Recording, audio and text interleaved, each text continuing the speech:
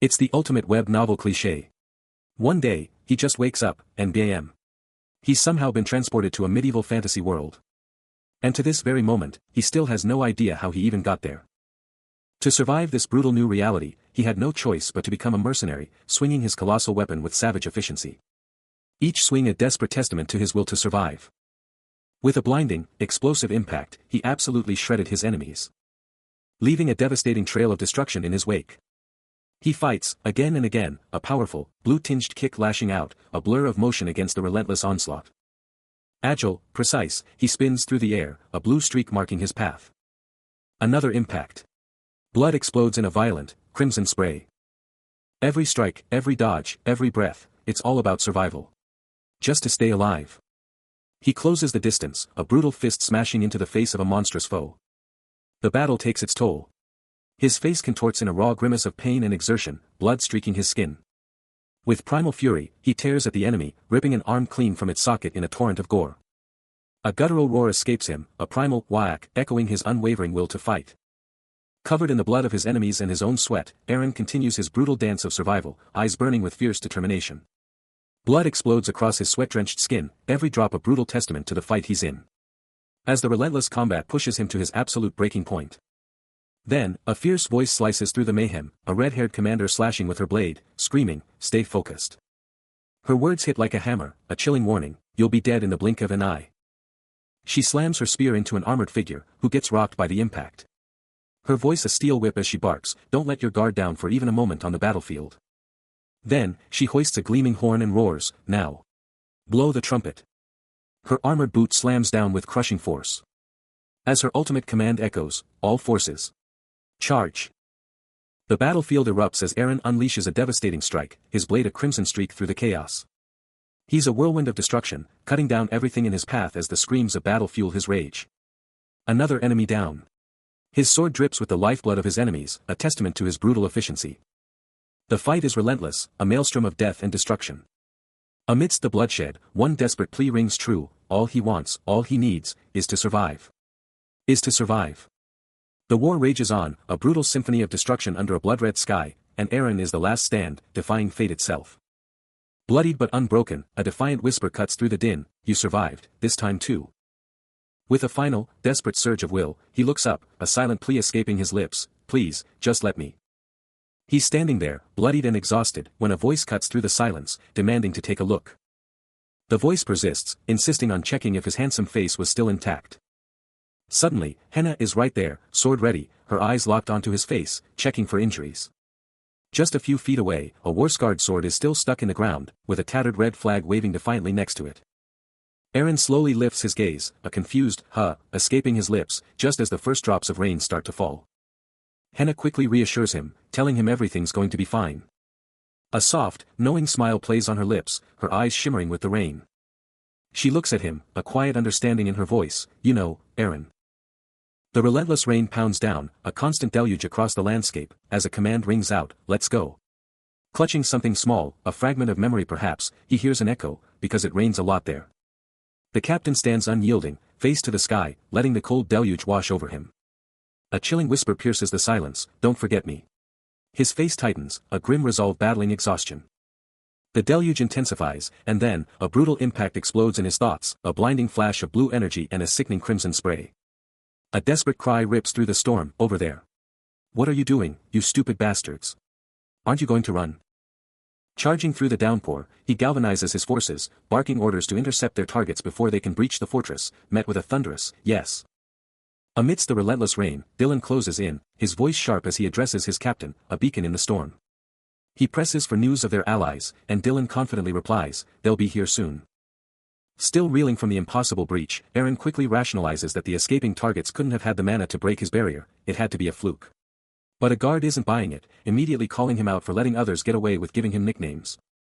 With an intense stare, the guard drops the bombshell, Hans, that bastard, is a mage. Eren's face darkens, his deep-seated distrust of magic boiling over as he flatly states, you can't trust mages in the first place. Suddenly, a terrifying demonic figure with glowing eyes and horns flashes into view, a chilling visual of the dark pact they're discussing.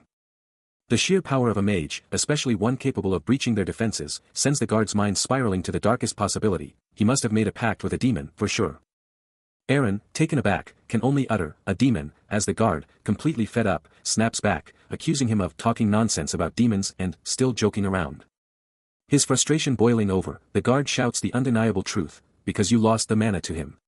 A direct hit at Aaron's perceived weakness. Out of nowhere, Dylan bursts in, utterly confused, as Aaron, completely sidestepping the demon talk, snaps, "Who's taking nicknames from whom?" The guard, ever the provocateur, retorts, "Cho, you've always been called handsome in the first place, right?" Dylan lets out a frustrated curse as Aaron, the captain, abruptly pivots and storms off towards headquarters, leaving the guard bewildered and asking, "Where are you going, Captain?" Rain pouring down, Dylan declared, "Han's nickname. Yeah, that's gotta change." Aaron shot him a look, but Dylan just grinned, "He'll be handsome Hans even if all that's left is his head." The trio trudged through the relentless downpour. Aaron just let out a low humph, his face a mask. Dylan, unfazed, chimed in, "If we catch him, he's definitely getting the rope." Through the torrential downpour, the Cassarian Outer Fortress Guard headquarters finally appeared, a massive, imposing fortress. A sharp rap echoed against the massive wooden door. The door groaned open, and a voice from inside challenged, "A little late, aren't we, Captain Aaron?" It was Manuel, a Cassarian Outer Fortress Guard member, standing there in full, shining plate armor. He was out cold, crashing hard after everything, finding a moment of peace in the chaos. But that peace was instantly shattered when a voice dropped a bombshell, "Hold up. I heard you were super tight with criminal Hans." Manuel's eyes were like daggers, his hand casually stroking his mustache, just waiting for the answer. And Aaron's face just locked up, the full weight of that question hitting him hard. Manuel pressed on, a subtle jab in his voice, admitting some truth, then hitting him with it directly, "Yeah, it's true. Kinda. Brother Aaron." He remembered Hans, a genius kid even back then, flashing back to his younger self shouting, "I made it into the academy." They stayed tight even after he hit the Magic Academy, but now, the story had to flip. Aaron shut it down cold, "Nah. We barely even said hi when we crossed paths." Dylan's silent warning cut through the air, admitting anything now just makes it worse. A deep furrow creases his brow, a fresh scar tracing across his nose, as Aaron looks down, lost in thought. The gravity of the situation weighs heavily, for this incident is far from a simple crime. It is an affair directly related to the Lord's daughter. And she, in her distress, laments that someone has stolen something that should never have been taken. In such a critical situation, the commander's voice echoes, "If our Caserta Sea Guards capture the criminal." Meanwhile, Dylan stands over a kneeling figure, a cruel laugh escaping him as he asks, "Don't you think this will please the Lord?" Manuel, with a knowing smirk, presses the point, "Do you know what I mean now?" His final command rings out, cold and clear, "Bring him in dead or alive." Still reeling from the sheer gravity of the situation, Aaron's mind is absolutely consumed by the Lord's daughter incident. A frustrated sigh escapes him, this whole mess is just infuriating.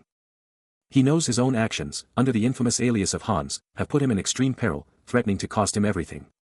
The sheer weight of his predicament crushes him, his face a mask of intense worry. Meanwhile, the elite Outer Fortress Guard Unit 4, spearheaded by Aaron and featuring Dylan, is on the move, sweeping through the city streets.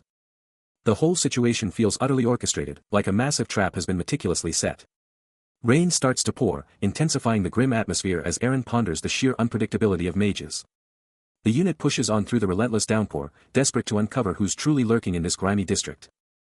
One of the guards lets out a frustrated grumble about the miserable conditions, ranting that the brat is going to ruin his stomach and cursing the need to scour District 7, especially with Charles having no decent place to relieve himself in this downpour. He's thinking, "Man, I could totally just ditch this and grab a beer, right?" Suddenly, a harsh voice snaps, shutting up the grumbling subordinate. The subordinate's still fuming internally, calling these guys foolish medieval idiots for even thinking about booze when they're in danger. Aaron, though, is just getting more and more annoyed, his gear getting soaked and heavy in this endless rain. He stops dead, feeling like something's off. Then, a gruff voice shouts, calling him Brown Hoodie. It's an Outer Fortress Guard, ordering him to take off his hood. Aaron's like, "Oh, it's been a minute," recognizing the guy. With a sigh, he slowly pulls back his hood, revealing his face to the guard.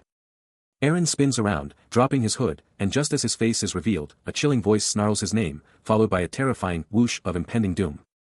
The scarred guard, the one who'd been waiting, flashes a sinister smirk, a chilling hee escaping his lips before he triumphantly shouts, "Finally." But before Aaron can react, a lightning-fast strike connects, a devastating thwack ripping through the air, blinding him with impact. Aaron's hand instinctively tightens, his mind screaming in protest, a raw, met dash tearing from his throat. The impact sends him flying, a crimson spray erupting as he's violently slammed into the unforgiving wall, a guttural UGH ripped from his lungs. With a bruised face and burning fury, Eren snarls back at the attacker, roaring, "You bastard. You're the one causing trouble with your ridiculous rumors. What about Hans?" The guard, utterly bewildered by Eren's furious counteraccusation, retorts. "I don't think so. I'm just the weakest here, you know. I was about to report a thief." But then, a shocking revelation hits the guard as his eyes scan Eren's face, a stunned, followed by a disbelieving, "No wonder you looked familiar." His face contorts in a mix of shock and fury as the recognition hits, and he explodes, "That's not the face of someone I expected from you. Why are you hitting me and causing a cluster?" He lets out a frustrated groan, this day turning into an absolute nightmare. The relentless downpour continues as a guard looms over him, the shocking truth revealed, all the herbs were stolen, and the guards were taken down by their own men. Elsewhere, Hans can't wrap his head around why anyone would go to such lengths for mere grim root, a plant that grows everywhere. Then, a shocking realization hits Hans, making him gasp, as Eren, battered but determined, fixates on the Grimroot's power to staunch his wounds. Hans, now frantic, shouts, demanding to know where the herb thief vanished to. The rain becomes a torrential deluge, pounding the empty streets. Eren sprints through the relentless downpour, a desperate, rain-soaked blur against the ancient city.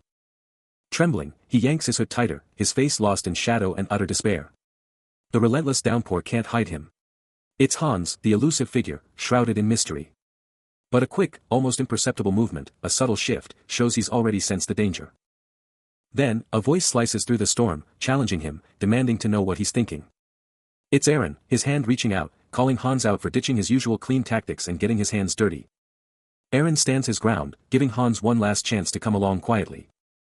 But Hans just turns his head, a smirk playing on his lips, completely blowing off the offer. Eren's face twists in pure shock. What just happened? The rain keeps pouring, but now, an eerie blue glow pulses from the puddles. Those glowing particles are rising, swirling into the storm. Suddenly, a massive surge of blue energy explodes from the ground, spiraling upwards with an otherworldly glow. This vibrant magic just keeps expanding, forming intricate, mind-bending patterns, its luminous particles absolutely exploding in the downpour. Eren can only watch, his face a mask of pure shock and disbelief, as this bizarre power just keeps manifesting all around him. Only one thought screams through his mind, magic. His brow furrows, as he grapples with the sheer scale of this ability, it's filthy and undeniably a huge power.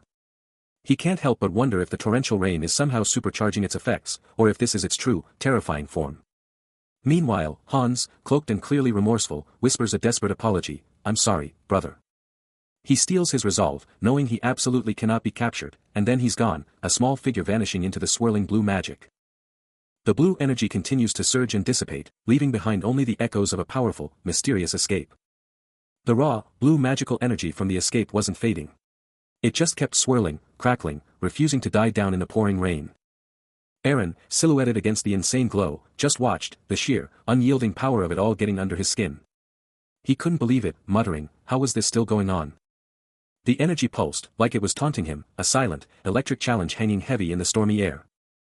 It swirled with an unreadable, chaotic intent. A chaotic, mocking dance of power that defied all logic. Then it hit him, the specific nature of the magic, and he let out a frustrated groan.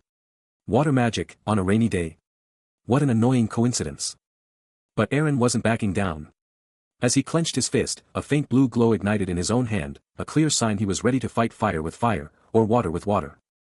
His gaze hardened, a dangerous plan already forming in his mind. If that was the case, he was going to finish this, one way or another. A blinding flash of white and blue energy explodes, sending debris flying everywhere. As the blue magic swirls violently, forming an impenetrable barrier. But Eren just pushes forward, his eyes burning with a fierce, blood-red glow. His resolve unwavering as he vows to absolutely dominate the mage. The blue energy intensifies around him, blasting from the hooded figure of Hans, whose eyes now glow with a vibrant, menacing purple. Hans cries out in desperation, practically screaming for someone to hurry. Eren, a streak of blood on his cheek, fixes him with a piercing, unyielding gaze. And with a sharp, cutting command, he absolutely silences the struggling mage.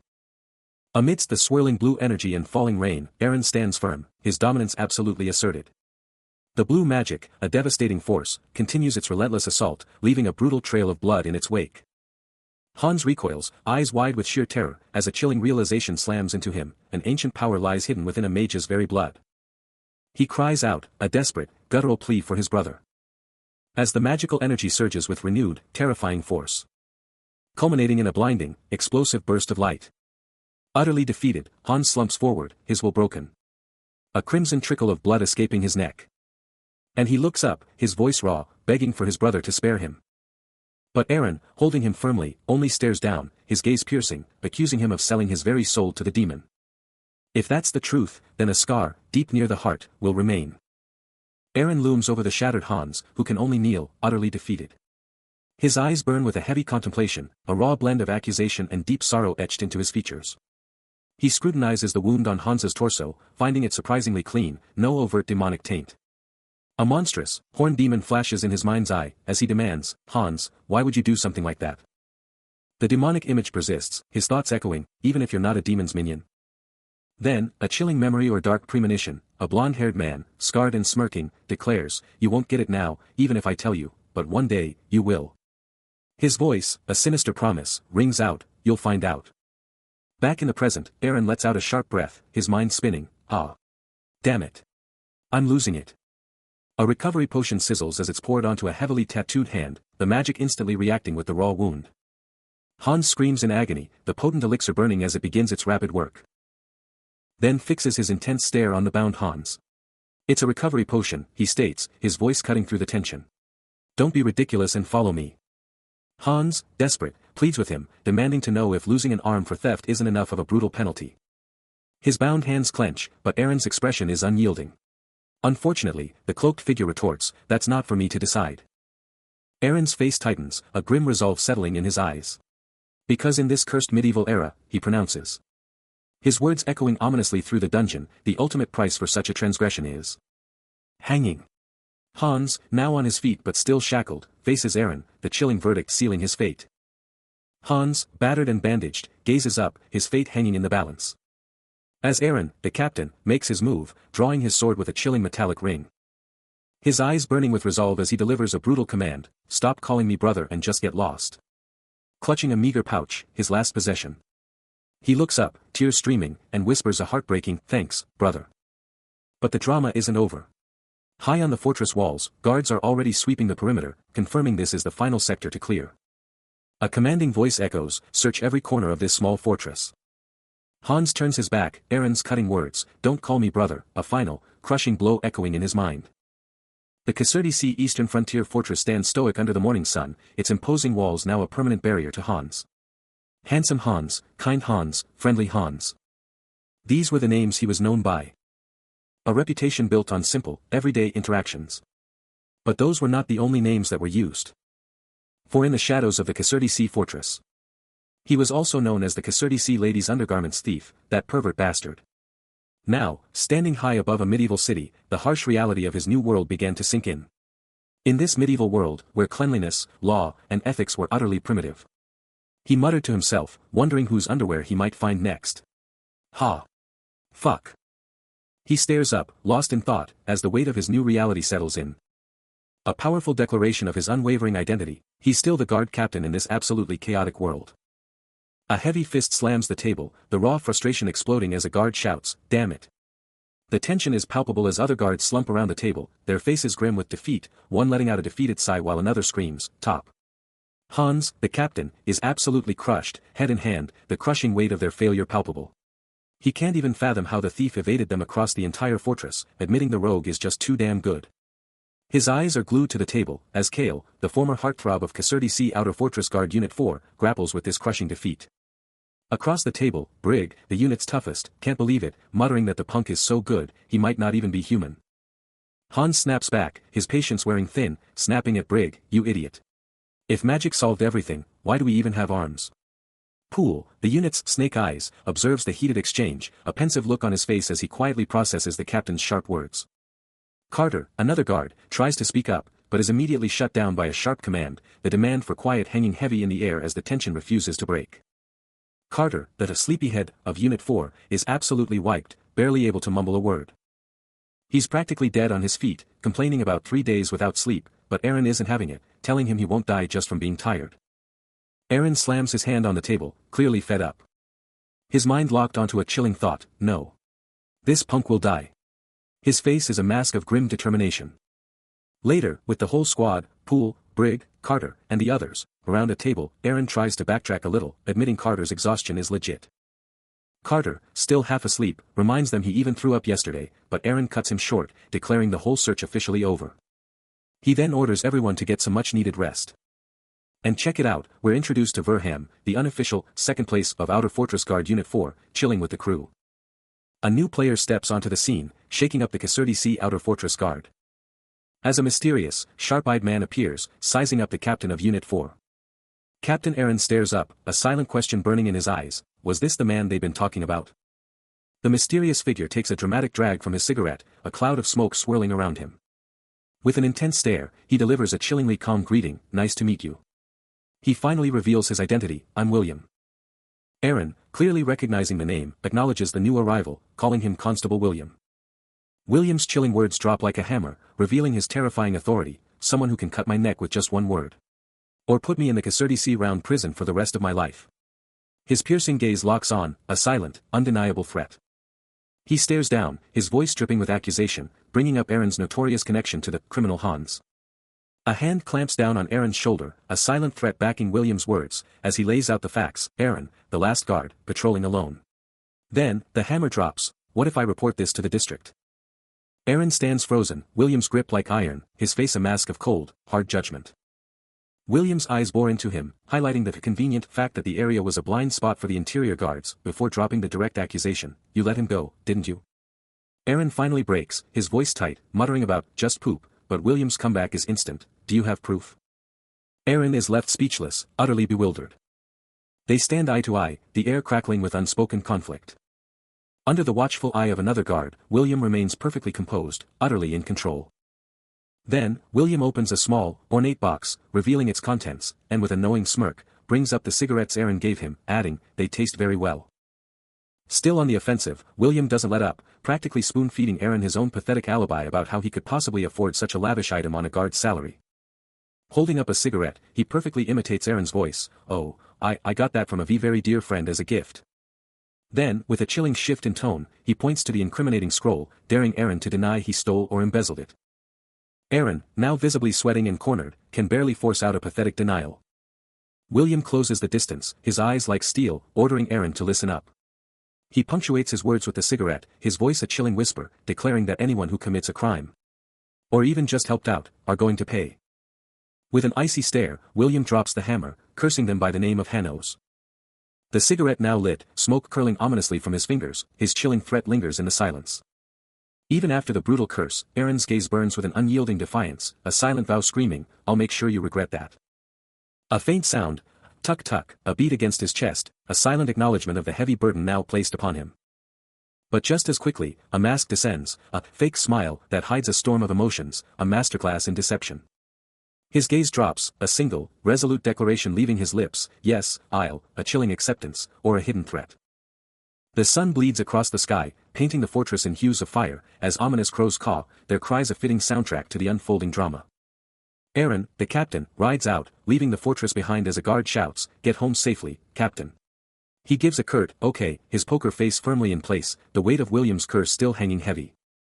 Fresh from the fortress, Aaron strides down a dusty road, his military gear swapped for a civilian disguise. His thoughts still burning from the last encounter, he curses the damned middle-aged man, an enemy of human rights. But before he can finish, a hand snatches his neck from behind, cutting off his words as he thinks, "Hans, that punk, actually got away clean." He whips his head around, eyes wide with shock. His face a mask of disbelief at the sudden attack. A voice snarls, What are you doing?" Later, the scene shifts to a lively inn, where Aaron blends in with the crowd.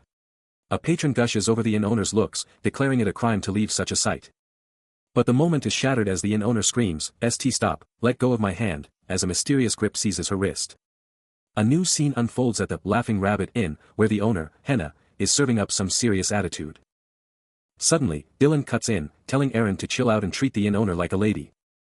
Dylan quickly tries to smooth things over, claiming the inn owner is totally misinterpreting their vibe. Aaron, chilling in his seat, explains they're new to town, so cut them some slack. Flashing a charming grin, he adds they're just trying to make some new local buddies. His grin gets even wider as he smoothly suggests, a friendship that could, share a bed all night long.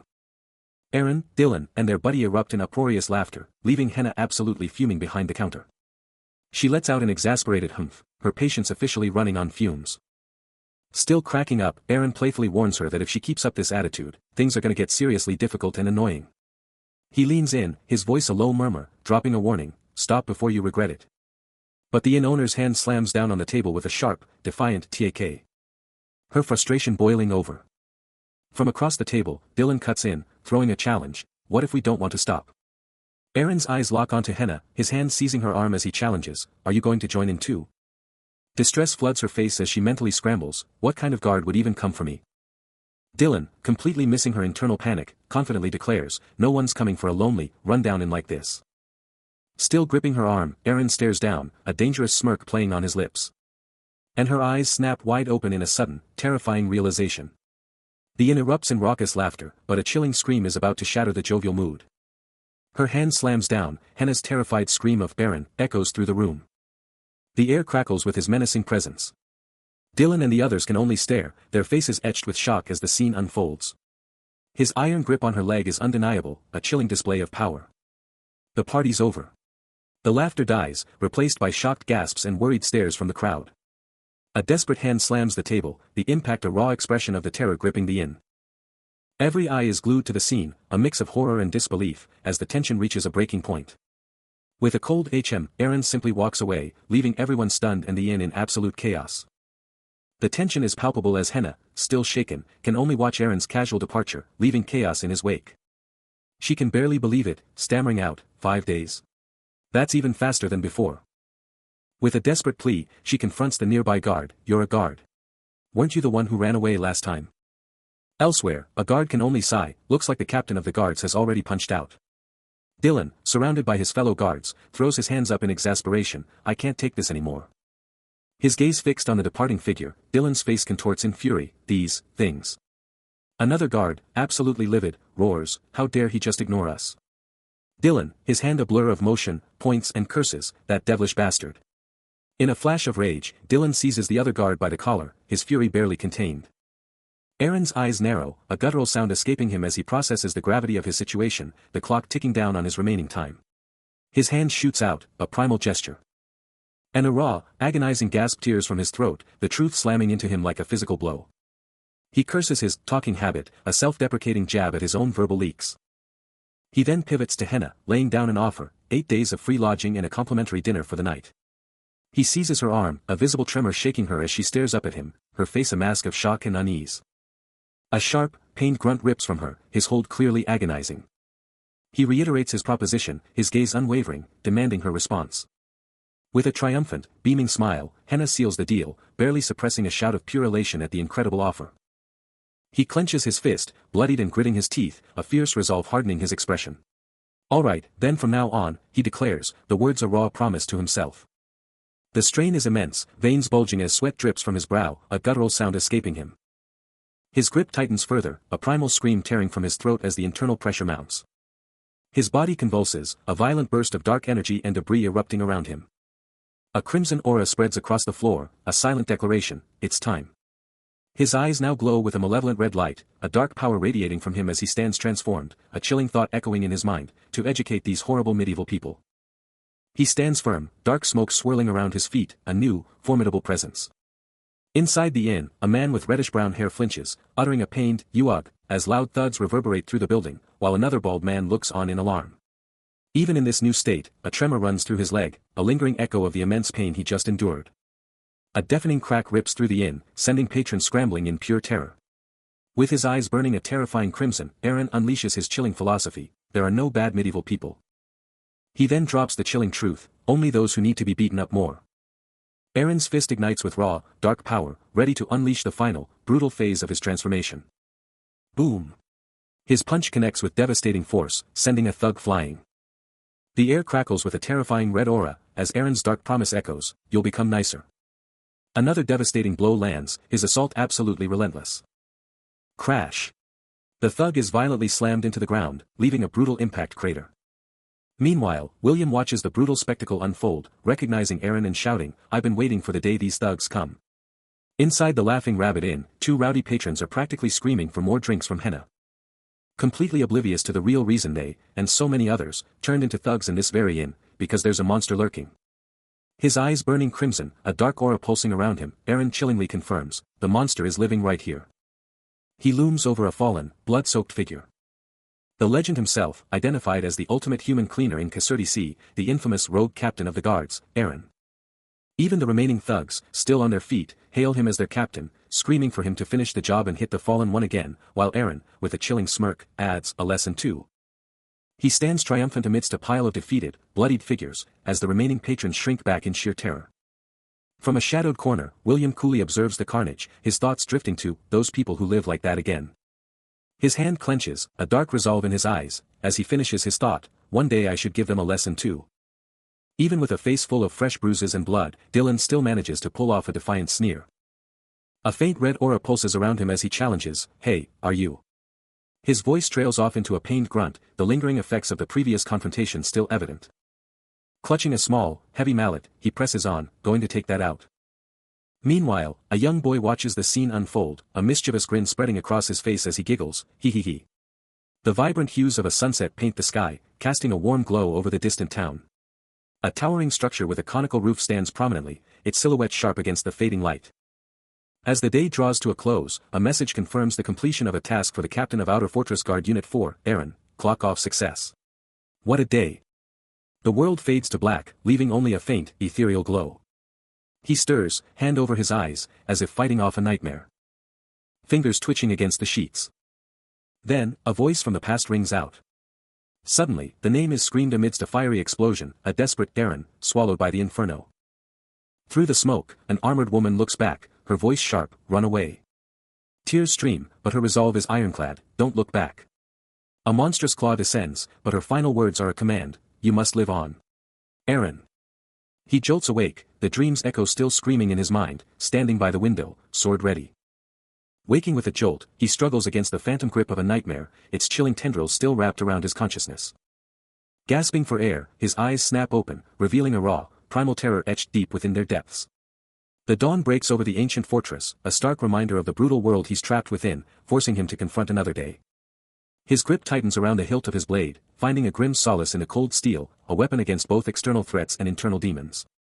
A steely resolve settles over his features, his eyes burning with the weight of his past and an unyielding determination for what lies ahead. 6 grueling years have ripped by since he was violently torn from his own reality and plunged into this brutal realm, a truth that still haunts his every waking moment. How much longer can he endure this relentless, soul-crushing routine? The question echoes in his mind, a desperate plea for meaning in a world that offers none. His gaze falls upon the blade, a weapon of brutal efficiency, stripped of all unnecessary flair, a true warrior's tool. Standing shirtless, his powerful physique a testament to his struggle, he grips the sword, a silent vow of readiness for the battles that inevitably lie ahead. A shocking accusation rings out. This mysterious young man is being called a murderer, and the speaker can't believe he'd act within Kasserti Sea's territory. But he just clenches his hands around a small, fractured object, its faint glow barely holding on. He stares down at the shattered relic, a mask of stone hiding his true feelings. This isn't just any broken trinket, it's a piece of armor, emblazoned with the legendary Fenner family crest. And right next to it, a magnificent spiral rapier, a weapon fit for a legend, appears. A storm brews in his eyes as he growls, this bastard. Then, in a flash, he's fully armored, radiating an otherworldly blue glow, a truly formidable presence. There's no doubt about it, he is a knight. In a world where auras clash with demonic forces, a new era of warriors emerged. These specialized groups, known as knights, were tasked with handling auras and fighting against demons. They were the sword of humanity, surpassing human limits to protect their world. One such knight stood tall, clad in formidable armor, his presence radiating a subtle, green aura, ready for anything. His armored legs firmly planted, a symbol of unwavering resolve, ready to face any challenge. Meanwhile, Eren pondered the implications, wondering if this knight was from the powerful Fenner family, or even the legendary Manhwa Holy Fortress. His brow furrowed in concern, he questioned why someone of such caliber would travel all the way to Kasserti. The knight's hand rested on the hilt of his sword, a silent testament to the unspoken secrets he carried, a mystery waiting to unfold. He's not worried about anything, he's just hyped by his own sword skills going off without him even trying. A subtle smirk plays on his lips, showing off that quiet confidence. His chill moment is totally wrecked when a blonde-haired girl charges in, shouting, "So, you're here." She looks totally annoyed, demanding, "How could an elder just ditch me?" This feisty girl is actually the only daughter of some big-shot family. She gasps, realizing she just crashed a moment, "Oh my. You're in the middle of a conversation." This is Vivian Foolpoots, from the super important Foolpoots family. She turns to the other guy, and Eren introduces himself, I'm from Kasseroic Outer Fortress Guard Unit 4. Vivian instantly recognizes him, yelling, Eren. Meanwhile, the knight's hand clenches his sword hilt, a silent resolve hardening his grip as faint green energy crackles around him. Still lost in thought, the knight is interrupted as Vivian Foolpoots makes her grand entrance, delivering a formal greeting to the young lady of Kasseroid. He drops to one knee in a show of respect. Meanwhile, Vivian, absolutely beaming, can barely contain her excitement about finally meeting Captain Eren. But then, she pivots back to the knight, apologizing like crazy for all the chaos her past plans caused him, even though her dad still freaked out about it. Eren's mind races, questioning if the guy he just saw is even a real guard member. Walking away, he can't shake the feeling that something is off. But elsewhere, Vivian is totally hyping up the unnamed knight, absolutely sure about her read on the situation. His thoughts snap back, and he's like, yep, definitely a knight. He's totally torn, thinking he should jump in, but then he's like, nah, not my problem. One last thought, and he's all, time to get to work. But just as he's about to peace out, a furious, echoing scream absolutely rocks the place, shouting his name. The sheer intensity of that scream is insane. Followed by an urgent, no-nonsense command, get over here, now. He recoils, jolted by the explosive, enraged roar of his name. His thoughts still scrambling to process the insane reality of this medieval world, where basic concepts like turn signals are utterly unheard of. Moments later, emerging into the stark reality of the Caesaric inner fortress, he strides forward. Abruptly, a raging, crimson-skinned figure blocks his path, roaring, "Hey! Have you lost your damn mind, you bastard?" His glowing red eyes burning with intensity, the figure snarls, "Didn't I tell you to be selective about who you hit? Why did you turn the inner fortress's own mercenaries into corpses?" A voice roars, dripping with pure rage in the oppressive darkness. The enraged figure, eyes blazing crimson, slams a fist, commanding, "This time, you fix it yourself and don't come back until it's done." He recoils, a look of utter disbelief and frustration etched onto his face. A heavy groan escapes him as the shocking truth sinks in, those weren't just bullies, they were mercenaries, hired by the very inner fortress he serves. Suddenly, a sharp command cuts through his thoughts, "Come in." His hand grips the door handle, a faint scrape of metal on wood. Stepping into the chamber, he surveys his surroundings, then challenges, "You're looking for me?" A tense silence is broken only by the scratch of a quill.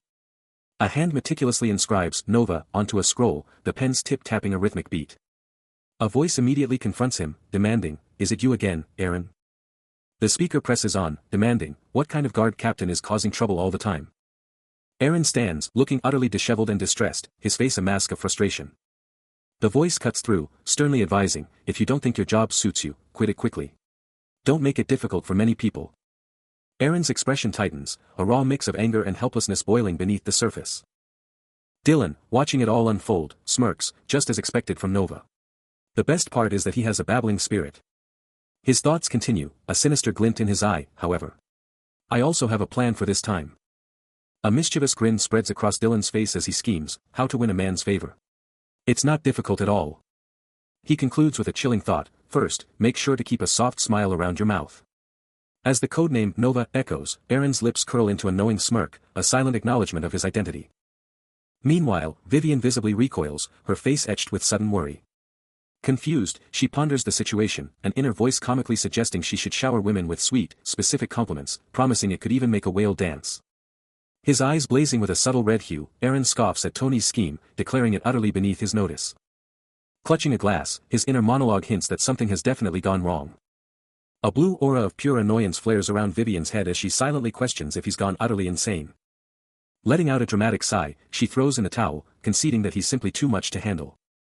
Some time passes, and in a quiet study, Vivian is engrossed in a book, while Eren coolly lounges against a towering bookshelf. His gaze drifts to a book, revealing a crucial update: the mercenaries he'd taken down yesterday are already en route to Bold Fortress. Dylan, absolutely fuming, trashes the mercenaries, calling them worthless piles of dung, even if they were sent on a mission. With his eyes burning red, he snaps, demanding silence. Vivian, clearly fed up, declares that they're stuck filling in for those useless mercenaries, and there's no way out. She'll cover the costs, but the cleanup? That's all on them. Eren, taking it all in, just gives a thoughtful, okay, but inside, he's screaming, what is happening? Under the cloak of darkness, a massive caravan rolls out onto the winding roads, a silent procession through the night. Heavy carriage wheels grind through the earth, the escort mission is officially underway. Eren, Dylan, and the knights stand guard, one of them muttering, Aaron scans the scene, a sea of mercenaries, all geared up and ready for what looks like an epic showdown. But a gut feeling hits him hard, this mission is about to get way more intense than anyone expects. He strokes his chin, deep in thought, desperate to figure out why this whole situation feels so off. He heads to the carriage, only to find Dylan already there, who immediately demands to know who's riding in this thing. Dylan's eyes pop wide open, he just recognized the guy standing right in front of him. Aaron, just as shocked and totally fed up, can't believe this guy is actually part of the mission. Dylan, absolutely fuming at the jab, snaps back, declaring himself the real monster and way tougher than Aaron thinks. Aaron, completely unfazed, throws back a brutal reminder about Dylan's friends being on death's door, questioning if he even took any real damage himself. As they finally get going, Dylan, with a surprising twist of respect, tells Aaron he can totally call him Weasel, older brother. The sun is gone, and the crew is already wondering if they're roughing it on day one. But the hooded knight remembers hearing they were hitting up a small village instead. Dylan, with that signature scarred look, is already calculating, wondering what kind of small village they're talking about. Under a massive full moon, the squad rolls up to this super creepy, dead silent town. Welcome to Outer Caserta, Knoxville Village, where the vibes are already off the charts. Riding up, Dylan hits the knight with the real talk, asking if he heard the village was a total ghost town. The knight, looking seriously freaked out, confirms it's empty, and can't figure out why everyone just dipped, especially with no bad harvest or anything. Then, a terrifying thought hits him, could this be demon work? But before he can even finish, Dylan shuts him down fast, telling him to never say that out loud. Aaron, now rocking full plate armor, throws a quick look over his shoulder, his face a total mystery as he pushes deeper into the ghost town of Knoxville. But Dylan, trailing behind, can't hold back, shouting with pure urgency, demanding to know where his big bro is charging off to. He's not having it, yelling that they have to go together. Aaron stays totally silent, eyes locked on the ground, his face a mask of grim determination. Flashback to a moment of pure wonder, a young boy's eyes wide with disbelief, shouting, "Mr. Knight. Whoa. Is it really for me?" And just like that, gauntlet hands emerge, offering a massive, glowing red tome, its light radiating pure magic. Pure joy erupts as the boy clutches his new treasure, his gratitude echoing, "Thank you, Mr. Knight." With a heartfelt promise, he calls out, "If you come to our village, please don't forget to visit me." But the memory shatters as a sickening squelch rips through the air, snapping a man in purple back to a terrifying reality, his face flushed with a bewildered, "Huh?" The chilling truth reveals itself, a heavy boot sinking into a fresh, crimson puddle. A cloaked figure nearby recoils in sheer terror, his voice cracking as he points to the piercing blue eyes in the darkness, screaming, "ARGH. W, what is that?" The cloaked figure snaps at his startled partner, a harsh command cutting through the tension, "HEY. Weasel." With a grim, unyielding stare, he delivers the ultimate warning, "Don't look up." The horror is immediate. A companion stumbles upon a gruesome sight, a bloodied body lying lifeless on the splintered floor, and can only utter a shocked, "What?" But the horror only deepens as another victim comes into view, leaving the companion to question, "What happened?" An eerie silence descends upon the devastated chamber, the only sound the chilling groan of the ancient timbers overhead. And then, a grim detail emerges from the carnage, a vibrant shock of crimson hair, unmistakable amidst the gore. Suddenly, a sinister, swirling energy erupts from the devastation, a chilling aura of pure dread. The companion can't take it anymore, gagging violently, the sheer horror and stench pushing them to their limit. But Aaron, ever the captain, stands firm, his face a mask of grim determination as he assesses the utter devastation. Yet, even the hardened captain can't escape the visceral reaction, his body convulsing as he fights to hold down his gorge. His eyes snap wide, a mix of terror and recognition, as the companion cries out, "Guard Captain Aaron?" A sharp gasp echoes, and he's staring down, a silent, heavy question hanging in the air. He spins around, his armored back a blur, trying to grasp what's happening. Suddenly, he's confronted by a familiar face, who boldly proclaims, "For the glory of the Fulpoots." His voice cuts through the air, laced with disbelief, as he snaps, "What are you doing here?" His scarred face contorts in a mix of fury and shock, demanding an explanation. The reply starts, a defiant edge in her voice, turning the question back on him. A sly smile graces her face, and it hits him like a lightning bolt, "It's Lady Vivian." A massive pot of stew is absolutely bubbling over a roaring fire. While the sounds of a bustling medieval town echo through the twilight, its rooftops cutting a sharp silhouette against a fiery, fading sky. Two figures, completely unfazed by whatever went down today. One of them, clearly stoked about dinner, can't believe how much meat is packed into this stew. His bald buddy, totally on board, admits he would have bailed if the grub was trash. But nearby, Dylan is absolutely seething, muttering about how chill these guys are being. He just can't wrap his head around how they're chowing down, when there are literally fresh corpses just a few feet away. And the decaying remains of one poor soul, a skeletal hand reaching out from the shadows, screams of the brutal violence that just went down. Still reeling from the horrific sight, Dylan can't help but voice his disgust, demanding to know who the twisted mastermind behind this carnage is. But a new voice cuts through the tension, revealing the chilling truth: it was a sacrifice. An armored figure turns his back on the horror. The speaker, an older man with a battle-hardened face, reveals the shocking truth: what they stumbled upon is no mere murder, but a dark ritual, where innocent humans are brutally offered to ravenous demons. Later, the grizzled veteran offers a drink to his younger comrade by a roaring fire, casually asking if they've eaten or want some wine, completely unfazed by the earlier horror. But Dylan, ever vigilant, sharply declines the offer, declaring that alcohol would only dull his razor-sharp senses. The veteran, unfazed, boasts he never refuses a drink, but then delivers a chilling, casual threat to his companion: if you think I'm a pain, I'll kill you. Finally, the commander turns his piercing gaze to Dylan, introducing himself as John, leader of this convoy, and demands to know his business, suspecting him to be a mercenary. A young, fiery-haired kid stares up, demanding to know just who this mysterious man really is.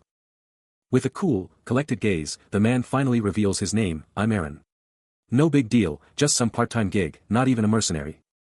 A close-up reveals the battle-hardened look in his eyes, a silent testament to his past. Under the night sky, by a flickering fire, Aaron grimly admits, this mission is way harder than he thought, and they'll have to grab food whenever they get the chance. But then, a sudden shout rips through the quiet: look over there. Aaron and the kid whip their heads around, spotting a lavish parade, and at its heart, a breathtaking woman, as a hushed voice reveals, they're calling her Vivian. Vivian's golden locks shimmer, framing a face of pure elegance. Her stunning presence captivating all who gaze upon her. Aaron, completely mesmerized, confesses he'd seen her before, then his eyes narrow: she's absolutely gorgeous, and I've got a bad feeling this isn't just some simple escort mission. He's reeling from the shock of seeing Lady Cassarding, now known as Vivian, in full royal regalia within that carriage. The name, Lady Vivian, flashes across the scene. He drops into a respectful bow before her. But his true intentions are clear as he sharply questions her presence. Vivian, with a dazzling, almost too bright smile, dismisses it as just a casual outing. She casually reveals the castle was stifling, and she's off to Bolt Fortress, all at her father's suggestion. His face darkens. And he pushes, demanding to know if she's talking about the Lord himself. But Vivian shuts him down cold, a chilling warning about the heavy price of knowing too much. While Aaron's mind reels from Vivian's ominous words, a new player steps onto the scene. Vivian, caught off guard, gasps out to the imposing armored figure, Sir Ben. His voice, though muffled, cuts through the tension, a stark reminder to only know what's appropriate for your position. A chilling, confident smile plays on his lips, his words dripping with unspoken threats. Vivian's hands clench, her face a mask of growing dread, the full impact of his warning hitting her hard. This man, Sir Ben, is no ordinary soldier. He is the formidable Captain of the Guards, a title that commands absolute respect and fear. Back in his solitary vigil, Aaron's thoughts race, the pieces of Vivian's story clicking into place. He realizes, so the Lord sent the Lady to Bolt Fortress. His dark hair obscures his intense gaze as he plunges further into his strategic mind, a silent storm of calculations brewing. A grim determination hardens his features, his stubbled jaw clenching with resolve. His gaze sharpens, a chilling question echoing in his thoughts: a demon knight appears.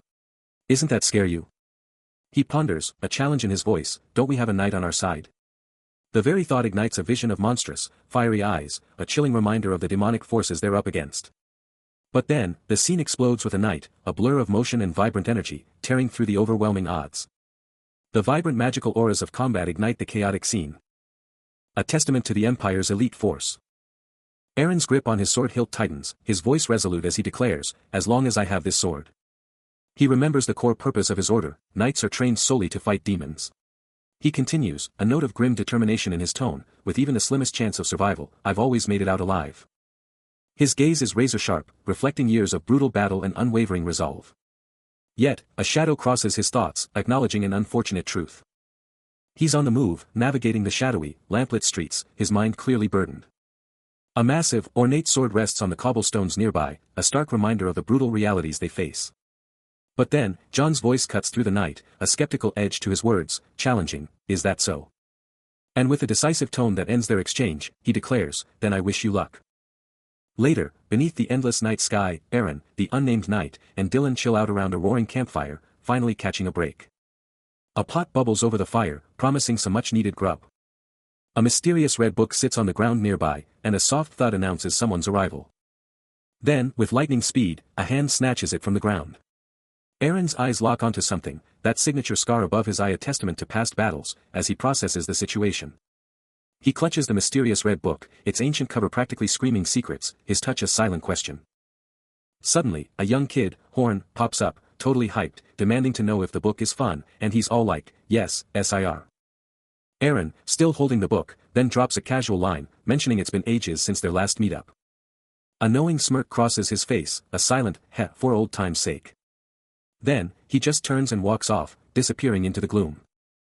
But not without one last look back, a quick check before he's gone. Then, out of nowhere, Aaron is absolutely blasted by a surge of glowing blue energy, his body ripped apart and bleeding, caught in an insane, brutal attack. Kwang! An explosive impact detonates, sending shrapnel and raw energy flying. He barely flinches, a shocked gasp escaping him as the dust settles on his bloodied face. But the monster, already mangled and roaring, isn't done yet. A pained, guttural cry tears from its throat, even as it struggles to recover. Then, a sinister blue glow ignites around its hand, a desperate, final attack charging up. Guah! With a horrifying scream, it unleashes a burst of raw, purple power. But Aaron is already there, a blinding blue aura flaring around his fist as he slams it home. The impact is brutal, a crimson spray erupting into the air. JJLDOK. And just like that, it's finished.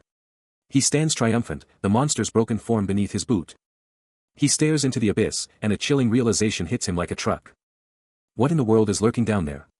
His mind screams one terrifying word, zombie. Then, a sudden, brutal strike rips through him, his face twisting in pure agony as he screams, completely blindsided. From the darkness, a monstrous roar rips through the air, a sound that chills to the bone. But even through the pain, he unleashes his own furious roar, telling that monster bastard to get the hell away. Then, a terrifying creature with wild red hair and glowing purple eyes lunges, its razor-sharp claw slamming into him with insane speed, sending him flying back. The monster snarls, fangs bared, a chilling growl rumbling from its chest as it goes for the kill. But before it can even think about another hit, a lightning-fast counterattack lands, blood explodes as the monster's face twists in pure shock and agony. The devastating impact leaves only silence and a spray of blood, leaving the monster's fate a chilling mystery. Under the silent, judging gaze of a full moon, Aaron stood utterly alone in the desolate night. His hand instinctively gripped the hilt of his sword, a primal comfort in the unsettling, suffocating quiet. Then, a grotesque, decaying face ripped into his vision, its eyes burning with an eerie red light, and a chilling voice rasped, "Brother Aaron." He glanced down, finding Horn unconscious at his feet, and a frantic echo of the child's voice screamed in his memory, "Where on earth are you going at this hour, leaving me behind?" Shaking his head, Aaron fought through the confusion, snapping at the monstrous presence, "Stop freaking out for a second. Where is everyone else?" The creature's face reappeared, twisted in pure despair, its voice cracking with terror, "We're completely fucked, brother." Aaron's gaze hardened, his mind racing, as he muttered through clenched teeth, "The mercenaries, the soldiers, everyone." He swept his gaze across the desolate landscape, his eyes locking onto countless figures lying motionless on the ground, a chilling tableau of absolute stillness. The monstrous voice confirmed his worst fears, its words a cold, damning whisper in the night, "They're all asleep and won't wake up." Aaron stares at the fallen, a chilling realization dawning, they're not dead, they're just, asleep. A sleeping spell. But what kind of power is this? Magic? He can't believe it. Because if it was magic, how could he, and all the other weaklings, be totally fine? Then, a horrifying thought strikes him, the stew. It was drugged. He scans the room, the bodies strewn everywhere, and it all clicks into place. The innocent-looking pot of stew, now a silent weapon, sits nearby. It wasn't poison, it was a sleeping agent. Their real target? Someone alive. And a carriage, waiting outside, confirms their sinister plot. And that someone, he realizes with a gut-wrenching shock, is probably him. The brother the monster mentioned. The truth hit him like a truck, and Aaron wasted no time, snatching Dylan by the collar, demanding answers without a word. Dylan, surveying the scene of fallen guards and the eerie silence, could only utter a chilling, desperate question about their fate. Their tense exchange was shattered as a terrifying horde, eyes burning with malevolent light, swarmed from the darkness, closing in. A monstrous, guttural roar ripped through the night, unleashing a terrifying wave of dark, purple power. Then, from the depths of the swarm, a horrifying, purple-skinned behemoth with glowing eyes and gnashing teeth burst forth, instantly paralyzing everyone with fear. But Aaron, his face set with grim resolve, knew this was just the beginning. His hand shot to his hip, gripping the hilt of his blade, ready for action. He mentally declared this horde of classless zombie bastards nothing more than a warm-up, a mere prelude to the true challenge that awaited him. A confident smirk played on his lips as his blade hissed free, fully prepared to unleash hell on the approaching menace. Unleashing a torrent of dark energy, Eren lets out a guttural roar as a wave of destructive force erupts from his hand, tearing through the air, ready to obliterate everything in its path. The blast connects with the first grotesque monster, its form absolutely shattering into countless fragments as the purple energy consumes it. No mercy. Without pause, the destructive wave continues its path, striking another creature and reducing it to dissipating particles. Absolute annihilation. The relentless assault tears through a third monster, its body recoiling violently from the sheer force. Eren is unstoppable. Another monster is caught in the devastating sweep, its form dissolving into a spray of blood and dark energy. Pure carnage. The attack continues its brutal trajectory, violently ripping apart the head of yet another monstrous foe. Heads are rolling. The dark energy blast tears through one final creature, leaving nothing but dissipating particles in its wake. The horde is falling. As the last of the dark energy fades, Eren stands amidst the remnants of his foes, the immediate threat neutralized. What a display of power.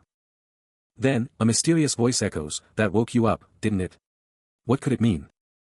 With the dark energy surging, Eren's eye blazed with a terrifying red, a beacon of the immense power he commanded. But then, a chilling, unseen voice cut through the destruction, taunting him, claiming it was the army's weakness that had unleashed his true power. Unstoppable, he tore through everything in his path, a maelstrom of dark energy obliterating the last vestiges of his enemies. His power exploded, leaving only utter devastation, as dark particles rained down on the shattered battlefield.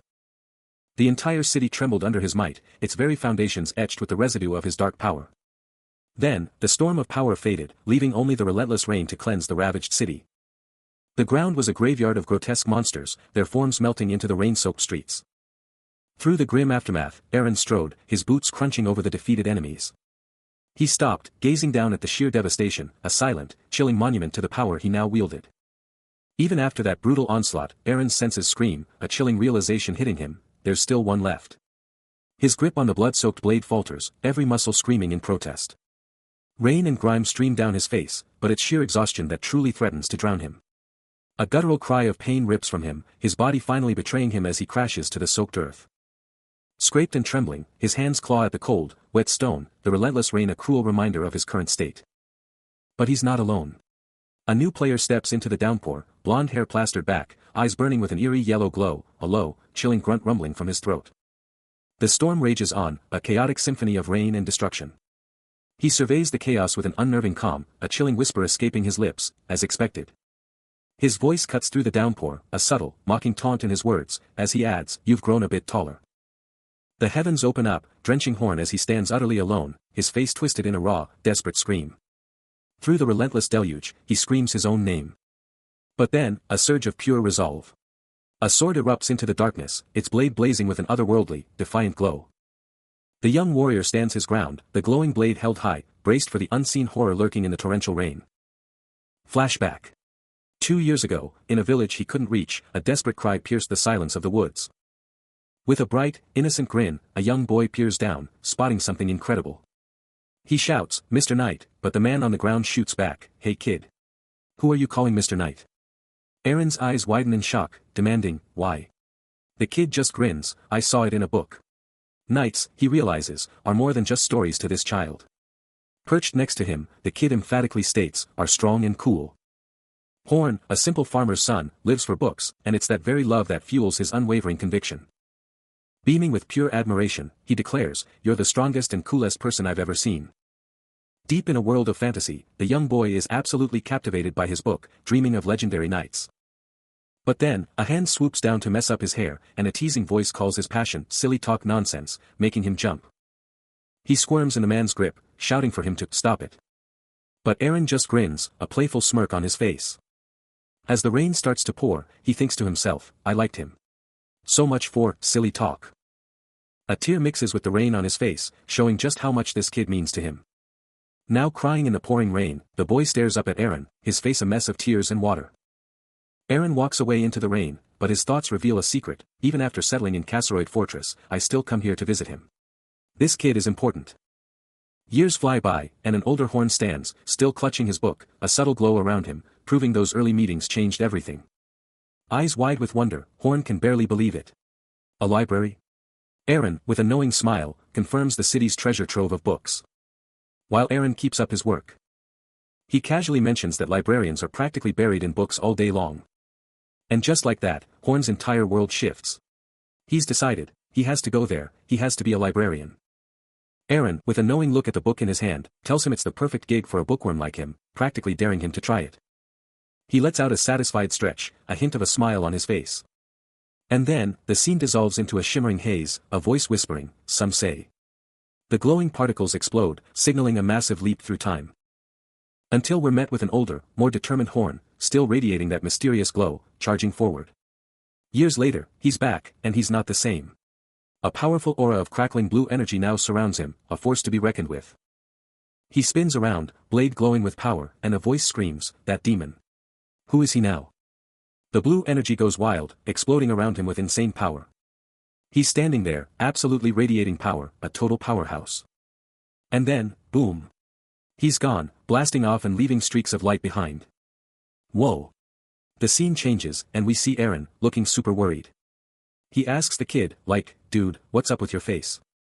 Horn touches his face, a painful memory hitting him, and he admits his dad beat him up for wanting to be a librarian.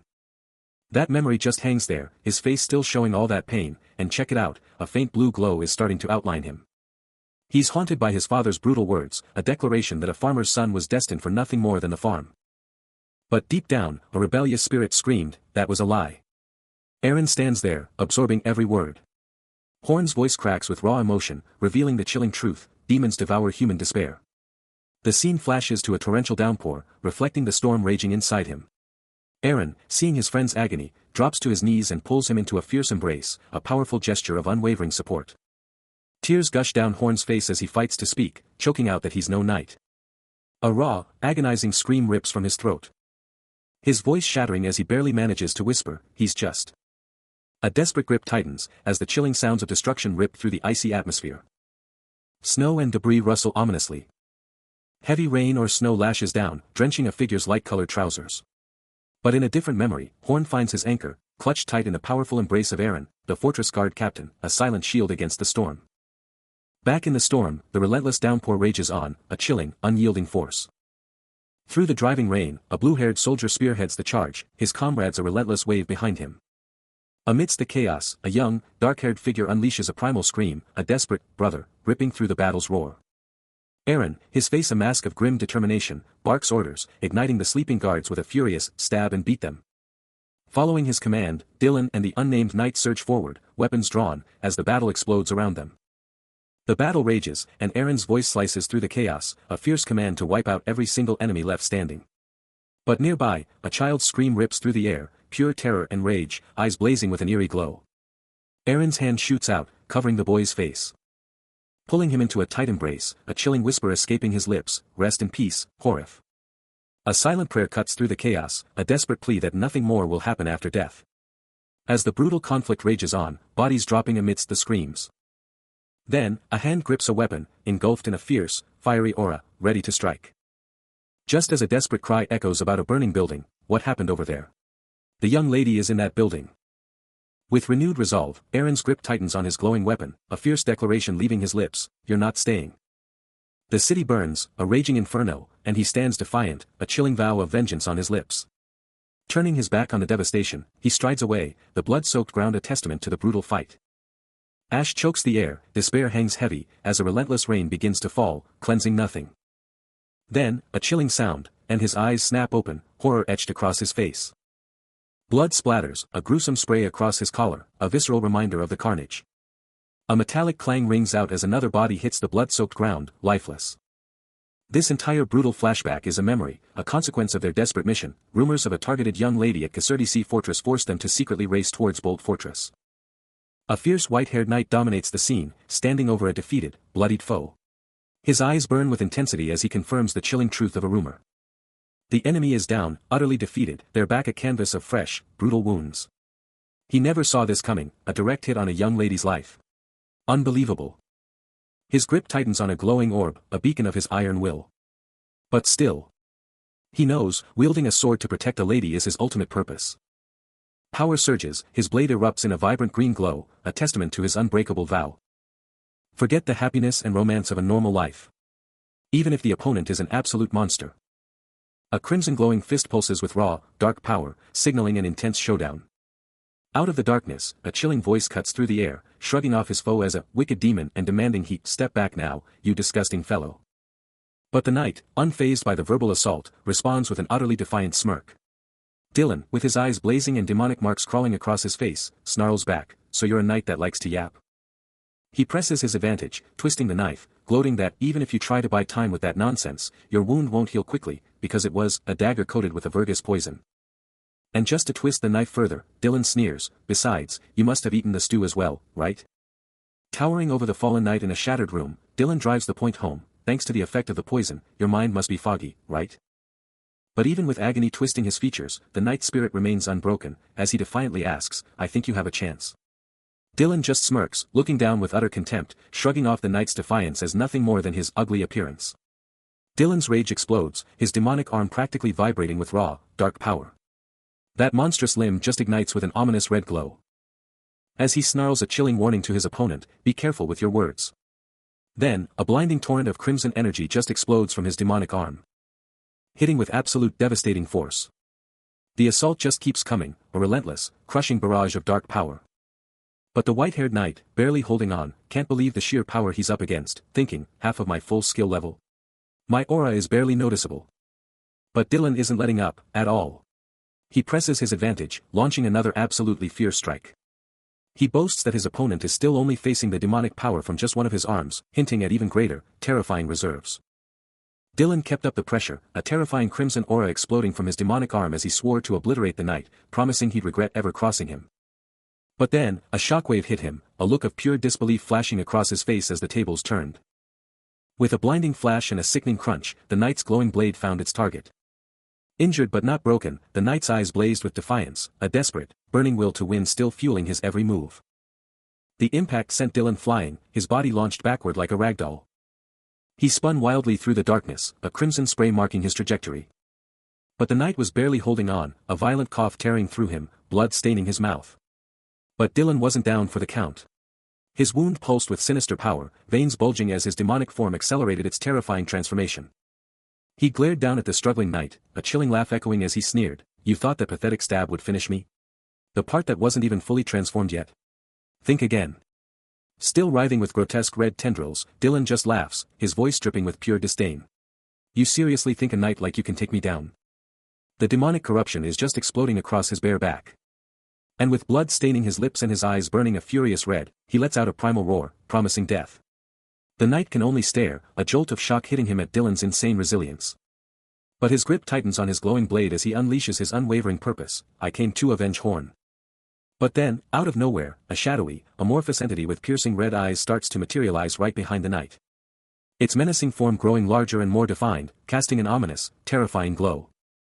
The air around them just explodes with dark energy, red particles swirling against a cosmic backdrop. As a powerful surge of crimson magic erupts with a violent, deafening crackle. In a whirlwind of blood and fury, Dylan strikes with devastating force. Bloodied but unbowed, he roars, just accept your fate. The unnamed knight gasps, his eyes flaring with an eerie green glow. And a crimson aura explodes around him, as he vows to avenge Horn. No hesitation. He lunges, seizing Aaron by the neck and hoisting him effortlessly. Then charges, a crimson blur. And slams a devastating, aura-charged blow into Aaron's gut. Aaron screams in pure agony, his body twisting from the brutal impact. Blood dripping from his mouth, veins popping from the sheer, unbearable pain. Barely conscious, Aaron gasps, who the hell are you? He barely sees the crimson flash before the knight's fist absolutely connects, a brutal strike that sends him flying.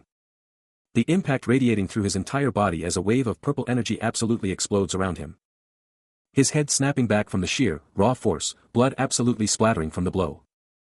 Aaron's face contorts in a mask of pure agony, the red energy of the attack absolutely searing through him. The momentum absolutely carries him backward, a blur of motion as he's sent flying across the space. Crashing violently against an unseen barrier with a deafening, bone-shattering impact. A raw, guttural scream absolutely tears from his throat, the sound of pure, unadulterated anguish echoing through the air. The unnamed knight stands over the crumpled form, his crimson aura still absolutely flaring, an imposing figure of silent, overwhelming power. Lying broken and bleeding, Aaron struggles to lift his head, his voice raspy as he absolutely demands, what the hell is that? Aaron is absolutely wrecked, blood magic tearing through him. He can't believe this guy, this absolute madman, isn't even a knight. This crimson power is just tearing him apart, and he's screaming about wasting precious blood. What even is this attack? Suddenly, a flashback hits. A blonde woman, looking distraught, is talking about blood sacrifices. What is going on? The flashback deepens. A younger, white-haired knight is cradling a small, unconscious horn, desperately saying they need to give up that woman, realizing horns become a zombie. Snap back to reality. The knight is towering over Eren, sword still out, the ground practically swimming in blood. What's he thinking? His eyes are burning red, and he's screaming, this revenge is for him. Pure rage. Golden energy explodes around him as the knight unleashes a devastating swing, a pure blur of raw power. The sword connects with an unseen target, exploding in a massive red energy blast. He's moving at insane speeds, a total force of nature fueled by pure vengeance. The knight's assault begins with a devastating impact, crimson energy exploding from the ground. He moves with blinding speed, a whirlwind of pure destructive force. Leaping through the air, his eyes blaze with a fierce red light, enveloped in a terrifying crimson aura. Another devastating strike lands, ripping into the very earth itself. The crimson energy sweeps through the space, an unstoppable, relentless wave. A blinding flash engulfs the area as the attack connects with explosive force. Eren reels from the devastating blow, a grievous wound bleeding raw crimson energy. Standing over his defeated opponent, the knight's voice cuts through the air, cold and merciless, heal up quickly. Every time you recover, I'll just cut you down, he declares, his gaze unwavering, as Eren lies utterly broken. Eren unleashes a guttural scream, pure agony ripping through him as the crimson energy devours his very being, cursing the fly-like bastard who dared to do this. His body contorts violently, blood erupting as the insidious power shreds his very essence. Leaving him utterly bewildered by the sheer, overwhelming force of the attack. A horrifying realization slams into him, this isn't just damage, it's a full-on blood drain. He's being consumed. The crimson energy solidifies into a pulsating orb in his chest, and a terrifying certainty grips him, he's going to be completely devoured. Then, silence. The attack stops, leaving him utterly broken, bruised, and defeated, his face a mask of blood and exhaustion. The knight stares down, his yellow eyes burning with pure disdain, a mocking sneer twisting his lips. He'd expected a challenge, thought Eren could take a few hits. He stands there, a picture of absolute triumph. His blade still dripping crimson onto the cold ground as he delivers the ultimate, crushing insult, Eren is just a weakling.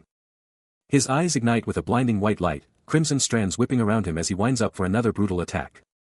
A bone-jarring impact slams into Eren's neck and chest, the sheer force echoing with a sickening crack. The knight unleashes a dark, sharp energy blade from his hand, screaming, Horn's revenge. And just like that, another strike, a crimson blur, is already on its way. A devastating punch connects, exploding across his face in a spray of blood. Staggering from the relentless assault, Eren roars, this crazy bastard. Who the hell is Horn to you, for you to go this far? Another brutal blow lands, his face twisting in a mask of agony and fury.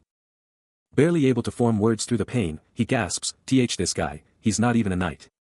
Where's all this power coming from? The knight finishes it, driving a sharp, dark energy blade deep into his opponent. He brought his blade down with absolute resolve. A devastating strike aimed at the prone figure of Eren, who lay engulfed in a shimmering purple aura. The sword connected with a sickening thud, sending a spray of blood and crimson energy erupting from the impact point.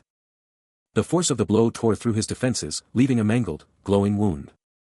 Standing over the seemingly defeated guard, the knight mused, well, you're not just big, huh? But before he could press his advantage, Eren's eyes flared crimson, and he lunged upward, his own blade meeting the knight's with a resounding clang. Despite the pain etched on his face, Eren retorted, ugh. I was wondering when you'd crawl out. Their blades locked in a furious exchange, the knight's surprise evident as he quipped, ho, you're sharp too. With his eyes burning red, Eren stood his ground, ready to continue the desperate fight. With his eyes blazing crimson, Eren unleashes a devastating counterattack, forcing the knight to desperately parry his furious assault. The impact sends shockwaves ripping through the air, as Eren's raw power absolutely crushes the knight's blade. The knight, absolutely reeling from the overwhelming force, stumbles back, his composure utterly shattered. He glares down his opponent, declaring he can't help the timing, especially since the knight is the one in charge. With a surge of crimson energy, Eren channels raw power directly into his hand. He strikes, sending the knight absolutely flying with a devastating blow. The knight crashes to the ground, utterly defeated, as Eren stands victorious over him.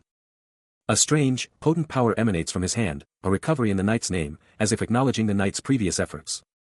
The crimson glow intensifies, pulsating with intricate, raw energy.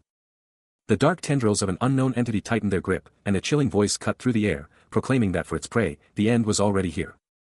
Dylan's face twisted into a silent, agonizing scream, his very flesh ripping apart under the entity's brutal power. The entity's chilling voice echoed once more, utterly dismissive, declaring Dylan's body utterly useless. A desperate, guttural plea ripped from Dylan's throat, a raw, agonizing "No. Wait. Wait," as he battled against the crushing despair. His face, a horrifying mask of pure terror and agony, stretched grotesquely as the entity's power consumed him even faster. The shadowy entity, reveling in its power, declared its intent to claim the blood, right here, right now. Its glowing red eyes, now fully manifest within the swirling tendrils, pulsated with raw, malevolent power.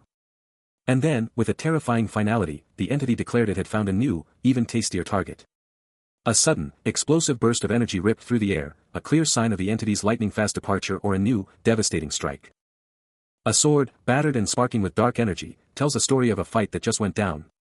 Aaron's face twisted into a furious snarl, his eyes blazing crimson as he roared, "This cheap sword." He scrutinized the worn blade, a chilling thought hitting him, did it get dull fighting that demon? Over a crimson stain on the ground, his rage exploded, igniting his eyes and sword with a terrifying red glow. He charged, screaming, "Die!" But in a flash, a blur of motion slammed into him, a brutal counterpunch. The impact sent him flying. A choked cry tearing from his throat. Gah! He staggered, and with a sickening crack, his sword exploded into pieces, leaving him utterly shocked. He clutches the hilt of his now shattered sword, a single, desperate word tearing from his throat. This level of power, this kind of guy, was absolutely not in his calculations. Then, the true horror is revealed, a monstrous form, dripping with fresh blood, lunges into view. Aaron is down, defeated, staring up at the terrifying demonic entity, shrouded in an oppressive dark energy. Its chest pulses with an ominous, glowing red light, revealing a terrifying, pulsating core. The captain's face twists in pure shock and agony, blood streaking his cheek. His hand still instinctively clutches the broken hilt, a stark symbol of his crushing, sudden defeat. The demon's voice booms, a chilling taunt, declaring Aaron was completely devoured. Its powerful, armored legs stand in chilling triumph over the utterly defeated captain. A bone-chilling crush reverberates as the monstrous entity, tendrils coiling, absolutely dominates the space. Crimson energy pulses, radiating pure menace. A terrifying, raw display of its power. Its voice, a thunderous roar of pure disdain, echoes, "Pitiful creature, answer me." The entity's chilling promise hangs heavy in the air, "This great being will take you from now on. So, what will you do now?" Aaron's battered face, now sporting glasses, contorts with a raw mix of pain and defiance. As the monster's voice slices through his very being, "You don't even have enough to wield your sword." The entity's contempt absolutely explodes, "And you're not even." Delivering a final, soul-crushing blow to his pride. A knight? The monstrous entity's hand pulses with an ominous, crimson glow. As it continues to mock its defeated opponent, its voice dripping with contempt, demanding to know what he could possibly do now. A raw surge of dark, malevolent energy erupts from its gaping maw. But Aaron clenches his fist, a fierce, unyielding resolve hardening his grip. He stares back, his voice filled with pure venom, declaring his utter disgust for those enormous, hateful eyes. A primal, guttural scream tears from his throat. As his raw defiance echoes, reverberating through the very air. The sheer sound of his fury rips through the air. A testament to the unyielding strength he still possesses, ready to tear his tormentor apart. Against all odds and facing certain doom, Aaron unleashes a primal, blood-curdling scream, his face a defiant mess of blood and rage. His scream rips through the air, triggering a violent, explosive energy surge. The chaotic force explodes, a monstrous laugh tearing through the distortion. Out of the swirling chaos, the monster snarls, its glowing red eyes burning into Aaron. A fresh wave of crimson energy erupts. And the creature's chilling verdict rings out, impressive. Then, a.m. The scene cuts to a rowdy tavern, where a furious man in green is squaring off against a woman in red, shouting for his cash back in the middle of the chaos. He jabs a finger at her, screaming that she cheated him with rigged dice, utterly stunned. A third person tries to cool things down, urging them to talk it out, but the furious man just keeps yelling for his money. Suddenly, the action cuts to a rowdy tavern, where the legendary gladiator Galgai makes his powerful presence known. His massive, scarred physique commanding attention next to a sharp-featured, white-haired associate. But a new player enters the game, the enigmatic gambler Wei, watching with keen eyes. Her true power is Mage Avery barely contained by the crimson hood she wears. Wei, with an intense gaze, lays down the law, demanding Galgai's money back, her words echoing with authority. Her eyes, sharp and resolute, lock onto her target, daring him to defy her. Elsewhere, a seasoned mercenary, deep in contemplation, flashes back to his wild mercenary days. A wry smile playing on his lips as he questions how he could ever return the spoils he'd claimed from a deputy commander. Then, out of nowhere, a brutal blow sends a figure flying, slamming them into the dirt, a desperate cry of pain ripped from their throat. A phantom thud reverberates deep in his chest, a raw, visceral memory clawing its way back as he clenches his hand over his heart. The past rips through his mind, a desperate voice from a brutal moment cutting through the silence, "Kiddo." That familiar, urgent address, tearing through the chaos, comes from his commander, a face hardened by grim resolve. He remembers the sheer horror, cradling the impaled, bleeding form of his commander, the crushing weight of a life slipping away, a battlefield nightmare. His commander's voice screams through the fiery haze of memory, a desperate, burning plea, "You haven't forgotten, right? You must survive." He drags his fallen commander through the hellish chaos, that command searing itself into his very soul, "Survive." A blood-soaked vow forged in the heart of destruction, at all costs. The memory crystallizes, chains of destiny binding a pulsating core of his very being, "You are." A raw, crimson power erupts from its depths, the very essence of his existence forged in that single, brutal moment. Emerging from a swirling vortex of dark energy and spectral chains, a sinister voice cuts through the silence, proclaiming with chilling satisfaction, "Truly delicious." Out of nowhere, a terrifying, shadowy monster bursts forth, wrapped in chains and pulsing with red lightning, its blazing red eyes lock onto something as it growls, "You are." That eye. It's burning with pure, raw power, veins throbbing with dark energy. And the monster's voice just keeps going, oozing with this terrifying hunger, "Truly delicious." Aaron's brain is just spinning, this memory hitting him like a truck, and he's thinking, how could I forget? Then, bam. The scene totally flips to a flashback, showing this blonde guy, Kale, blindfolded but still rocking a slight, knowing smile, a complete vibe change from the monster. But then, it's a grim reality, Kale's down, seriously hurt, his clothes ripped and bloody, and the unnamed knight is right there, kneeling beside him. Kale can only gasp out, "Commander." The knight's voice is super intense, practically begging him to remember, "You haven't forgotten, right?" Towering over the injured Kale, the knight delivers his last, heavy command, "You must survive." Aaron's vision exploded, a desperate, primal scream to survive, to endure no matter the cost. The memory burned, a searing pain threatening to consume him. Until a sharp jolt ripped him back to reality, his eyes snapping open in pure shock. He lay disoriented, a faint trace of blood on his neck, as the lingering echoes of the vision slowly faded. Looking up, he saw Dylan standing over him, who coolly stated, "You've finally woken up." The patterned rug beneath him felt real, a stark contrast to the chaos of his recent memory. As Dylan pressed on, his voice laced with a hint of concern, "Have you come to your senses now, Captain Aaron?" A faint smirk played on Dylan's lips, a mix of relief and something else unreadable. As Aaron, still processing, responded with a hint of his own surprise, "So you're still alive." He touches the fresh scars on his face, a voice cutting through the haze, asking if he's shocked to be alive. Dylan continues, explaining he thought Aaron was already dead, and since his body wasn't found, he just left him, leaving Aaron to wonder about his own body, and what the heck happened. Standing behind him, Dylan adds that he found Aaron unconscious when he himself woke up. Aaron stares at his hands, his mind racing as he tries to piece together his fragmented memories, struggling to recall what truly happened. A smirk plays on Dylan's lips, a hint of something unsaid in his expression. As Aaron's eyes glow red with a surge of memory, Dylan's voice echoes, mentioning that demon. The memory of a bloodied arm flashes, as Dylan continues, adding that the demon was also lying right next to him. Aaron's eye, now glowing with an emerald hue, reflects his deepening confusion and suspicion. He looks up at Dylan, a direct question in his voice, asking if this was his doing, but Dylan simply apologizes, claiming to remember nothing at all. He's standing over the fallen, a silent witness to the grim aftermath, while another figure watches the whole scene unfold. Taking in the chaos, the white-haired knight coolly states that as long as the thread is gone, the how doesn't even matter. But Aaron? He's clearly not buying it, his face a mix of confusion and serious unease. Then, he turns to the knight, demanding to know what this reckless young lady has to do with these demons. The knight, unfazed, calmly explains that she has no idea how much danger she was in, and is just chilling, sleeping soundly. Aaron's face finally clicks into understanding, but then the knight drops another bomb, "Don't bother talking to a corpse." The knight then declares he was sent specifically to deal with this mess, before finally getting around to introducing himself. With a confident, almost regal air, he finally reveals his name. He's Jim Ben, a knight from Iron Bolt Fortress. And Aaron, still a bit dazed, just blurts out, "Thank you, Captain Aaron." He's haunted by a past promise, a heavy burden that still resonates with the chilling echoes of "no worries," and a hushed, "Sorry, sir." The sun blazed over a seemingly peaceful village, but beneath that calm, a horrifying secret was about to erupt.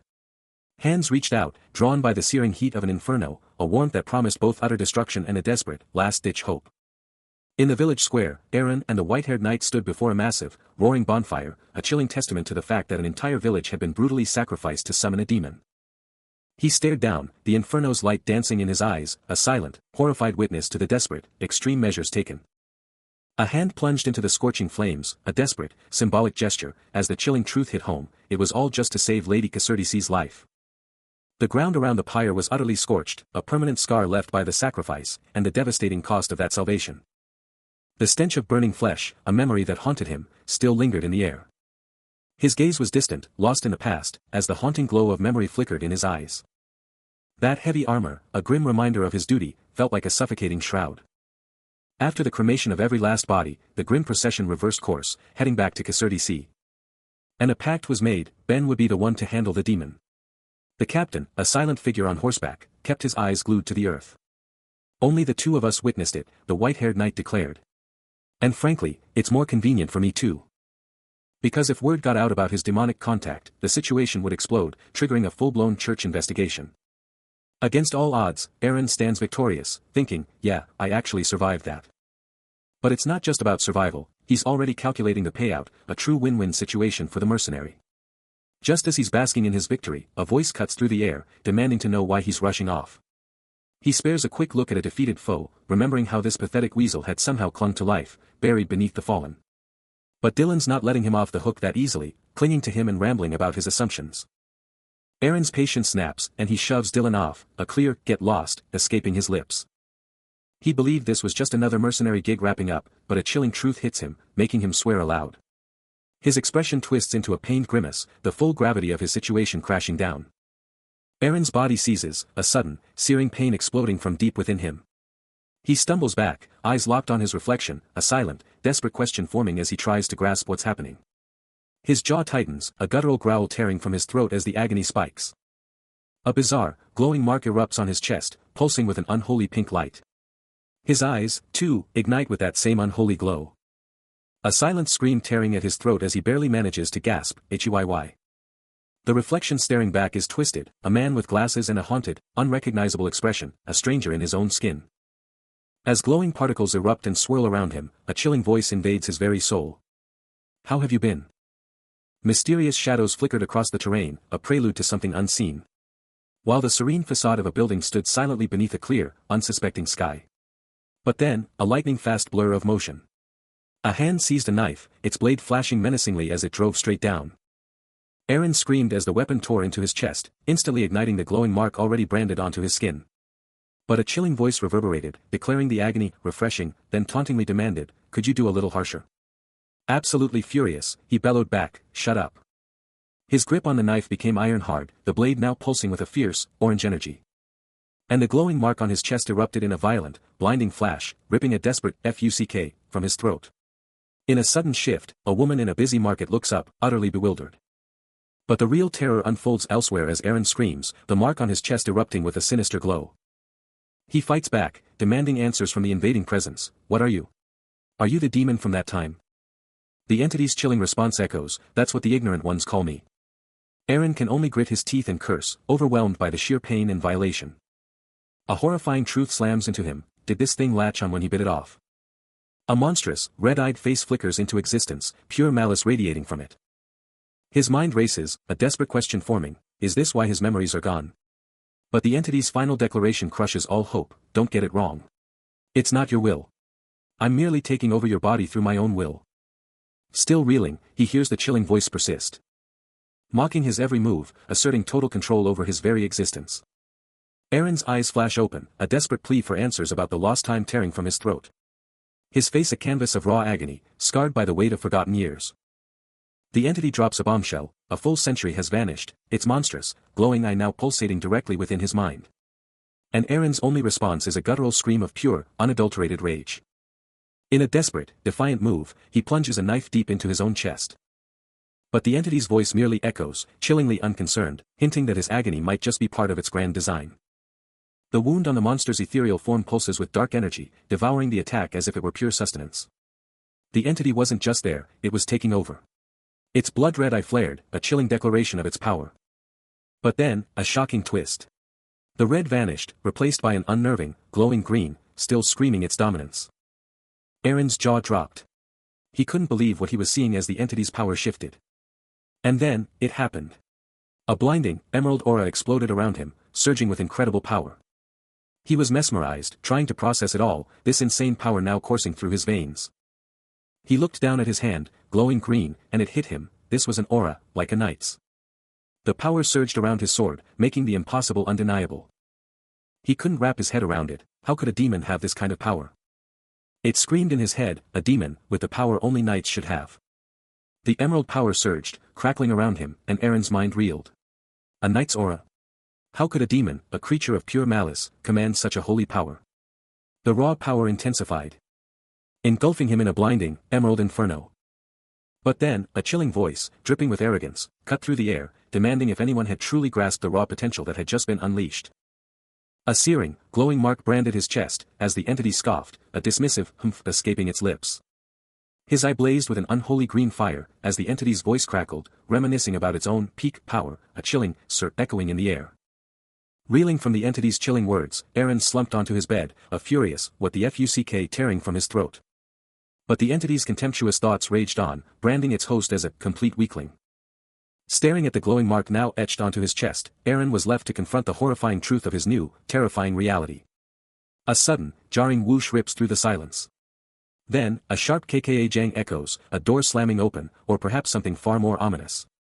Inside, a disheveled Aaron, barely covered by a blanket, recoils in alarm. Suddenly, a frantic voice from beyond his door shouts, "Aaron! Come down for a minute." It's a blonde woman, her face etched with worry, standing amidst the opulent grandeur of a chandelier-lit hall. The scene shifts, revealing the imposing Kasurdisi's Catholic monastery, as a deep chung reverberates through its ancient walls. Nearby, a grim-faced man in a crisp military uniform stands, his presence radiating an undeniable authority. The woman's urgent plea continues, her voice laced with dread, "He is looking for you." A massive, echoing sound rips through the air, shaking the very foundations of the Kasurdisi Catholic monastery. And from deep inside, a voice screams out with desperate urgency, commanding Aaron to come down right now. Elsewhere, a striking young woman with cascading light brown hair and piercing green eyes grips her staff tightly, her face etched with worry. The very monastery groans under an invisible force, a bone-rattling thud reverberating through its hallowed grounds. Aaron, his jaw clenched, absorbs the chaos unfolding, his eyes locked onto an unseen threat. The frantic voice persists, screaming that someone is hunting him down. Hooded and determined, Aaron charges forward with a companion, demanding to know if their quarry is on the second floor, barking orders to move without delay. At the same time, a haughty noble, back to the viewer, barks a chilling decree, declaring that commoners will obey without question when their betters summon them. High above the chaos, a lone guard surveys the scene, a silent witness to the unfolding drama. But the calm shatters as a furious voice booms, "Sir Ben is looking for you."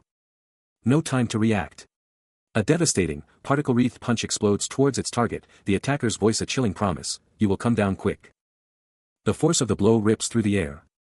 Meanwhile, Aaron, with a knowing smirk, observes the brutal beatdown. He can't help but quip, "Hey, you still have that ugly face, oh you." The victim, Jace, is violently thrown into the shadowy depths. Jace crashes down, his face a mask of agony, spitting out a furious, "You crazy motherfucker." Ignoring the chaos, Aaron's boot hits the ground, propelling him further into the ancient halls. He emerges into a quieter chamber, where a maid greets him, "Aaron, are you on your way out?" A maid's voice, dripping with allure, promises a special massage, a new technique she's just mastered, to make him feel incredible. With a playful smirk, her eyes sparkle with mischievous intent. But Aaron, ever the stoic, shuts her down instantly, rejecting her 50 copper offer, declaring he doesn't need it and demanding they move on. He just walks away, leaving her in the dust, but she's not giving up, calling out his name with a frustrated sigh. Unfazed, she doubles down, slashing her price, determined to get his attention. Under a brilliant, clear sky, a new day dawns. Now operating as Captain Wangnani, Aaron strides through a lively village, his presence commanding attention amidst the everyday hustle. Still trailing him, the maid drops a bombshell, admitting her initial fear was a total misdirect, because it was Sir Ben who actually called for her. He lets out a scoff, a smirk playing on his lips as he considers the question. A voice asks, "Captain Aaron, are you really okay?" The remnants of a recent struggle are visible on a nearby table. As he replies, "You know about the glorious achievement of defeating a demon, and how you came to have that title." A bloodied floor hints at the intensity of the encounter. And he continues, "Yeah, I don't want things to become noisy. If you feel bad for me, then why don't you share some of the rewards? A slender hand reaches out as the maid responds, all right. If I ever do receive a reward, I will definitely call you over. Meanwhile, a different figure, a white-haired man with a sharp jawline, smiles confidently. An unseen observer noting, he is pretty sharp for a guard. But wait, there's more. A new, scarred knight steps into the spotlight, hinting at secrets yet to be revealed. Behold the aura. A devastating power, forged to obliterate evil and uphold justice. This isn't just any power. It's a divine miracle, an ability granted only to the most elite knights. But not just anyone can wield it. Only the Empire's chosen, their hand-picked and rigorously trained warriors, can ascend to knighthood. But here's the kicker, the Empire keeps the true training methods of these knights a total secret. Or so he believes. But hold up. There's a chilling similarity between the demon's power and this legendary aura. Still on the move, he demands to know how much longer, throwing out the nickname Haffy. And the knight just casually replies they're almost there, making Aaron snap back, but seriously, what does Haffy even mean? Sir Ben, completely unfazed, just smirks and drops the bomb, it means half-wit noble, then twists the knife, calling it the perfect nickname for a noble's bastard. That hits a nerve. Aaron's face twists in pure rage, and he swears he'll kill that knight, one day. But even after that verbal sparring, they keep moving, their back and forth just part of their routine. Aaron's eyes stay locked forward, still processing that verbal jab. Then, a new question hits him, and he blurts out, huh? Who is, just as they arrive at the imposing the Your Chair Hill.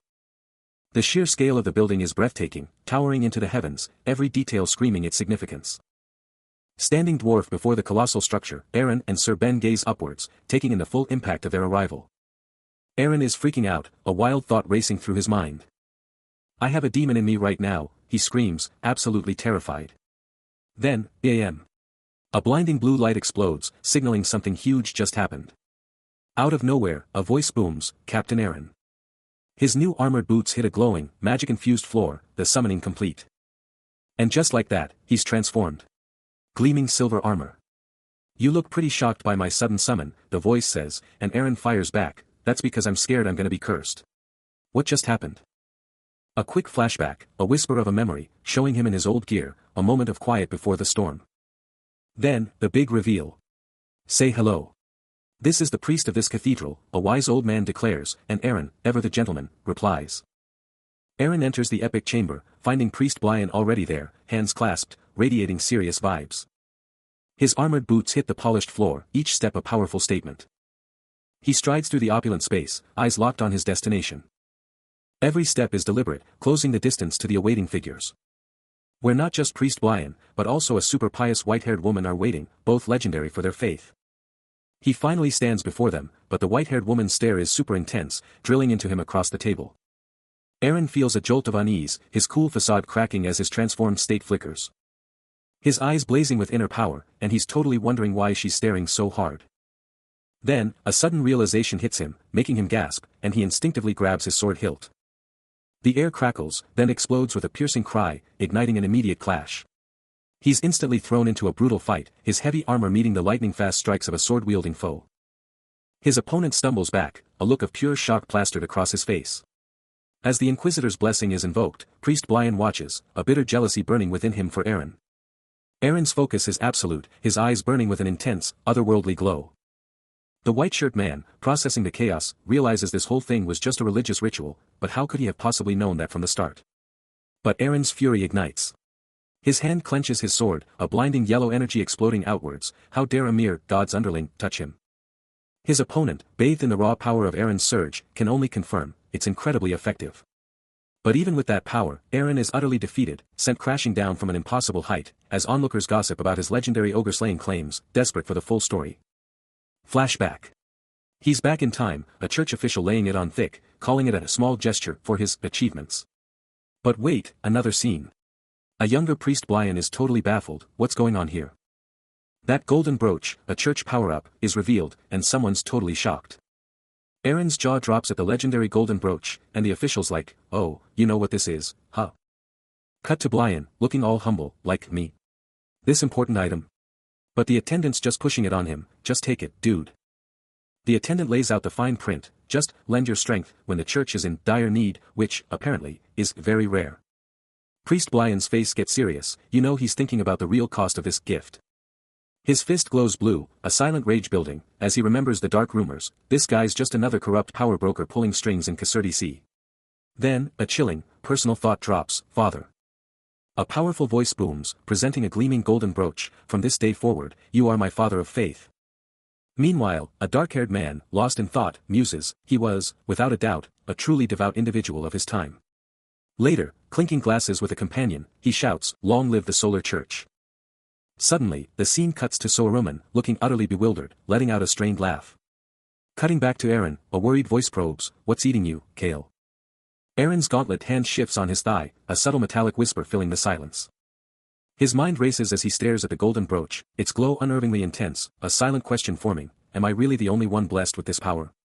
This gift, pulsating with the very energy of the sun god, seems to taunt him, a silent command to seize his own destiny and secure the church's future. Charlotte, with a captivating smile, presents a fresh glass of beer. With practiced grace, she pours the golden brew, filling the glass to the brim. And with a flourish, she hands the drink directly to Eren. Eren, ever the direct one, asks about Charlotte's day, but she quickly corrects him, Brig is off duty. Her surprise is palpable. He pushes back, asking if she's interested in Brig, all while thinking her tone is totally out of line. Eren shrugs off her answer with a not bad, but his mind is already plotting a massage for Brig, one filled with pain. He's still fixated on Brig and what Anna might learn, then suddenly, he shifts gears. His focus snaps to the beer, it's too warm. He just wants a cold one. Charlotte is stunned by his complaint, only managing a bewildered herd. He's dropping some serious intel, mentioning a surge of outsiders and, get this, a new girl in town. And his buddies got the scoop, dropping hints about the legendary, sick mermaid in District 5. He's spilling the tea, revealing that lately, District 5 has become a magnet for outsiders and high-stakes gamblers. Suddenly, the scene explodes into a dice game.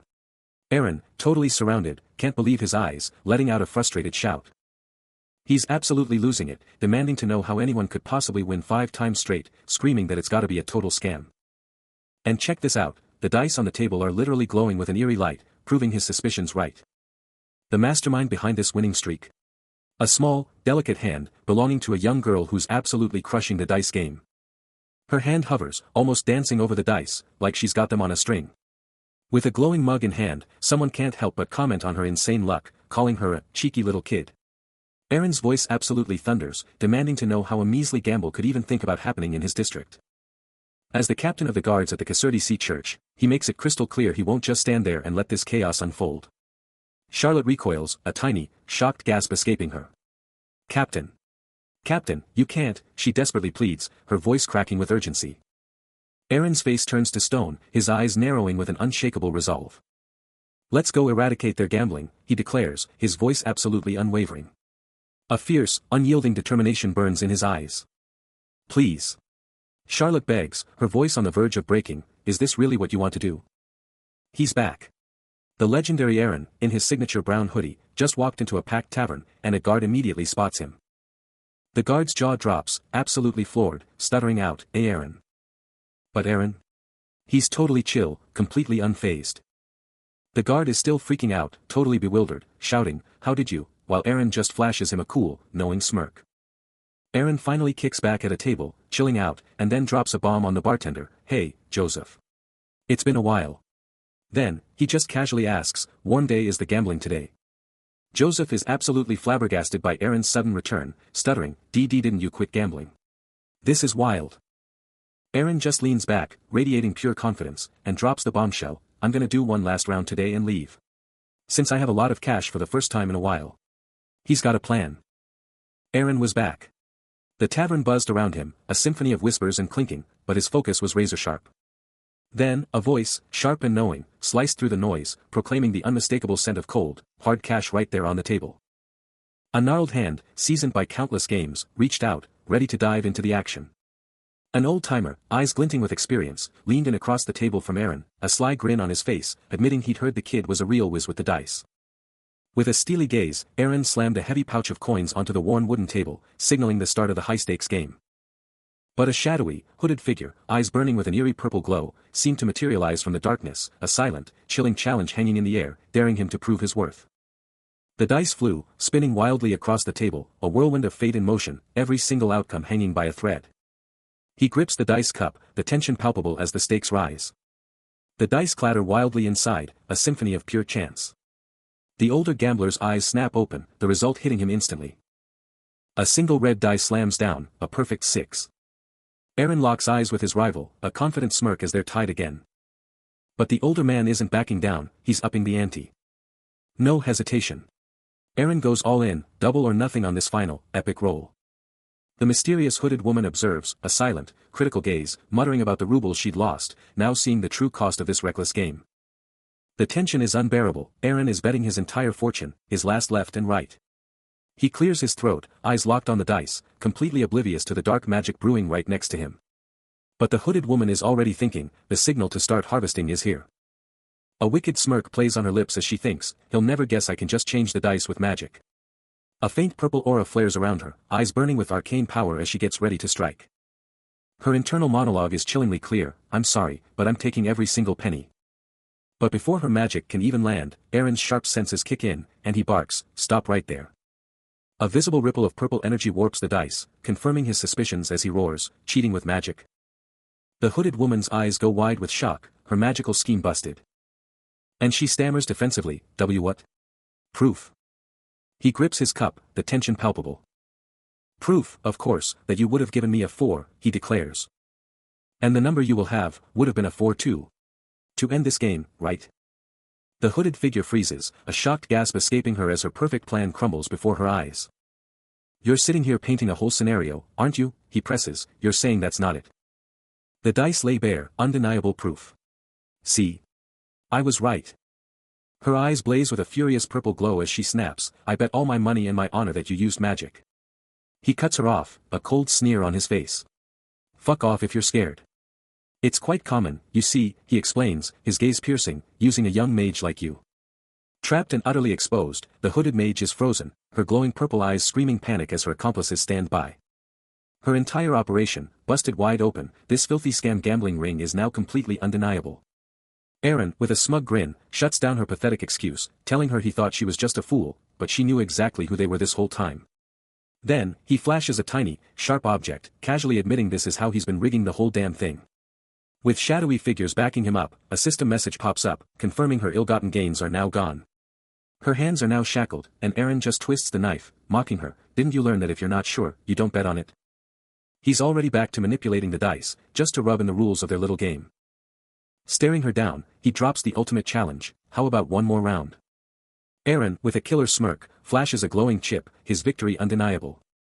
A golden coin, worth a fortune, spins with a mesmerizing glint on the table. He's not letting up, declaring that the intel he's got, about the solar church and her mage status, is all he needs to bring her down. A crowd of onlookers is totally gripped, one guy nervously muttering, while another grips his knife, pure terror on his face. Aaron, with a fresh scar now etched on his cheek, confronts her head-on, demanding to know what game she's playing. He can't believe her nerve, scoffing that even after being busted as a scammer and a mage, she still wants to keep playing. He's got a massive axe in hand, its blade gleaming with menace, as he digs into her true nature. His face twists in frustration as he curses her defiance, baffled why the world's biggest gambling king won't shut up. He closes in, his voice dripping with challenge, taunting her, are you scared? His eyes bore into her, a fierce, unyielding resolve burning in his stare, waiting for her next move. Still pushing the limits, he keeps up the pressure, his voice a chilling dare. Just beside them, a glowing, broken relic hints at a past defeat. With his eyes blazing crimson, Aaron lays down the ultimate wager, putting it all on the line for her next play. Kanna, the mage, clutches the dice, her purple eyes faintly glowing, a silent defiance against his relentless pressure. He delivers a chilling ultimatum, a single mistake in this round, and she loses a hand. The tension is palpable as the onlookers hold their breath, the only sound the ominous rattle of the dice. With a quiet, defiant tone, Kanna challenges her predicament, wondering why she's stuck with these lowlifes. The dice continue their ominous rattle, each shake amplifying the room's suffocating tension. Aaron, relentless as ever, twists the knife, questioning if her magic has abandoned her. Clenching the cup, a faint purple glow bursts forth, as the question hits her, a magic academy? Asterisk. Her eyes narrow, a fierce defiance in her voice as she snaps back, don't assume. The mage's gaze burns, declaring, you don't know anything. With a desperate squeeze, the purple light around the cup explodes, revealing her inner struggle. A voice cuts in, all right, all right. Aaron's smirk grows, his suspicions confirmed by her every move. He muses, seeing through her escape attempts as mere stalling tactics, then coldly declares her fate sealed now that her true identity is known. Beside a silent companion. Finally, Eren snatches the cup, the purple glow still pulsing, and throws down one last challenge, mocking her magical abilities. He stands before the hooded mage, dropping a bizarre question, beer. The hooded figure just echoes the strange word, totally baffled, beer. She's totally bewildered, demanding to know why he'd ask that out of nowhere, completely missing that he just needs her magic. But why are you asking that all of a sudden? Then, her eyes ignite with a fierce, crimson glow, her power surging. Eren just gives his cool approval, okay. His voice rings out, pass. Meanwhile, Kale is locked on, his face a mask of intense focus, witnessing this wild magical showdown. Then, with a sudden burst, 2 dice are hurled, slamming down with raw magical power. They hit, blazing a vibrant red, their fate-determining numbers now revealed. The magical dice hit the surface, and the stakes were instantly laid bare, 2 dice, 1 winner, decided by the highest last digit. Eren's face twisted into a primal scream, his command echoing, "What are you doing? Kill him." As the red dice landed, a 6 and a 5, sealing a last digit of 1. This was the warrior's bet, and the blue dice, a 6 and a 1, locked in a winning 7. Enraged by the outcome, he exploded into action, a lightning-fast blur. The blue dice stood, a stark reminder of the winning roll. For they say the muse never lets you lose, and the red dice, stuck on a 6 and a 5, screamed defeat. His assault continued, a relentless, brutal onslaught. A sickening impact. Blood exploded, confirming the devastating blow. The air practically explodes with raw power, as Eren's brutal assault continues, a jagged crimson aura absolutely erupting from his form. He lunges forward with furious intent, his body a blur of pure motion, aiming to absolutely crush his opponent. The sheer force of his attack whips his hair, the red energy still clinging to him as he absolutely closes the distance. A devastating blow absolutely lands, sending dust and debris flying with the sheer impact. Confident in his strike, Eren exclaims, "I got him good this time." But before his triumph can even settle, a sharp pain blossoms across his cheek, leaving a fresh cut as he demands, "Hey, aren't you even embarrassed?" The unexpected counterattack leaves a crimson trail, a stark reminder that his opponent is absolutely far from defeated. His anger absolutely flares, as he scoffs, "How can a bunch of grown men use and live off of a little girl?" With renewed resolve, he clenches his fist, absolutely ready to continue the fight. Still burning from the last hit, he unleashes a furious roar, labeling his foes as nothing but pathetic medieval bastards. His jaw tightens, a primal kagyuk of pure rage echoing through the air. With a venomous glare, he snarls, demanding to know how they could possibly not be ashamed. But before his words can even fully land, a blinding, unseen strike crashes into his face, a brutal quang of impact as blood explodes. It's the hooded mage, her arm a blur of motion, unleashing a devastating warwick of shimmering purple energy that rips through the air. Her eyes blaze with an unholy violet glow, her concentration absolute as the magical aura around her explodes. The purple energy expands, swirling outwards in a mesmerizing, destructive vortex. It intensifies further, streaking forward with blinding, unstoppable speed. Nearby, the knight is on the ground, staring up in stunned disbelief, a silent exclamation point hanging over him as the mage's overwhelming power explodes. As the purple energy faded, the knight wasted no time, slamming Eren to the ground. But before he could even blink, sending the knight flying. The very air screamed with the raw, terrifying power of her dark magic. A terrifying display that ripped a pained gasp from Eren. The mage's voice sliced through the chaos, a chilling taunt, "Oh, not bad. You'd rather die with your friend than live in shame." Eren lay broken and bleeding on the ground, and the hooded mage stood absolutely triumphant, her glowing eyes burning into her defeated foe. A wave of absolute shock and horror slammed into the knight as he watched the brutal display unfold. Even after being utterly crushed, Eren's blood-soaked hand tightens, a defiant refusal to break, his spirit burning brighter than ever. But then, another blade, another strike, tearing into his flesh, and he can only let out a guttural, "Ugh." The hooded mage, observing from afar, can't help but let a smirk creep onto her face, muttering in disbelief, "No way. He." As if his resilience defies all logic. The storm rages, debris flies, but Eren, battered and bleeding, still stands tall, his eyes burning with an unyielding defiance. Blood gushes down his leg, each drop a stark reminder of the brutal fight. A flash of memory, a time when he was a legend, a force of nature, crushing foes with nothing but his fists. A voice from his past, a playful jab, "You'll end up in a fight if you play the dice game, Captain," reminding him why he was banned from gambling in the first place. There he is, a younger, grinning Eren, dice in hand, a stark, almost painful contrast to the brutal reality he faces now. Back to the present, blood dripping from his face, Aaron's eyes narrow in recognition. This is knife-wielding Shaq, the absolute strongest from the next town over. Flashback. A younger, sharper Aaron surveys his surroundings, a dismissive thought crossing his mind, that this whole scene is utterly irrelevant to him. When suddenly, he spots a small, hooded figure. "Fridge kid, where are you?" he exclaims, catching them off guard. The figure recoils, a sharp gasp escaping them. The terrified mage begs for mercy, but Aaron cuts them off, offering an unexpected proposition. "What are you saying? Hey, do you want to earn money?" Pure terror flashes in the mage's glowing purple eyes, their face a mask of fear and bewilderment. Despite their fear, the mage quickly pivots, offering a daily beer, and then a game-changing proposal. "I'll introduce you to a guild that will guarantee you room and board. A magic academy." Aaron's hand reaches out, a silent invitation.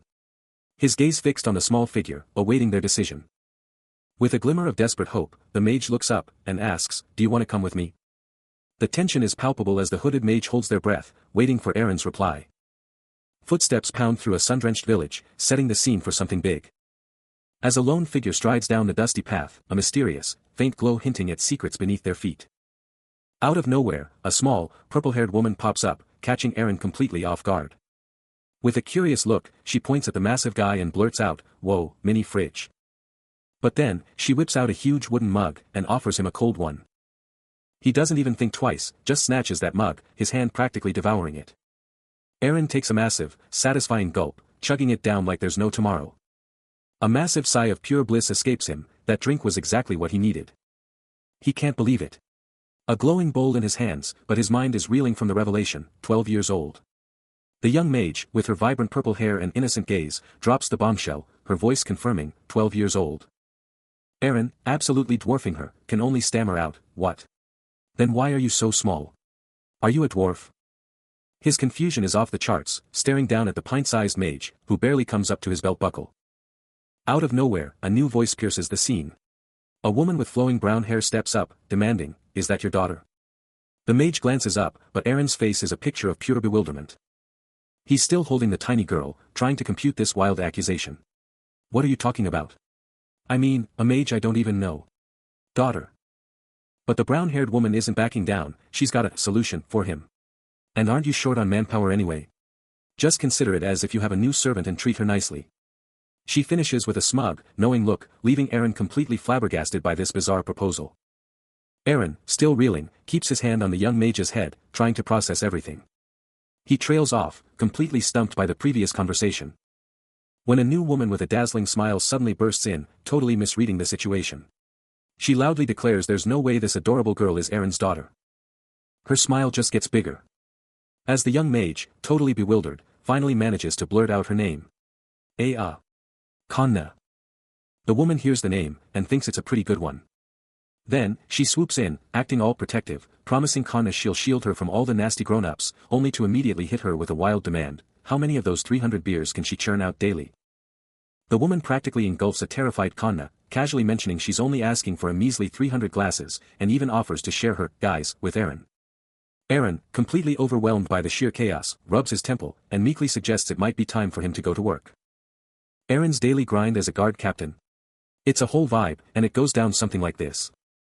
Even when he's totally exasperated by the sheer chaos, he's still gotta shout, "Seriously, stop hitting people."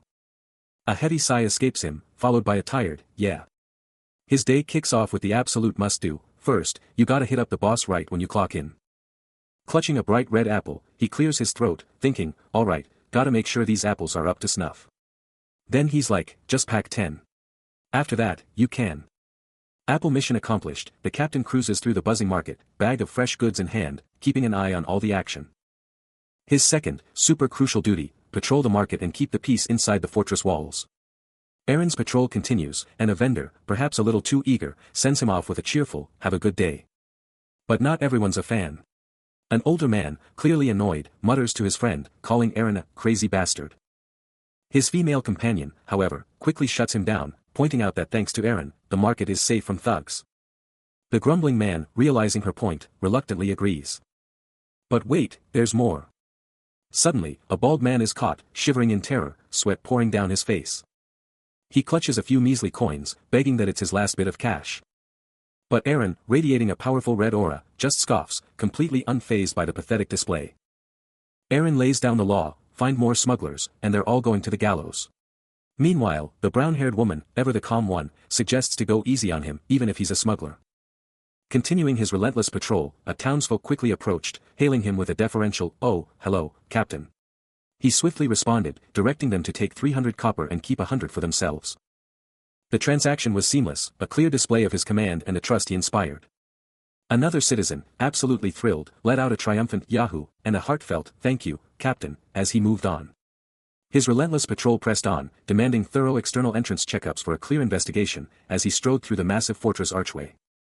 With no visitors today, the eerie quiet brought a chilling thought, the grim fate of the previous captain of the guard, a brutal reminder of the constant peril he faced. But his resolve remained unshaken, a powerful, unspoken oath: carnelian flowers never wither.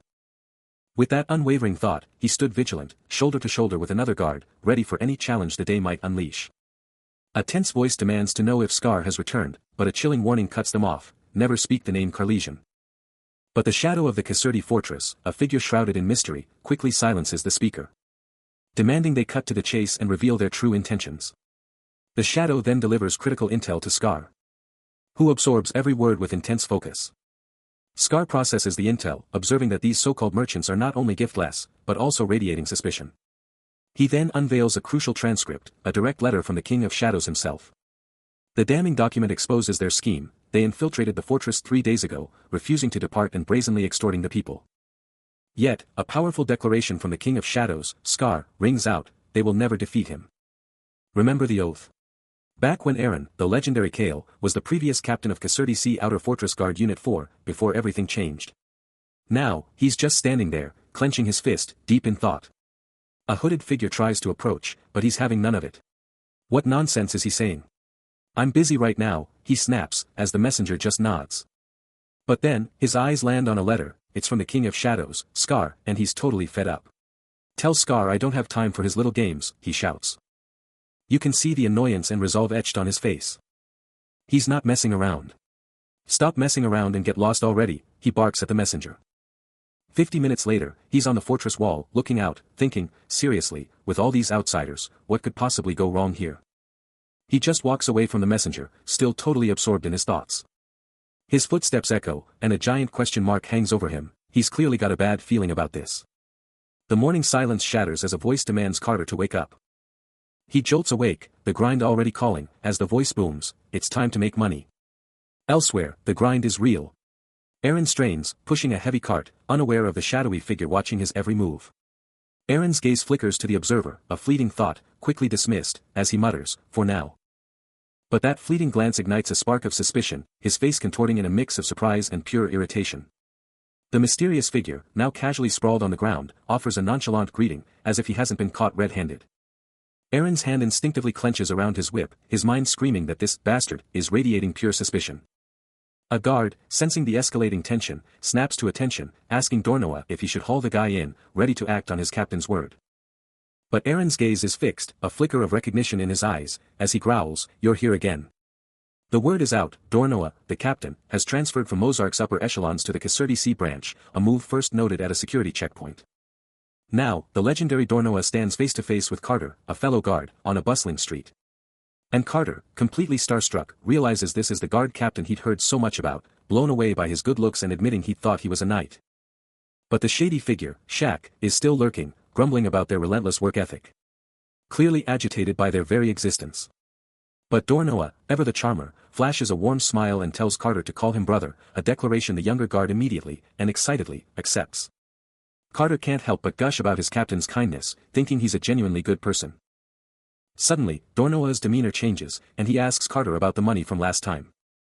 Of course he did, Dornoa thinks, but then a sudden, shocking realization hits him, his eyes locking onto a small bottle he's holding. He thanks the guy, feeling totally wiped after grabbing the goods, then hits him with a skeptical, "Huh? Seriously?" as the other dude holds out some shady little object. He screams in panic, begging the captain not to snatch it, even nervously chuckling that he's probably lying. Dornoa brushes off the guy's drama, declaring that everything coming into the fortress gets a mandatory check. He then asks if the guy maybe has any suspicious items, placing a hand on his shoulder, really leaning into the question. Shaq instantly denies it, claiming if he had anything shady, he'd just pay extra to get in. Dornoa lets out a little chuckle, then his face gets all serious with a HM. His eyes lock onto a distinct, intricate tattoo on Shaq's neck, a detail that totally grabs his focus. A guttural groan rips from him as a bizarre, pulsating purple-pink energy floods his senses, leaving him utterly bewildered by the horror unfolding. Then, a frantic shout cuts through the air, demanding his immediate attention to the unfolding chaos.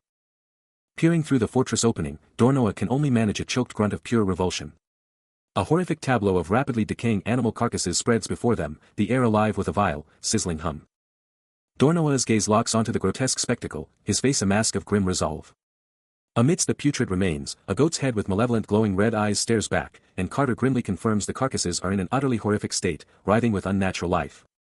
Thick blood drips relentlessly from the putrefying mass, and the horrifying truth dawns: this meat is decaying at an impossible, terrifying speed.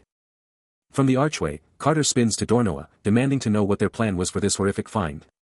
Elsewhere, a furious Scar Carlesian lets out a guttural cry, his face a mask of enraged resolve. Scar Carlesian's hand clenches, a sharp, furious sound echoing his rising tension.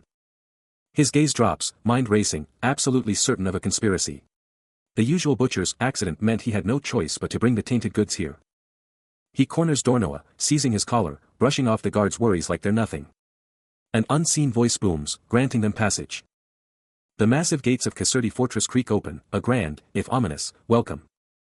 Through the gaping maw of the gate, a carriage rumbles onward. He lets out a harsh, dismissive scoff. The unseen voice questions the welcome, but he just scoffs internally, finding it utterly stupid. Still, he glares, his fury practically radiating, at the entire fortress. A loving hell was about to unleash itself. He hums, deep in thought, wondering if Dornoa even grasped the true meaning behind his own name. He casually remarks that Dornoa really digs high places, which just gets a bewildered "what?" from the captain. His mind shifts to the disturbing intel: Caserta's been swarming with outsiders lately. What's worse, a ton of them are just faking it as merchants, acting super shady. With a chilling smile, he tells Dornoa that he better watch his back, because in this messed up medieval era, it's just too risky to be hanging around. Aaron, the ultimate rogue guard, is totally baffled, trying to wrap his head around something wild. He's like, hold up, let me get this straight. Elsewhere, the tavern is buzzing with the clink of mugs, as other guards and mercs kick back after a long day. But his mind is stuck on this insane request: some woman actually asked him to a public execution as a date. He's totally freaking out. Later, chilling at the tavern, Aaron's hand is on the table, but his mind is still blown by how weird things just got. Then, a woman across from him drops a line: "Charlotte, those reactions are remarkable," and he's just thinking, seriously? Even you are getting dates? And an execution? Is this some kind of twisted festival to her? His face just screams, are you serious right now? This whole execution date thing is totally messing with his head. As the day fades, a building nearby starts to glow, painting the street in epic, long shadows. He watches the masses below, his mind still reeling from the bizarre invitation. Aaron's mind screams, these uncivilized medieval bastards are absolutely wild. Later, at the tavern, he excitedly tells his buddy, he's totally gonna gift her the bread his mom whipped up. His buddy, Brig, just stares, a silent dude, seriously, hanging in the air, muttering his name in utter disbelief. Aaron's hand is still on the table, but Brig's internal monologue is on overdrive, fixated on that infamous bread his mom made. He finally blurts out his horror, demanding to know if he's seriously talking about that dog-shit fish bread. A visual of the legendary BGT fish bread flashes, confirming Brig's worst fears: the very bread his mom lovingly crafted. Aaron, now isolated in a shadowy room, can only muster a single, bewildered sound, a soft escaping his lips. Brig lets out a pained sound, still sprawled on the floor. He looks up, demanding to know what in the world is so wrong with fish bread. Aaron explains it's super popular in Brig's mother's homeland, but Brig is not having it, declaring everyone there must be crazy, his eyes and tongue feeling totally messed up. Aaron apologizes to Brig's mother, but then drops a truth bomb: that fish bread is literally no different from dung baked in an oven. Brig is absolutely floored by the captain's brutal honesty. Aaron, looking down, asks if Verman is even okay, and he can only manage a quiet yes in response. Brig stays on the floor, still reeling from that brutal food review. Meanwhile, a bald man cryptically murmurs about carnelian flowers. Aaron's expression hardens, a single, powerful word escaping his lips: never. A man's face twists in pure agony, eyes blazing white as an unseen force absolutely devastates him. The sheer impact of the attack reverberates, sending blood exploding outwards. Meanwhile, Aaron, completely unfazed by the chaos, casually drops that Scar is hunting him, then just tells Brig to chill out and be happy. Dropping to his knees, Brig desperately wishes his captain a safe return. With one last look over his shoulder, he strides away, abandoning the fortress. Meanwhile, a cryptic digital message flashes across a screen, declaring a welcome to a friend and that they've been waiting. Completely oblivious to the message, Eren continues his exit, watched by two silent guards. But then, a chilling voice recalls a dark, forgotten oath, a pact to dominate the shadows while another remained in the light, to seize Caserta Fortress as one. This chilling declaration comes from none other than Scar, the self-proclaimed Shadow King of Caserta Fortress. A mysterious, pulsating orb glows with an eerie light, its voice booming a chilling prophecy. The ultimate promise is about to be fulfilled. Suddenly, a chilling question pierces the silence, do you want to die? Scar looms over a captive, a subtle, ek sound hinting at his focus as he tightens his hold, his face a mask of intensity. He scoffs, absolutely disgusted by the captive's past antics, ranting about calling people villagers over and over again, then his eyes lock onto a ridiculous piece of attire.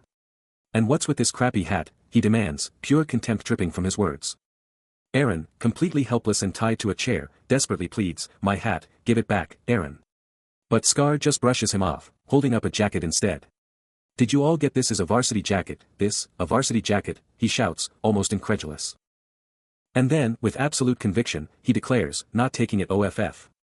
Scar's face darkens, a clear sign of his growing impatience. While Scar keeps taunting Eren, Brig, standing with Carter, whispers, what even is a varsity jacket? Brushing off the question, Scar snaps back to Eren, scoffing at his past as some nonsense coming from some town vigilante, then delivers a harsh reprimand, didn't I tell you to quit this little roleplay? Eren recoils, a pained hoot escaping him. Trapped and beaten, Eren screams for attention, a desperate plea echoing in the chamber. But Scar, cold as ice, brushes off his cries, noting that the outer fortress and Caserta have been acting weird lately. A loyal subordinate backs him up, confirming that it's exactly what he predicted. And from the shadows, two mysterious cloaked figures watch the whole thing unfold. Scar presses on, revealing that these guys were stirring up trouble daily, right under their noses. His subordinate chimes in, predicting that something huge is about to go down. Always one step ahead, Scar demands more caution, asking if there's any critical intel they're holding back. Eren lets out a gut-wrenching scream, his face a mask of pure torment. But the subordinate, utterly cold, just barks orders to the guards to finish him and drag him away, leaving Eren broken on the floor. The interrogation wraps up, but the pressure doesn't let off, as Eren's past is thrown back at him, the woodworking shop, his father Jackson, all brought up to twist the knife. That name, father, hits Eren like a physical blow, his face twisting in raw agony and fear, the weight of it all crushing him. Eren can barely choke out a single, shattered word, the name, father, echoing his shock and despair. Having dropped the bombshell, Scar's subordinate brushes it off, casually stating they'll meet again before barking orders for everyone to clear out. No mercy shown, Eren and another captive are brutally hauled off, swallowed by the dungeon's shadows, their future hanging by a thread. But elsewhere, behind cold iron bars, a new player senses the shift, a quiet premonition that something massive is about to go down. The unnamed knight, a figure of quiet strength, stands deep in thought, his gaze distant, a silent strategist weighing unseen threats. His silent resolve solidifies, caution is the only path forward. Against the fiery backdrop of the setting sun, the knight remains vigilant, a lone sentinel watching the world, ready for whatever comes next. Leaving the past behind, Eren slams his fist against a weathered door, announcing his arrival. A voice from inside challenges, who is it, and he coolly responds, it's me. The door swings open, and he strides in, his presence commanding as he moves past the scattered crates. A young voice shouts, wow, Eren, as the hero is met by Ted, a reunion long overdue. Ted, the son of the legendary executioner Dallas, gazes up, eyes sparkling, declaring, your armor is even more epic now. But inside, a strange scene unfolds, Dallas and Ted are on the floor, and the boy, holding an apple, shouts, it's an apple. What happened? He gently reminds the kid. As Dallas, ever the cynic, comments on the usual tense vibe of his place. Eren looks absolutely drained. Before finally sitting down and apologizing for just showing up unannounced. Dallas, chilling with an apple, brushes it off like it's nothing. Then pours them a drink, immediately grilling Eren about those 6 prisoners he just caught for execution. Eren, ever humble, just shrugs off his own incredible achievement. While Ted, happily munching his apple, is just stoked about how much he's grown. The little dude keeps going, looking at the apples, pointing out how fast kids grow up. A subtle chime rings out, as a mysterious cloaked figure stands in deep thought. He reveals that with the Lord himself attending, the IBCT members are being called to get organized. He nods, understanding completely, and tells them to assure her there's nothing to worry about. Elsewhere, Dallas takes a long drag from his pipe, lost in thought. He thinks about Aaron getting ready for his family to arrive, and can't help but wonder if he's really old enough to have a family already. His mind wanders to the simple truth: a farmer's son becomes a farmer. Ted, still happily munching his apple, pipes up with a similar thought, saying that the son of an executioner. He thinks should become an executioner, because that's just how it's supposed to be, but... Against a fiery sunset, the cloaked figure stands silhouetted, his resolve burning bright. Gazing up, searching for answers in a vast unknown. A heavy sigh escaping him as he confesses the crushing weight it always puts on his soul. Then, a soft thud. As two perfect apples splash into a bowl of water, one splitting right down the middle. He reveals that this very struggle is what drove his wife away, then, with a surprising shift, asks, "Want some apples?" Elsewhere, young Ted, knife in hand, looks up with a serious gaze. His voice filled with genuine thanks as he declares, "But I'm always grateful to you. Unlike everyone else, you don't make us feel weird." Dallas, sitting opposite, presses him for the reason behind this unique comfort, and Ted, still avoiding eye contact, blurts out, "Except for that stupid underwear thief, you're the only one I can actually talk to." Aaron's face darkens, a heavy sigh escaping him as he processes the news, the shocking truth about Hans hitting hard. A flash of memory, a younger, more innocent face. That sincere guy, now a criminal, just like that. He knows it deep down, anyone can fall. The chilling thought that a future criminal might just try to take his head clean off, but he'd never waste his ultimate skill on them, right? His eyes, still distant, betray a mind deep in thought. But elsewhere, little Ted, sitting with Dallas, makes a bold, playful threat: "If Aaron ever goes rogue, I'll chop his neck." Dallas, unfazed, just chuckles, "Sounds good, kiddo." A beat of silence, then a shift in Aaron's demeanor. "All right, then." He steels himself, ready to face whatever awaits him at the execution grounds. A distant, almost carefree laughter echoes over the rooftops of the fortress, as the sun shines brightly on the surrounding landscape. Yet, as dusk begins to settle, the shadows lengthen over the ancient structures. It's a stark reminder that conducting covert activities has become increasingly difficult, especially with Scar constantly surveilling the area. Down on the cobbled streets, Aaron stands among a small group, his gaze fixed upwards, lost in thought. He mutters to himself, not only that, but inside the fortress recently. His thoughts drift to another setback, as Kuten's attack also ended as a failure. A monstrous, hulking figure, wreathed in glowing red energy and sharp, dark spikes, looms in the oppressive darkness, a terrifying vision of raw power.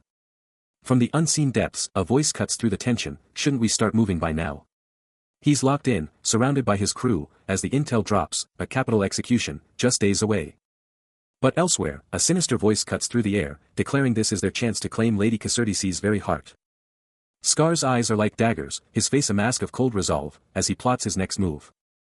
Back on the ground, a voice snaps, "Yes. Lord Dornoa." Aaron's face is a stone wall, his true intentions locked away. The sinister voice echoes again, demanding, "Is he dead?" A low groan breaks the silence. It's Carter, barely conscious, whining, "Just 5 more minutes, Captain." His eyes are glued shut, lost in the sweet embrace of sleep. The town square is absolutely buzzing with life. When out of nowhere, a massive energy surge explodes, blasting the air with an insane, shimmering glow. Right there, a huge pot of golden liquid goes absolutely wild, its contents boiling over from the insane magic. Two guys are just staring, totally bug-eyed, their faces twisted in pure shock and disgust. Then, that wild magic slams into a wooden barrel, freezing it instantly and covering it in sharp, icy spikes. A girl with purple braids breathes a huge sigh of relief, as the crazy danger vanishes, leaving the stunned crowd gaping. But just like that, the party vibe is back, with someone shouting about delicious bread, strawberry jam, and wine for everyone. A super cheerful girl, clutching a fresh baguette, grins wide, totally ready to feed the hungry crowd. Amidst the market's vibrant chaos, Aaron can't help but question his presence, a deep sigh escaping him. But his focus snaps to a vendor's sharp warning, a chilling threat of death for anyone who even thinks about stealing their bread. Just then, Brig practically glows with gratitude, shouting thanks to Aaron for his genius idea to sell strawberry jam bread and wine, bringing in a flood of customers. Aaron just lets out a thoughtful taking in the undeniable success of his marketing genius, which even made Kanna's cold beer a massive hit. Kanna, the purple-haired vendor, can't help but blush at her newfound popularity, her face turning a deep crimson with a mix of pride and pure embarrassment. Aaron lets a sly, knowing smirk creep onto his face, a silent, "Well, I suppose so," echoing his satisfaction. He then thinks to himself, knowing full well that trying to explain the intricate marketing strategy of association would just go right over her head. He's deep in thought, silently judging the barbaric medieval customs, even the gruesome detail of dipping bread in the blood of death row inmates. But then, a sharp-eared woman steps up, demanding to know why he's helping Kanna. He casually brushes her off, saying he just wanted a cold beer, but then quickly backtracks, admitting there's a deeper reason. The woman just smirks, pointing out how unusual it is for him to show interest in anyone at all. He turns his gaze, a serious look now etched on his face. His eyes distant as he weighs his next move. Finally, he asks how he can even begin to explain himself. Rain lashed down, a relentless rhythm against the urban sprawl. A stark, moody backdrop to his inner turmoil. He recalled a forgotten chapter, a time he'd rescued a stray cat, nurturing it back to life, its gentle purrs a ghost in his mind. A rare moment of tenderness in a brutal existence. The downpour persisted. And a sudden clarity struck him, this person, she was just like that cat. Suddenly, a voice shattered his reverie, a woman utterly stunned by his revelation. She flashed a brilliant smile, her voice ringing out with an almost too bright greeting. Aaron, however, was clearly not amused, his face a mask of irritation as he demanded answers about their unscheduled activity. He's absolutely fuming, his face a mask of disbelief as the mission details hit him. Seriously, we're selling bread and booze, he explodes, remembering the flimsy excuse about a concerning incident and undercover work to spot suspicious types. Walking away with the maid, the sheer absurdity of it all finally sinks in. An undercover mission. But then he's like, wait, why is it just me and Poole, demanding to know where the rest of the squad is. Turns out, Briggs got Charlotte slung over his shoulder, totally out cold. And get this, Carter's completely passed out in bed. A fact Aaron already knows. Yeah, Carter's definitely asleep, he sighs, sounding totally over it. He just deadpans, I see, his mood clearly not getting any better. Still processing the wild mission details, Aaron navigates a dark, ancient corridor, the atmosphere thick with mystery and the unknown. He spots a familiar face behind bars, shouting, so this is where you were, Ted. The kid, now out, trails right behind him. When suddenly, another voice shouts, oh, Aaron. He spins around to Brig, demanding, what are you doing here? Brig, with a mischievous grin, claims the guests were stressed, so he was just chilling them out. The duo keeps talking, moving away from the cell. Ted is spotted chilling with a pile of bottles and a basket, still telling his guests to relax. Trapped behind bars, the kid, Ted, drops a bombshell, casually bragging that his dad has already taken out over 100 heads. And he's still smiling.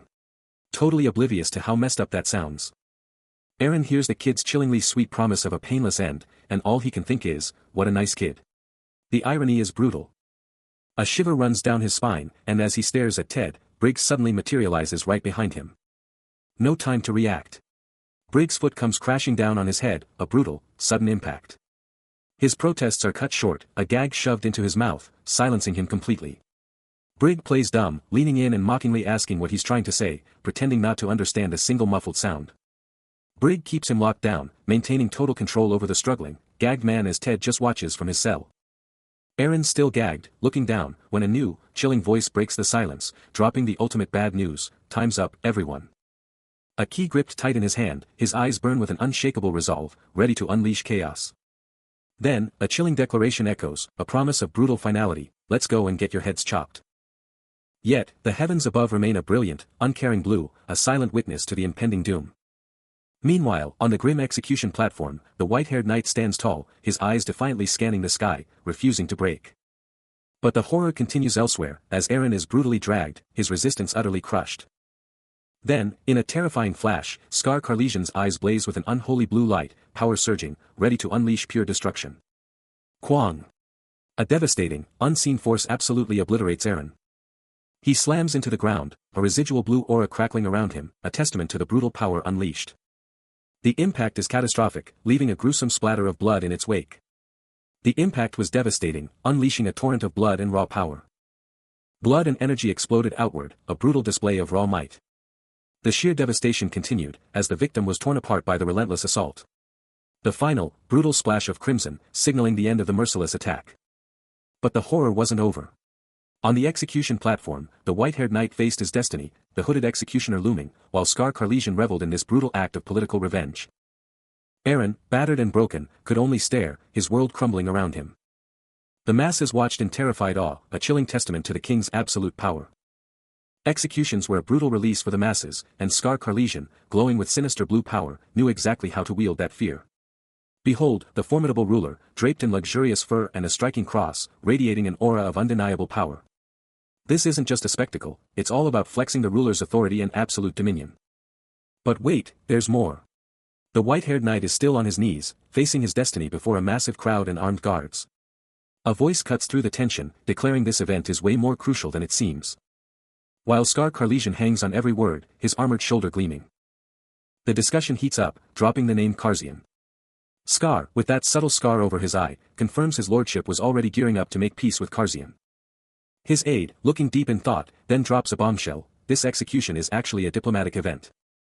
Elsewhere, a maid meticulously pores over the official documents, ensuring everything is in order. No accidents. Ever. That's the rule. But out on the streets, a rookie guard can't help but tell his captain, it just feels like you're tempting fate when you say stuff like that. The captain's knuckles whiten on the wood, a simple, questioning sound escaping him. His eyes, sharp and unwavering, betray a deeper concern beneath his calm exterior. He watches as the formidable King Karzian holds court, with the notorious Scar Carlesian kneeling in deference, the air thick with unspoken power plays. The masses below are just a distant hum, their presence overshadowed by the unfolding drama. Until a chilling revelation snaps his eyes wide open, a silent, explosive gasp. His face contorts with a profound worry, his head bowing under the weight of a terrible insight. Meanwhile, from the deepest shadows, a sinister, mustachioed man observes, his very presence a cold, calculating threat. He's just there, chilling with the crowd, totally unaware of the chaos about to drop. Then, out of nowhere, a voice just screams, "Why are you coming out from there?" But before anyone can even process that, boom! A massive, fiery explosion just rips through the city. The ground shakes, the crowd freaks out, screaming, "HH! What's going on?" Total pandemonium. Everyone's losing it, trying to figure out what just happened, shouting, "What is that? There's an explosion." Yeah, a huge one. Then, someone finally gets it, screaming, "It's an explosion. Run," as if that wasn't obvious. Aaron's down, bloodied, but his mind still sharp, realizing, damn it, it's an attack. This just got real. The whole city's finally getting it, screaming, an attack. This isn't just an accident. And just to drive the point home, another, even bigger explosion just detonates, swallowing everything in a blinding, fiery inferno. The town was a fiery inferno, and the unnamed knight, a silent sentinel, watched the chaos erupt. Then, a massive explosion ripped through the air, and Lord Fulpoots was caught right in the middle, his scream piercing the chaos. He was launched, sent flying through the air, as a guard screamed, "Lord Fulpoots is flying away." Aaron, from a rooftop, couldn't help but comment, "I always thought Fulpoots looked like a bird, but now he's really flying." But the humor quickly faded, as he snapped, "Secure Lord Fulpoots. Get moving." The gravity of the situation hit him, as he realized his unit was on the hook for public security, and if the Lord died, it would be a disaster. Then, a blood-soaked weapon flashed into view, its deadly edge gleaming. The metal gleamed, reflecting the fiery chaos, a silent, deadly promise. Then, with a lightning-fast blur, the weapon struck. Amidst the chaos, a masked figure gets absolutely rocked, glowing particles exploding from the hit. Staggering from the brutal hit, the victim can only gasp, "Doesn't that mean my head will also be flying off?" A confident smirk plays on Dallas's lips as he coolly responds, "You're amazing, Dallas." He adds, his tone chillingly calm, "I'm only doing what I should be doing as an executioner." The masked figure's face, now exposed through the shredded mask, is a bloody mess, a brutal testament to Dallas's power. Dallas's smirk just hangs there, his eyes gleaming with cold satisfaction. Meanwhile, watching the brutal scene unfold, Aaron grumbles, "Working, too." His eyes narrow as he adds, "As the captain of guards." The city continues to be rocked by distant explosions, a constant, terrifying reminder of the chaos. Aaron takes a moment, the weight of the city's destruction pressing down on him, the echoes of battle still ringing in his ears. Boom! A massive explosion just rocked the entire district, sending everyone into a frenzy. Rubble and dust fill the air, the sheer force of the blast tearing everything apart. The crowd is in full-blown panic, shouting and scrambling, desperate to get away from the danger. But in the middle of all this madness, a powerful man and a determined woman step up, trying to stop the chaos and save the kids. A terrified kid screams for their mom, holding on for dear life as everything falls apart. The woman is shouting orders, trying to get everyone to evacuate in an orderly fashion. She's not holding back, demanding to know why someone is just standing there while disaster strikes. Then, a voice shouts his name, confirming that the hero in the middle of this chaos is none other than Aaron. He pushes through the chaos, the raw magical aftermath of the blast still crackling around him. Pausing with young Ted to interrogate a frantic passerby, demanding to know if they'd spotted any suspicious characters. A beat of confusion, then the answer drops, a hooded figure. Aaron's gaze sharpens, processing the intel. But he draws a blank, no hooded figures in his memory, and the other witness confirms it. Ted, meanwhile, clutches his hand, eyes wide with fear, the chaos weighing heavily on the child. But in the shadows, a cloaked figure makes their move, a silent predator gliding through the night, carrying an unconscious woman with long, golden hair. Tears streak her face, a silent scream of terror, even in her forced slumber. Back with Aaron, the pieces click into place as new intel hits. The hooded target isn't alone, they've got the lady too. He reminds his young companion of their last big hunt, asking if he remembers chasing after Hans, wondering if this whole thing is just another wild goose chase. With a sharp glance, he cuts him off, telling him to stop jinxing it. Then, a grim report comes in, detailing the explosion's aftermath, with a sickening crunch, but thankfully, the maid survived. Processing the grim update, he dryly remarks, what a long life he has. The report continues, revealing a knight caught in the blast, impaled and dead, his armor no match for the brutal force. His face darkens, as he scoffs, seriously, those so-called knights are completely untrustworthy. Later, a lone lantern cuts through the oppressive darkness, as he pushes deeper into the unknown, his hand gripping the light source.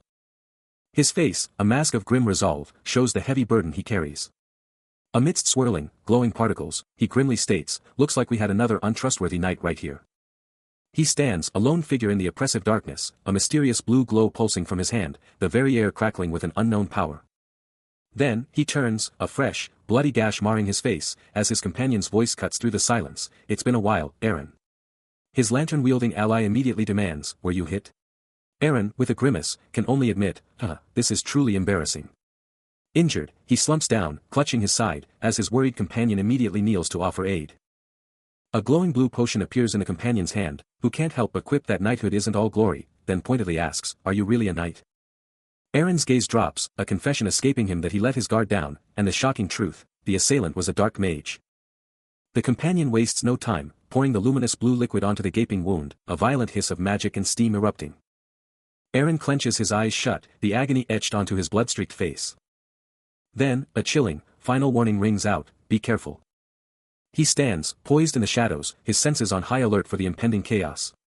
Then, a bone-jarring crack rips through the silence, signaling an immediate, brutal impact. He and a fellow knight stare down, a sinister red glow erupting from the depths, demanding their full, undivided attention. A voice cuts through the tension, making him flinch, the chilling words, Captain, this voice is. Echoing in his mind.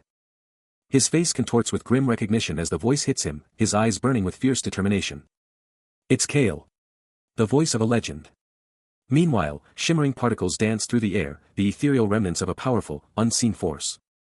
Below, a figure lies broken and bleeding on the cold, hard ground, a guttural urgh escaping his tortured throat. His mouth opens in a silent, desperate scream, a final, agonizing, back, tearing through the night. His hand clenches tight.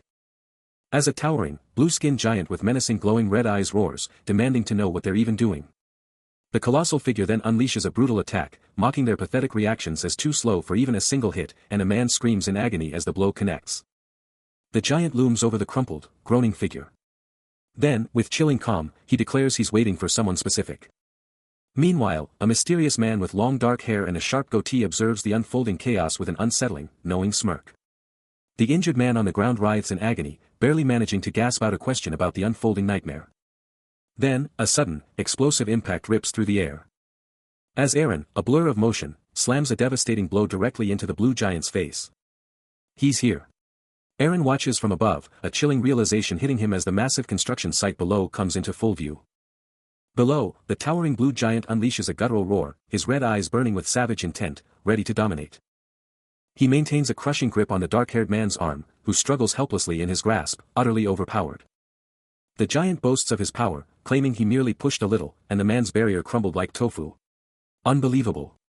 The man with the goatee slumps, defeated, as an unseen observer cries out, WHWHOIS this monster.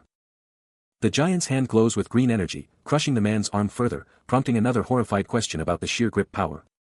Unbelievable. With a final, brutal motion, the giant throws him to the ground, leaving him in a spreading pool of blood. Devastating. The giant then taunts the injured man, but why are you this weak? Despite his pain, the man with the goatee clenches his fist and retorts, you're different from the demon I fought outside the fortress. The blue giant's arm bulges with raw power, his hand clenching with terrifying force around an unseen foe. A guttural roar of exertion tearing from his throat as he fights to crush his opponent. But then, a chilling realization hits him, he's actually going to die here.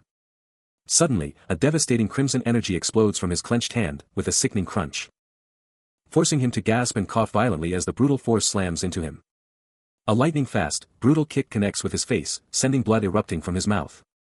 As the man with the goatee, now blazing with a furious red aura, snarls, "Spit it all out while I'm talking, you ugly brute."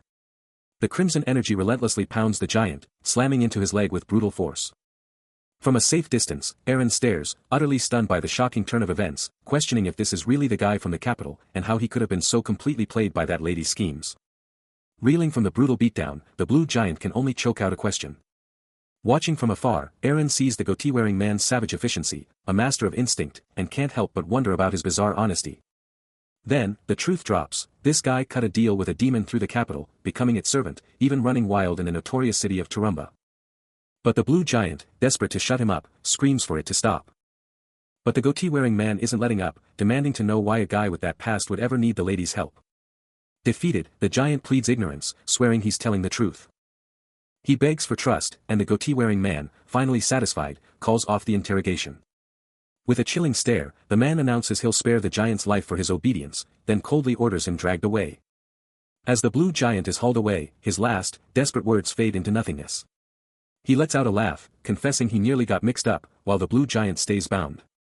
Eren, watching everything unfold, suddenly realizes this guy is the Dark Mage, and his followers are just using their own raw power. He can't help but wonder, just who is this mysterious lady? His hand flies to the scar on his cheek, just as a sudden shout rings out, "Captain!" Eren whips around, shocked, instantly recognizing the face. "So you were here," he states. But then, a mysterious, glowing orb materializes, bringing with it a sinister whisper, "What a great night. Isn't it?" Suddenly, a young man with light hair and a quiver on his back is right there. Eren's mind is reeling, thinking, "Carter, did you seriously just wake up?" He stares, a mix of annoyance and concern etched across his features. Eren's voice slices through the silence, a sharp rebuke about the other man's total failure to control his sleep. Slumped on the cold stone, Carter fires back, confessing he's utterly powerless over this condition. Then challenges his captain, demanding if he even comprehends. Eren's gaze locks onto him, a silent, heavy concern etched deep into his features. Deep within, Carter's eyes are leaden, a mirror to the sheer torment raging in his mind. As a chilling grin stretches across his face, his eyes blazing with an unnatural, blood-red glow, uttering the terrifying truth, he doesn't even feel awake when he's sleeping. The multi-moon night sky itself seems to echo the shattered fragments of his mind. As he's utterly adrift in a nightmare, a suffocating fog consuming his very thoughts. His hand instinctively clenches the hilt of his sword, now throbbing with a faint, ethereal blue glow, a desperate, last-ditch anchor in his rapidly dissolving reality. Trapped in a nightmare, Carter's eyes blaze with an unholy green, a terrifying snarl contorting his face, unleashing his glowing blade with devastating power.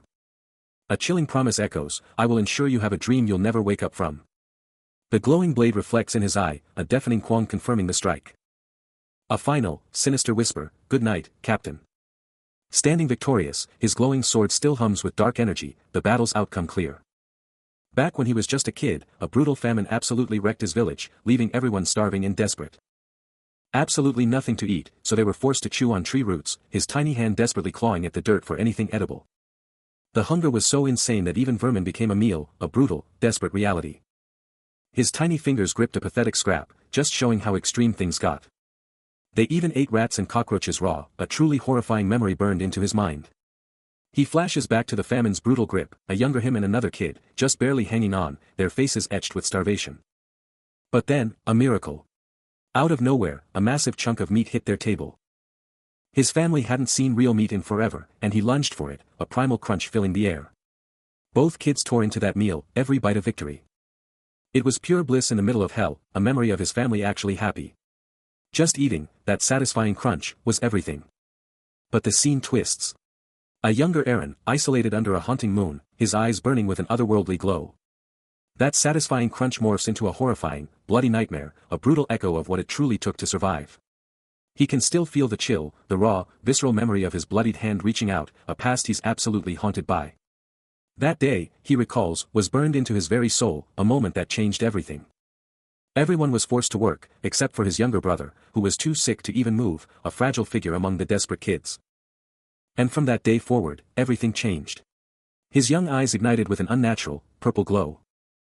The trauma absolutely consumed him, a menacing shadow constantly looming, stealing his peace. He couldn't even get a single night's sleep. Even now, that thought eats at him, fueling a fierce, aggressive surge of power. He always wonders if they'd just eat meat without him next time. His body twists, a blur of raw power, as if challenging the very world, a silent, burning question hanging in the air. His face contorts, eyes absolutely blazing with purple power, as the full weight of his past anxieties explodes, a desperate, raw cry of how worried he truly was. A devastating, explosive impact just detonates, sending shrapnel everywhere. Eren just glares, spitting pure venom. I heard about it before. You piece of shit. Then another massive surge of energy just rips through. As Eren lands a devastating blow, sending his foe absolutely flying. He looms over the fallen, his eyes already starting to blaze with that terrifying purple glow. Then, with a final, utterly disrespectful move, he plants his foot right on their chest.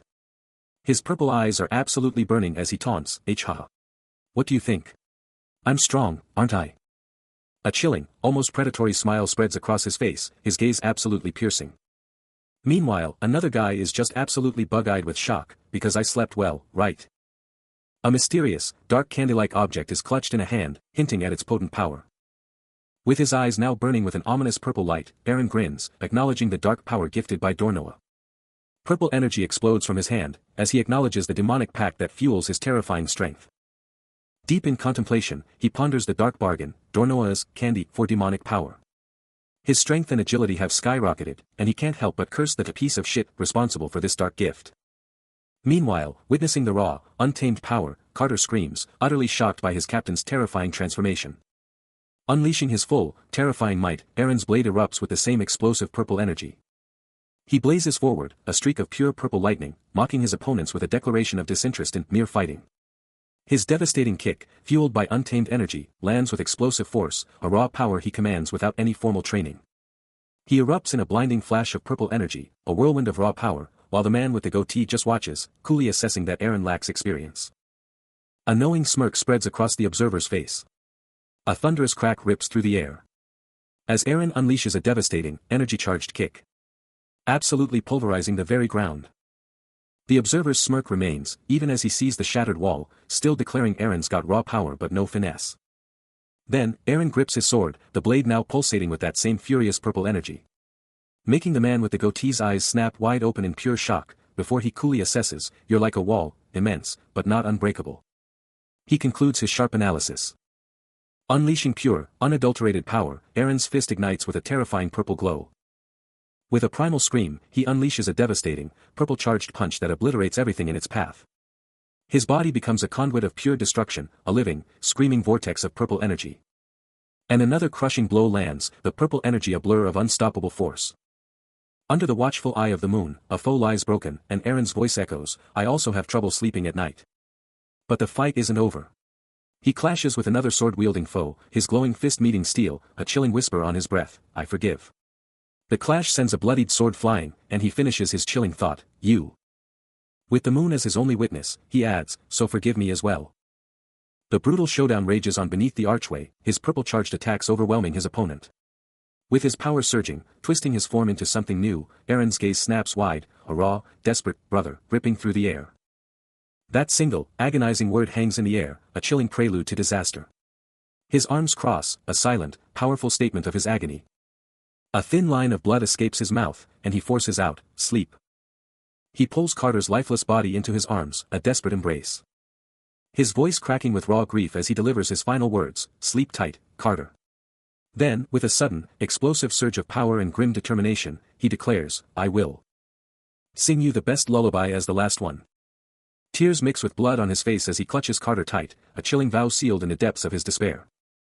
Flames dance, painting the cold stone with an ominous glow, as a mysterious blue light pulses, setting an eerie, intense scene. Right in the middle of the inferno, a dark-haired figure looms, staring down at a motionless Carter, the tension absolutely palpable. A subtle, chilling sound drifts through the air, as the man's intense gaze remains fixed on the fallen guard.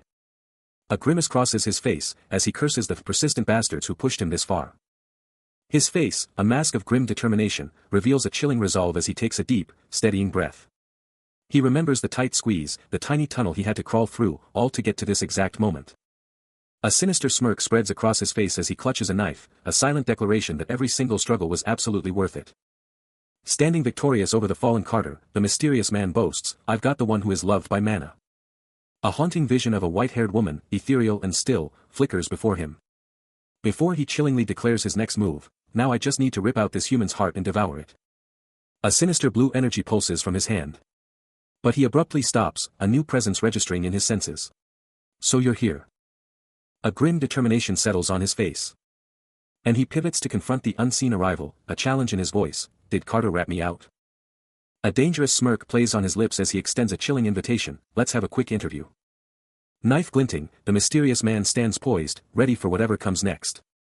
A chilling grin twists the antagonist's lips, his eyes blazing with an unholy purple glow as a subtle blue energy pulses around him. He taunts, "I thought a knight was chasing me." His hand ignites with a fierce blue, as sinister red energy tendrils erupt and wrap around it. His voice dripping with pure disdain as he sneers, "But aren't you just a novice captain of guards?" Then, with an explosive burst, a savage red aura engulfs him, his eyes blazing purple as he grips a pulsating blue orb, poised to unleash devastation. The crimson energy writhes and churns around his very being. And with a bone-chilling command, he snarls, "Bite him." Mere moments later, the antagonist stands victorious, red energy still sparking around him, gazing down at a fallen Eren, utterly defeated. Then, a small, wicked knife appears in his hand, its blade gleaming with deadly intent. He unleashes a devastating strike, his curved blade arcing with raw, crimson energy, a force to be reckoned with. Indulgence, he believes, will only eat away at oneself, as he channels a surge of potent red and purple magic from his outstretched hand, ready to unleash pure destruction. With a silent command, a monstrous creature, all glowing eyes and sharp fangs, lunges forward, propelled by the same dark energies, a terrifying beast unleashed. The antagonist stands over his fallen opponent, his blade still humming with residual power, the victor surveying his conquest. Eren clutches his bleeding arm, the pain searing through him as he realizes, with a curse, that it's a magic curse, leaving his body heavy and movement agonizing. He's been hit hard. Cursed and struggling, Eren forces himself onward, each step a battle as he grapples with his grim reality. He realizes a drawn-out battle is a death sentence in his current state. Then, a chilling voice cuts through the air, the antagonist's sigh dripping with disdain, admitting Eren's physique isn't just for aesthetics. Through the shimmering, mystical woods, Eren presses on, unaware of the antagonist's chilling gaze, a silent hunter stalking his quarry. Then, the antagonist's voice slices through the silence, throwing down the gauntlet, "Can you even stand against Lord Quentel's Shadow Legion?" With his words, the antagonist erupts in a maelstrom of shadowy energy, his entire being consumed by a terrifying, dark aura. But Eren, unyielding, fires back, scoffing at the idea, "Is that your personal animal farm?" The antagonist's smirk widens, a chilling, taunting grin, as he sarcastically asks if Eren thinks his legion is too insignificant. Eren's expression twists into a snarl of pure rage, his fury exploding at the sheer insolence of his tormentor. That chilling smirk returns, a sinister purple aura already swirling around him. Shadowy energy explodes around his clawed hand, and he roars, "Charge!" The darkness contorts, morphing into a terrifying, shadowy beast with blazing red eyes, pulsating with raw, purple power. He stares down, a cruel thought escaping him, "By the rules, I'm supposed to take him alive, right?" But amidst the shimmering dust, the knight stands his ground. Eyes locked on the terrifying manifestation, absolutely unyielding. His voice cracks with pure rage as he snarls, "You betrayed my subordinates, sold them straight to the demon." And with a defiant glare, he declares, "So I absolutely cannot do that." Then, a powerful surge of purple energy erupts around him, a clear sign of his unyielding resolve.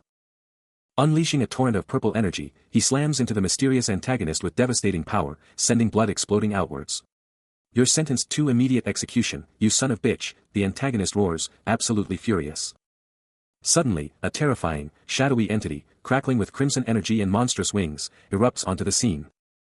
Its form a blur as it lunges, smashing into Eren with a devastating crimson shockwave. The onslaught is brutal and unforgiving, glowing particles exploding as the entity relentlessly pushes its advantage. Eren's face twists in pure agony, his eyes wide with pain and utter shock. Another devastating hit connects, the crimson energy swallowing him whole. He's sent flying, a guttural "ugh" ripped from his throat as he crashes down. Witnessing the chaos, the man with the goatee drops his facade, his eyes blazing with malevolent red power as raw crimson energy surges around his hands. As a terrifying orb of dark power coalesces, Eren's mind races, "Who is this enemy? What kind of power is this that has surpassed?" Then, with a chilling declaration, the voice boomed, "Suppression." The raw power swirled, building to a crescendo. Slamming into the knight's armored hand with a devastating impact. Shattering his hold on the sword hilt. The knight was utterly consumed, his entire being swallowed by the relentless, crushing energy. His body contorted under the sheer might, visibly breaking from the relentless assault. The man with the goatee, his hands still crackling with dark power, sneered, "How's that?" He reveled in his triumph, knowing this wasn't just any attack, but a triple curse that even the mightiest knight struggled to escape. Standing tall amidst the dissipating purple energy, the man with the goatee was the undisputed, terrifying victor. "You'll become minced meat just like this," the man with the goatee snarls, his entire being crackling with raw, dark purple energy. As he unleashes an even more crushing force on the knight. The unnamed knight's body contorts, screaming under the immense pressure, the curse tightening its deadly grip. While he watches, a dark silhouette against the swirling particles of pure, malevolent magic. "A knight, what?" he sneers, the tendrils of raw energy pulsating menacingly around his helpless victim. The knight is brutally compressed even further, his armor screaming under the impossible strain, yet somehow, he remains defiant. "I couldn't hear you properly," the man with the goatee drawls, a truly cruel smirk twisting his features. His face contorts, a terrifying blend of frustration and amusement, as the purple aura around him flares violently. "Say it again," he snarls, his voice dropping to a chilling, menacing tone. Before a final, chilling whisper, "Quite the tough guy, aren't we?" He tightens his grip, purple energy absolutely exploding around his hand, declaring this the absolute end of his opponent's foolishness. The dark magic absolutely surging through him. As the object of his curse absolutely shatters with a violent crack. Leaving the unnamed knight absolutely crushed and kneeling in defeat before the man with the goatee. Meanwhile, a terrifying glowing red eye manifests, its ominous presence immediately noticed by Carter, who watches with a look of absolute dread. This terrifying entity is a demonic beast, summoned by what is known as the Cardinal's Finger, a truly devastating power. Its massive, draconic form fully materializing under a blood-red moon, a truly terrifying sight. Amidst the absolute carnage, Eren stands firm, his sword drawn and ready, surrounded by the brutal remnants of battle. The demonic beast lets out a deafening roar, its fury absolutely echoing through the night. Swallowed by a malevolent red aura, Eren is instantly overwhelmed by the demonic beast's brutal assault. The sheer force slams him into the ground, shattering the earth beneath him with a deafening crash. The beast's power continues to erupt, absolutely devastating everything in its path. From a distance, a voice sneers, taunting him, "You're just a measly guard captain in the END." The disrespect is palpable. The man with the goatee watches, a look of pure, unadulterated disdain plastered across his face. But even as he struggles, the beast is showing signs of damage. Blood splatters across its scales, Eren's fighting back. With a sudden surge of crimson energy, Eren launches himself forward, delivering a powerful, glowing punch that crackles with raw power. He then draws his sword, its blade now absolutely shimmering with the same potent, destructive energy. And with a swift, decisive motion, he unleashes a devastating slash. The demonic beast's massive claw slams down with brutal force. Leaving Eren to curse his ineffective attacks, frustrated, "Damn it. I'm not even making a scratch." He questions aloud, as expected, does this mean ordinary swords won't work? A deep breath steadies him, a new resolve hardening his gaze. As he resolves to change tactics, a fierce declaration escaping his lips, "In that case." A torrent of crimson energy erupts, coalescing into a formidable, glowing blade, crackling with raw power. Which he brings down with devastating force upon the beast, a blur of red light. Eliciting a pained roar as the impact ripples through its scaly hide, a direct hit. A wicked grin splits his face, as he takes in the scene, pure confidence radiating. That fool, he thinks, walking right into this trap, straight into the beast's mouth. Below, a monstrous, glowing red maw yawns open, a gaping portal to pure oblivion. Then, a raw surge of power explodes from him, the air crackling with energy and shimmering particles. He stands, ready for anything, a blazing red energy blade now in his grip, but a thought gnaws at him, why is that bastard still grinning? But the enemy's grin means nothing, his infiltration was a total success. His eyes, sharp and determined, fix on the task ahead, the scar above his left eye a testament to past battles.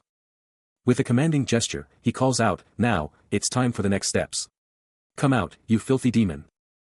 From the swirling, crimson energy, a colossal, crystalline eye snaps open, its voice booming, "You called." He stands, his red energy blade blazing with raw power, purple particles swirling around him. A confident smirk plays on his lips, ready for anything. But then, an ethereal green energy swirls, its voice booming, all despite being a master after using ITS powers a bit back then. The green energy coalesces around a man with a goatee, who looks utterly distressed as the voice snarls, "No walled bitch. At least you have some guts."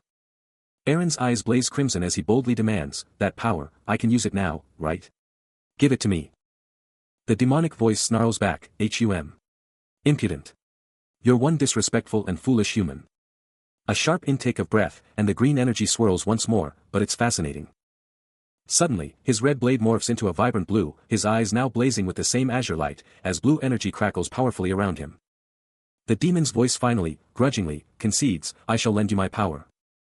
The demon's voice booms, laying down its terms, "In exchange, promise me one thing." Suddenly, a massive surge of energy slams into him, and his blade erupts in a blinding, crackling blue-green aura. But even with all that power coursing through him, he's got the audacity to snap back, "Don't call me a bald bitch from now on." And the demon? It feels a weird, unsettling churn, a strange unpleasantness as its power bends to Aaron's command. Aaron lets out a reluctant, alright, but you can tell he's already wondering what he's gotten himself into. The power surges, crackling violently around his hand, his sword now a conduit for pure, untamed energy. His whole body is shaking, like he's been hit by a lightning bolt, as the electric blue aura completely consumes him. He stands there, a living conduit of crackling blue power, the demon's strength now fully his own. His eyes blaze with electric blue light, and he finally understands, so this is aura. Aaron's eyes blaze with an electric green, a wicked smirk twisting his lips as he feels the raw power surge, thinking, this is gonna be fun. Meanwhile, the demonic beast's colossal claw gets absolutely swallowed by crackling blue-green energy, the sound of pure, unadulterated power ripping through the air. The beast's body contorts as even more energy gets ripped away, a faint, panicked voice asking, "What the heck is going on?" Aaron's form becomes a menacing silhouette, his eyes now a terrifying, burning red amidst a maelstrom of red and blue-green auras, a chilling taunt echoing, "Nervous?" The beast keeps fighting it, its entire form still engulfed by that insane, vibrant energy. Aaron's gaze snaps into focus, his eyes blazing green again as he locks onto the beast's reaction, that question still hanging heavy in the air. Then, a sudden, shocking realization hits him, and he utters the word, "Aura." The demonic beast's face twists into pure, unadulterated shock and disbelief, utterly unable to process what's happening, impossible. Bathed in an electrifying blue aura, he emerges, a force to be reckoned with, as a shocking revelation drops, he was a knight. But the demonic beast is losing it, red tendrils exploding in pure agony and utter disbelief. A guttural roar rips through the air, as it screams, "Just who the hell are you?" He doesn't even flinch, just turns his back on the screaming beast, a cool blue glow still radiating from him as he strides off. Meanwhile, a man with a goatee is absolutely floored, gasping, "Did the Imperial family send you?" His voice cracks with pure panic, as he screams, How did those bastards find out about this plan? We never received contact about it." With his eyes blazing with an intense blue light, Aaron's resolve is absolute, his aura practically screaming with raw power. The man with the goatee, now completely desperate, can only manage a chilling whisper, "My identity?" Too late. A blade flashes, striking true with a sickening spray of blood. The man with the goatee is violently thrown back, blood exploding from a fatal wound. His eyes snap shut. The deep gash in his tunic confirms. A voice echoes, cold and dismissive. This is the legend of. Later, under the silent, watchful gaze of a full moon. A lone figure reflects. He stands, his dagger clicking back into its sheath. Looking down, he offers a quiet farewell. Aaron stood, a silent sentinel over the fallen foe he just eliminated. His eyes locked onto the motionless form below. Suddenly, a sinister purple glow pulsed from the fallen's chest, quickly morphing into complex, arcane symbols. The swirling power surged, engulfing him. A stark expression of shock and alarm etched onto his features. "That's," he roared, the chilling realization hitting him. He stared, horrified, at the glowing array, the grim truth slamming into him, this was death-activated magic. "Damn it," he snarled, glaring up at the night sky, trapped in the ominous purple glow. Still reeling from the sudden surge of power, Aaron watches, utterly frustrated, as the death magic keeps erupting from the fallen foe, making things bothersome even in death. The purple glow intensifies around the deceased's hands, unleashing an even more ominous aura. As glowing symbols erupt from the ground, Aaron explodes, cursing these bastards for ever dealing with demons. His frustration is off the charts. The magic engulfs the area, its vibrant purple energy and intricate symbols pulsating with an unsettling, overwhelming power. Suddenly, a memory flashes through his mind, a moment from the past where he held a blonde woman close, her face etched with pure distress. The sound of the magic's ominous rumble pulls him back to the present, but the flashback won't let go. He remembers carrying her through a dark, desolate landscape, both of them utterly exhausted and desperate. Back in the present, Aaron's face hardens, his eyes reflecting the purple glow of the magic, a grim, unyielding determination settling upon him. Engulfed in a maelstrom of dark energy, his very form twisting under the death magic's influence, Aaron's glowing red eyes betray a chilling thought, has he finally gone too far? The malevolent power surges through his very core, dark tendrils erupting around his legs, shattering the earth with raw, destructive force. A monstrous, horned figure, radiating a malevolent red glow, explodes into view. Its colossal form dominating the landscape, as particles of dark energy swirl around its massive, earth-shattering legs. Its single, glowing red eye locks onto its target, a silent, terrifying promise of utter destruction. Then, with a deafening "quang," a devastating impact rips through the very air. Eren is instantly caught in the beast's crushing grip, red energy crackling around him as he desperately struggles. The force intensifies with another brutal "quang," threatening to shatter him completely. The beast's massive foot slams down, sending devastating shockwaves across the very ground. Its colossal limb settles amidst the trees, a terrifying testament to its overwhelming, destructive power. He's down, but not out. A guttural cry of pain rips from him, the beast's crushing blows still echoing through his body. But even battered, his warrior's instinct kicks in. His hand shoots to his sword, pulling it free with a defiant roar. Someone's grumbling about overtime, but then a chilling scream cuts through the air, "My lady." Eren's gaze hardens, a fierce resolve burning in his eyes. He's not backing down, no matter what comes next. But it's too late. Another brutal blow slams into him, the monster's raw power shattering his resolve. Just then, a new hero bursts onto the scene, her emerald eyes blazing with fury, the desperate cry of Lady Vivian ringing in her ears. No time to waste. She immediately unleashes her power, a brilliant teal energy erupting from her, ready to turn the tide. Her eyes dart across the battlefield, a single, urgent question escaping her, "Where are you?" And then, with a blinding flash, her power explodes, a torrent of blue energy ready to unleash pure devastation. The knight strikes, a blinding flash of blue energy tearing into the monstrous beast. He's airborne, delivering another crushing blow, the impact echoing through the void. The demon roars, a primal scream of pure rage and agony. As the knight unleashes a final, explosive assault, his power pushing back against the creature's overwhelming purple aura. But then, a shift. Eren stands, enveloped in an ethereal blue light, his gaze intense. Deep in the woods, a mysterious white-haired figure walks, pondering the roles of a knight and an inquisitor. A low hum escapes him, his thoughts a whirlwind. And suddenly, Vivian appears, her face etched with worry. Only to be utterly shocked as police officers move in, accusing her of kidnapping. What just happened? Right after the chaos, we find Kale, the legendary former captain of Casertici's Outer Fortress Guard Unit 4. Then, with a swift, decisive move, he shoves her back. But just a beat later, a hint of worry flashes in his eyes as he thinks, "Whoa, did I just go too hard on her?" Seeing her still on the ground, he quickly decides, gotta cover her up now, realizing she's freezing from his touch as he drapes some clothes over her. He lets out a quiet "Hugh," making up his mind, then pivots towards the woods, his fingers grazing a tree trunk as he prepares to move. He throws one final look over his shoulder, a quick goodbye, then calls it a day for his guard captain duties and dips into the dense forest. His figure vanishes into the trees in a flash, leaving everything behind him. Suddenly, a blinding burst of electric blue energy erupts, tearing through the void with explosive force. The power escalates, slamming into its target with an earth-shattering KWAAK. Then, with a final, deafening KWAAK, the focused blast obliterates everything in its path. And there he stands, bathed in the glory of a sunset, the knight, triumphant, his blade still humming with the power that just annihilated the demonic beast. But the victory is short-lived, as a worried voice cuts through the air, "My lady, just where are you?" The knight's face, usually stoic, is now a mask of pure anxiety, her eyes wide with a desperate search. Meanwhile, Dukish, with his piercing stare, observes the unfolding drama, a silent, calculating presence. High above the world, the knight and Dukish stand on a precipice, overlooking a breathtaking valley, his finger already pointing the way to their next challenge. The sun-kissed path stretches out before them, beckoning them towards their destiny. A hand shoots out, a desperate cry echoing, "Lady Vivian." The green-haired knight and her ally are absolutely stunned, one of them barely managing to gasp, "Are you Aura?" Ori, veiled and utterly broken, can only stare, her eyes screaming silent horror. The horrifying question hangs heavy, "Is she dead?" Both women are frozen, their faces etched with pure shock and dread, the horrifying truth sinking in. Pure fury ignites in the green-haired knight, a guttural snarl escaping her lips, "Darn it, I'm so pissed." Just steps away, a prisoner languishes in a rough wooden cage, their fate hanging by a thread. The purple-clad woman's voice cracks with utter despair, a desperate plea escaping, "How are we supposed to win against a dark mage?" 1 week post-cataclysm, a chilling flashback ignites, showcasing the raw, desperate moment a younger Eren and Vivian, among others, were forced to fight for their very survival, a trial by fire that forged them anew. Just 7 days had passed since the Dark Mage's savage strike, the world still trembling from the sheer force.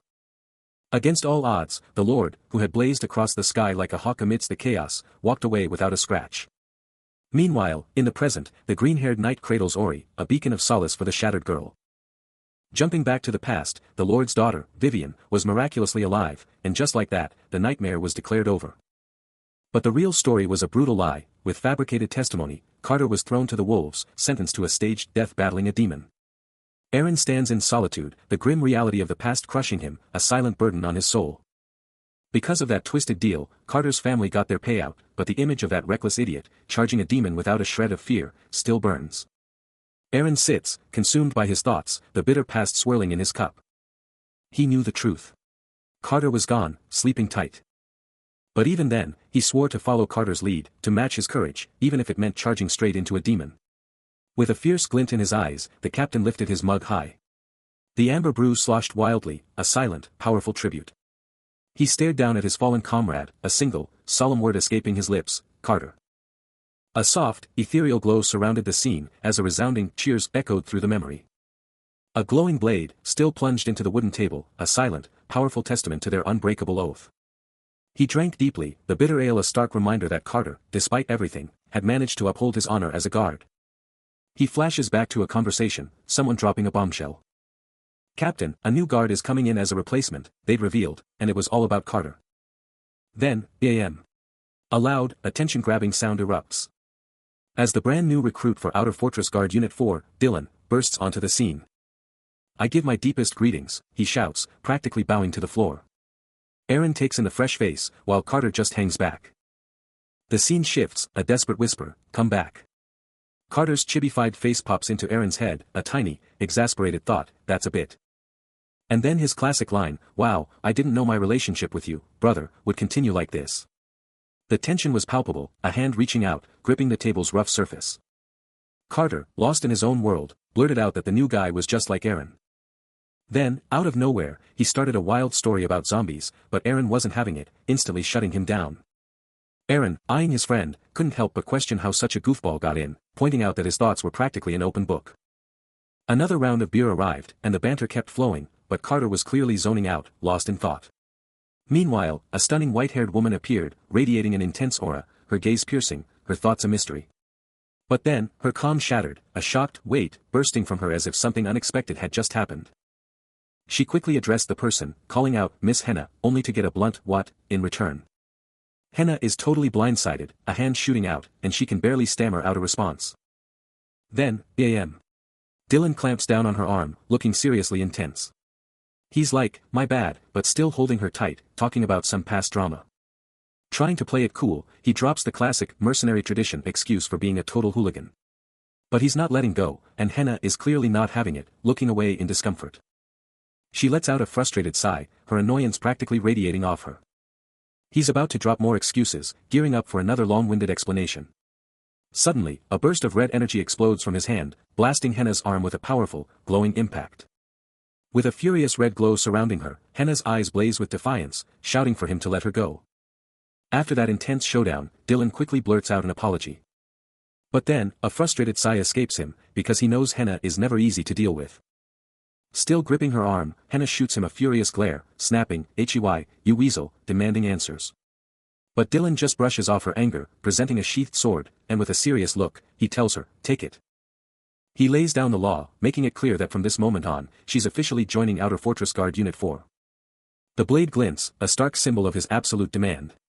His eyes narrowing as he drives home the weight of his words, hard. Then, he drops the ultimate bombshell, a chilling ultimatum, "Or else you're dead." But instead of backing down, Henna's eyes flash wide, and a powerful, defiant red aura explodes around her. A surge of pure, unbridled enthusiasm erupts from Dylan as he declares his unwavering commitment. But this isn't just a moment, it's a memory, a stark flashback to his early days, a warm welcome into the Outer Fortress Guard Unit 4 that he'd later reflect upon with a chilling perspective. Captain Aaron extends a firm, welcoming hand to the fresh recruit, while Carter, ever the friendly face, offers a reassuring smile.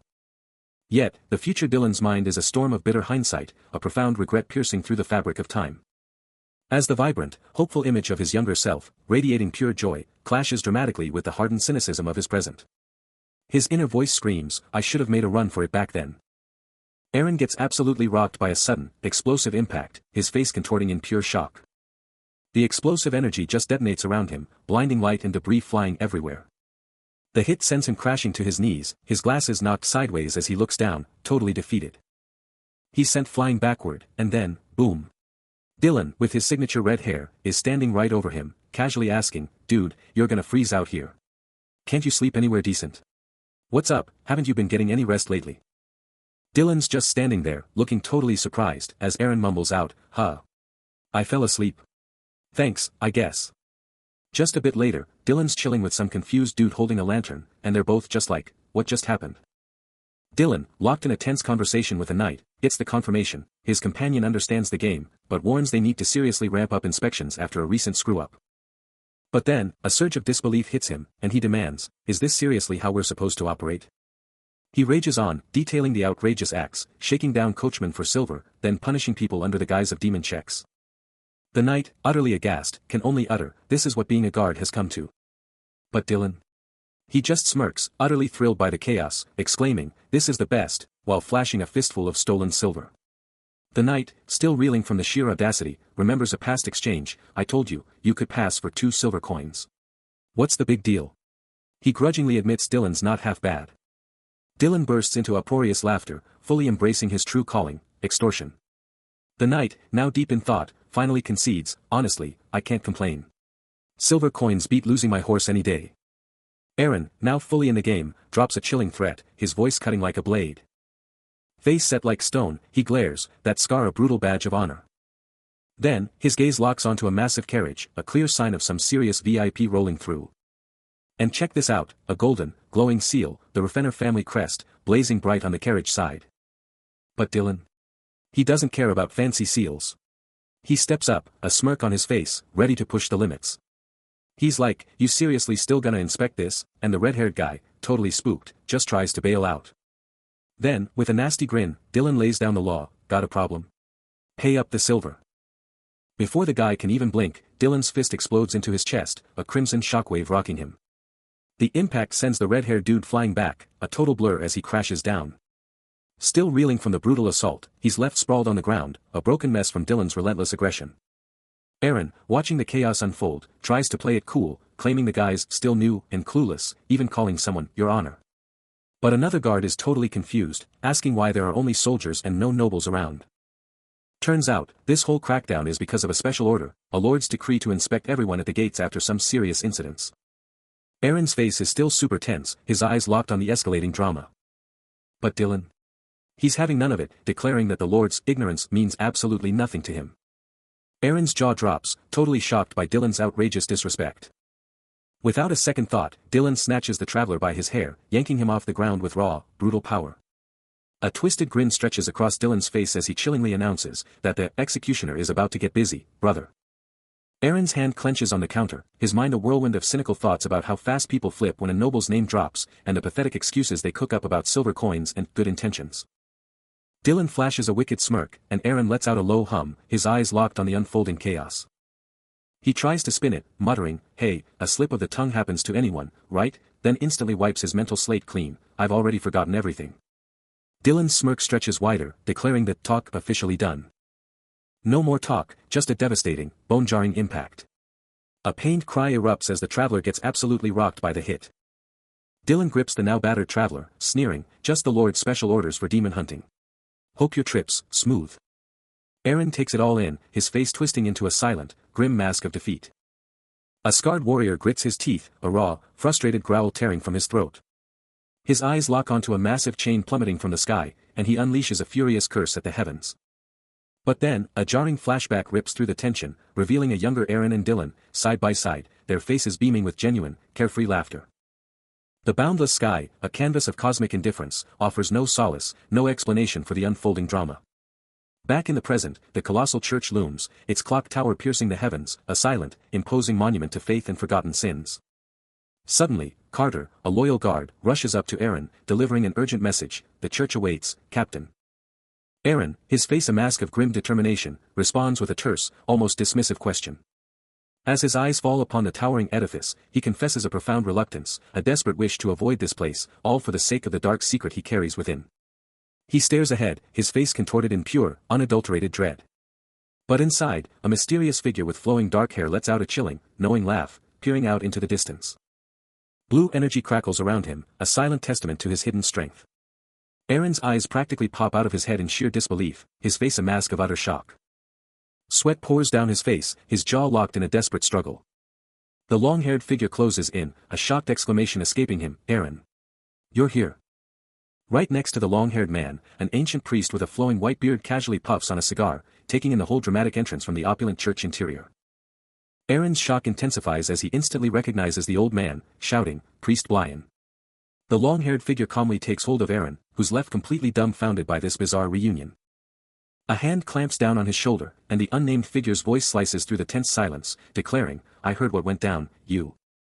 Aaron's eyes are squeezed shut, sweat beading on his brow, his mind racing, trying to process the sudden ambush of words. He visibly recoils, the sheer gravity of the situation hitting him hard.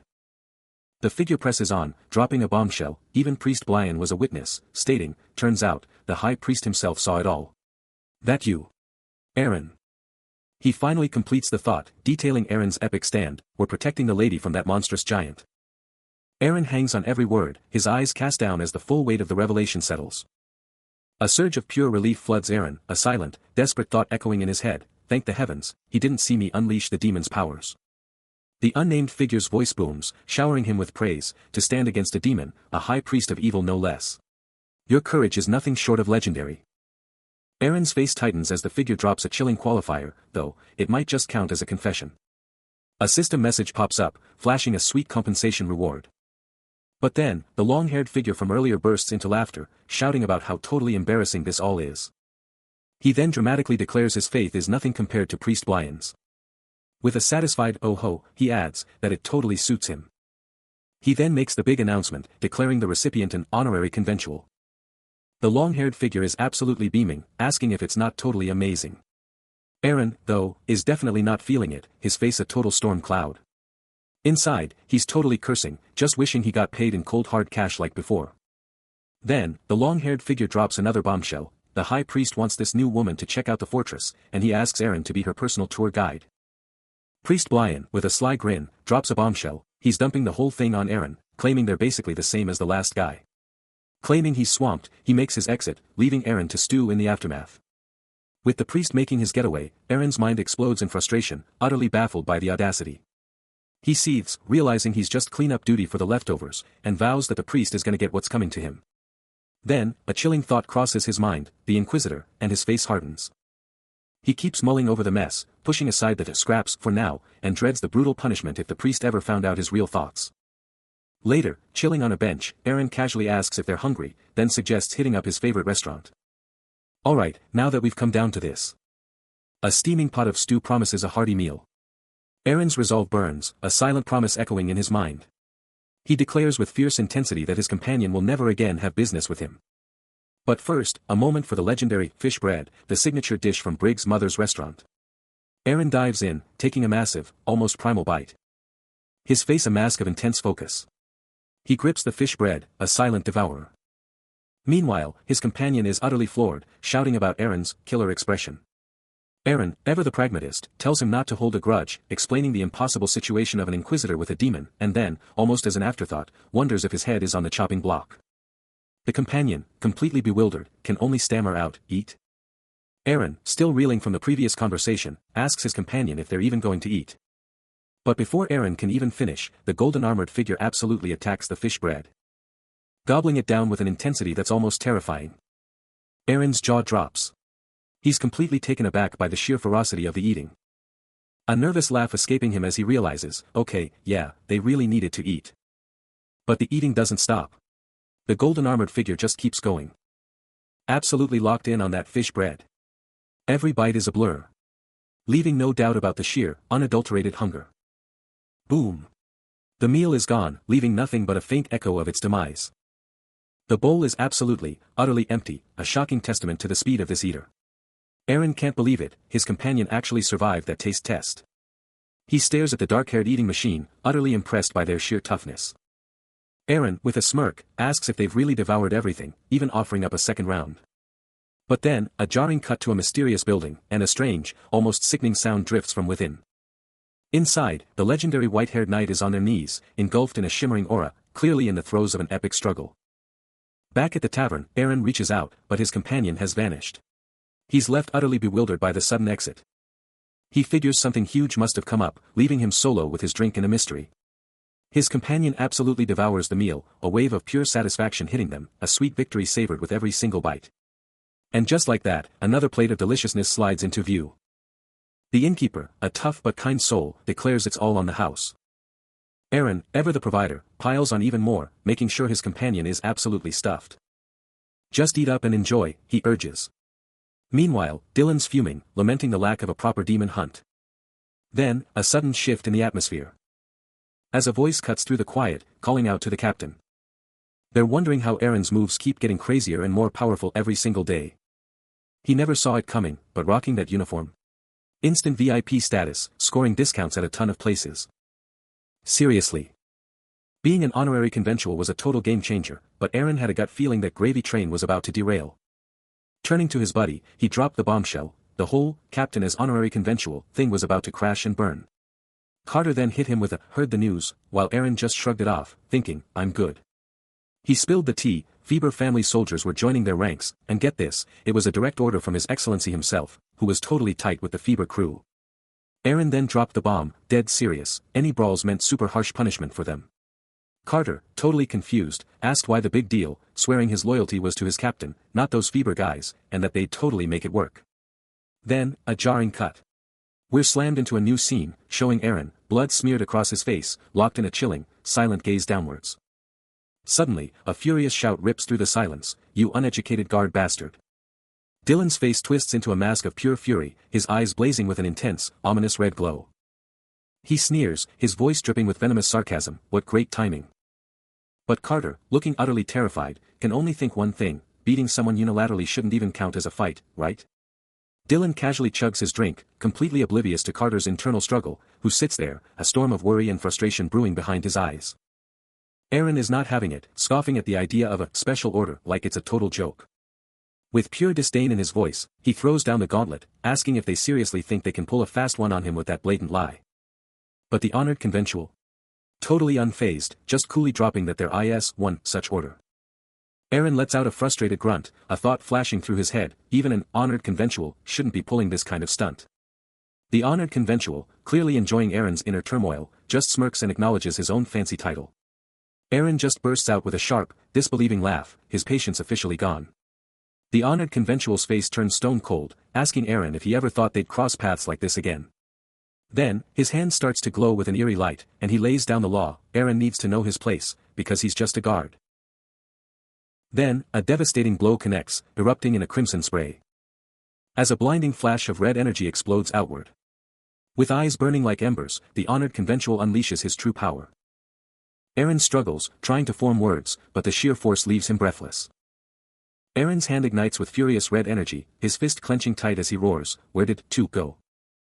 Then, a voice cuts through the tension, questioning, isn't the one-sided assault a bigger issue? But another quickly dismisses it, declaring, it's all right. I'm an honorary conventual anyway.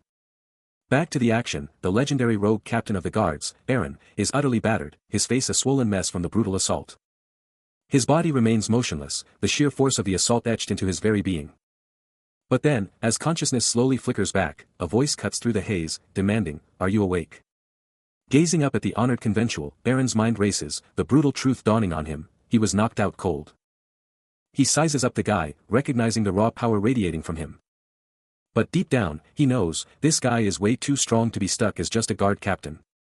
Dylan, though, is quick to shut that down, arguing that with that kind of power, he could totally be a noble's private soldier, and it's not about being weak, it's just about facing pure, unadulterated strength. He just scoffs at the lame excuses, totally rambling. That's right, it's Kale, from Caserta C Outer Fortress Guard Unit 4. Later, on the move in a wagon, he's chilling on some barrels, watching the world fly by. His eyes are locked on something far off, a silent focus in his stance. The driver, Belheim of the Inner Family, suddenly apologizes for some drunken nonsense he said before. Aaron glances back, wondering what that guy's been up to since then. He's checking out this wild demon identifying method from the captain, but honestly, it just seems kinda useless, almost too easy. Then, out of nowhere, he lets out a shocked, huh. As this terrifying, shadowy demon with glowing purple eyes just pops up right in front of him. The monster snarls, you punch human. and winds up for a massive attack. But Eren is faster, slamming a punch right into its head. The demon reels back as someone screams, "How dare you smack a demon in the head," and then a stunned whisper, "Oh my god, it was real." Two guys nearby are absolutely freaking out, yelling, "He actually found a demon with that method." His hand starts glowing, proving the method totally worked. And he's just standing there, completely dumbfounded, like, huh? Someone's questioning if he's just going wild, hitting everything for no reason. But hold up, the narrator's quick to point out that the demon Eren exposed was just some low-level grunt. This whole discovery had flipped the entire fortress on its head, exposing a terrifying, gray-furred demon with blazing red eyes, now somehow trapped. And just like that, the story rewinds to that crucial day, when Eren, a serious guy with dark hair, glasses, and a cigar, was watching the whole mess go down with other armored folks. His face totally changing to pure worry. Even a green-haired woman in matching gear looked completely freaked out, as they all bore witness to the raw power of the Kasserti Fortress Guard, all gathered in one spot. The armored knight's fist is absolutely glowing, clenched super tight, ready for anything. A surge of power, a crimson glow erupts from Eren's hand, unleashing a brutal strike that tears through the air. He feels a flicker of pity for his foe, but the mission demands absolute resolve. But the battle fades, replaced by the inviting flicker of a tavern's torch, a beacon of respite in a world that never stops moving. And just like that, the tension breaks as Dylan's booming voice cuts through the air, a massive grin on his face as he shouts, "Brother! You're back!" Eren, ever the diligent worker, barely pauses from his tasks, but still manages to throw back a quick, "You worked hard today too." But before he can even think about it, his companion chimes in with a tempting offer of a bath, which only makes Eren snap back at Dylan, "Why are you still here, you weasel?" Eren's face twists into a scowl, his annoyance palpable. Dylan, probably sensing the impending doom, quickly redirects, "Things are fine here, so go take a look at the hall." Meanwhile, Eren's companion, ever the calm observer, mentally notes Dylan's overflowing apologies, deciding it was alright to let him off the hook. And with the day's chaos behind him, Eren finally kicks back, enjoying the sweet, sweet relief of a cold beer. Eren's companion glides down the stairs, a tray of refreshing drinks in her grasp. While Eren, completely absorbed, chugs his beer with an almost primal satisfaction. A fleeting thought flashes through his mind, a quick nod to the grind of increasing sales. But in the end, it all comes back to one undeniable truth: beer is king, a powerful symbol briefly flaring on his cheek as he drinks deep. Across the room, the innkeeper calls out that the cold beer is ready, but Eren's companion is lost in her own world, flipping through a book and pondering her meager magical talents. And the sheer difficulty of leveraging her own skills for research, knowing full well that magic books are a rare and costly commodity. A shadow of worry falls over her face as she questions whether they can truly afford to stay out of it. Her hand moves, a silent, unspoken question hanging heavy in the air. While the vast, indifferent sky stretches endlessly above them. Hooves pound the earth, a carriage thundering down the road. Spearheaded by a formidable knight on horseback. But inside, Dylan is already losing it, the relentless shaking of the carriage pushing him to his limit. His stomach churns, his body racked with intense nausea.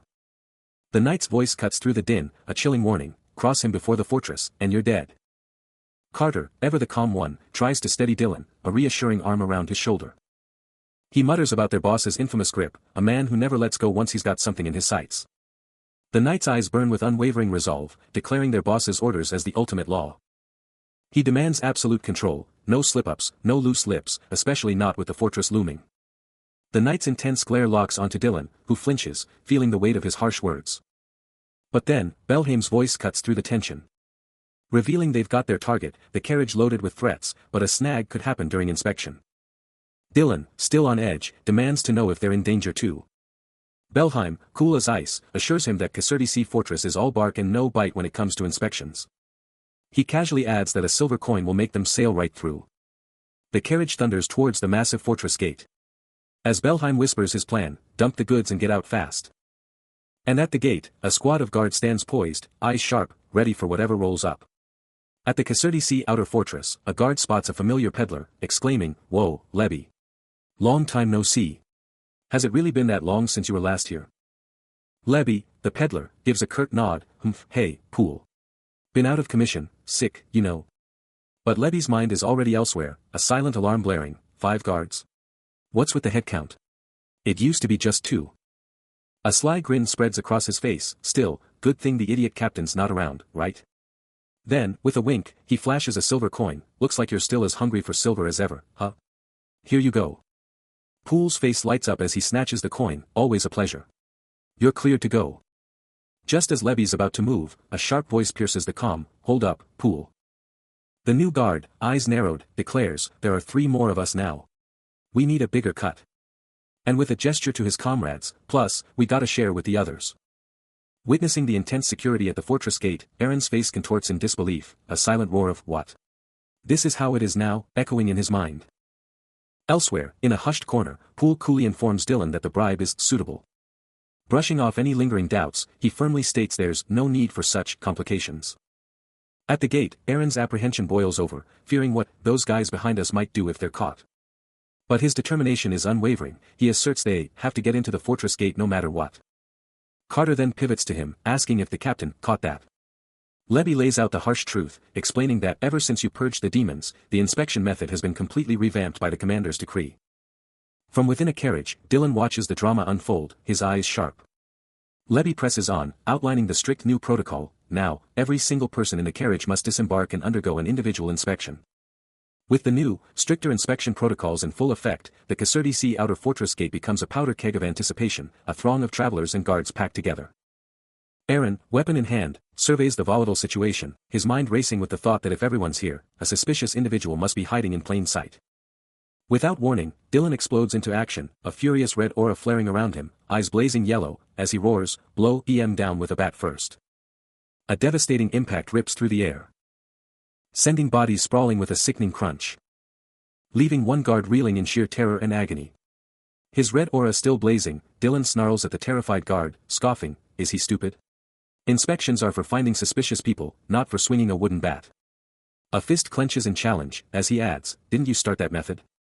Victorious, Dylan stands over the fallen guards, his red aura still crackling, a chilling smirk on his face as he declares, "I only hit them with my hand."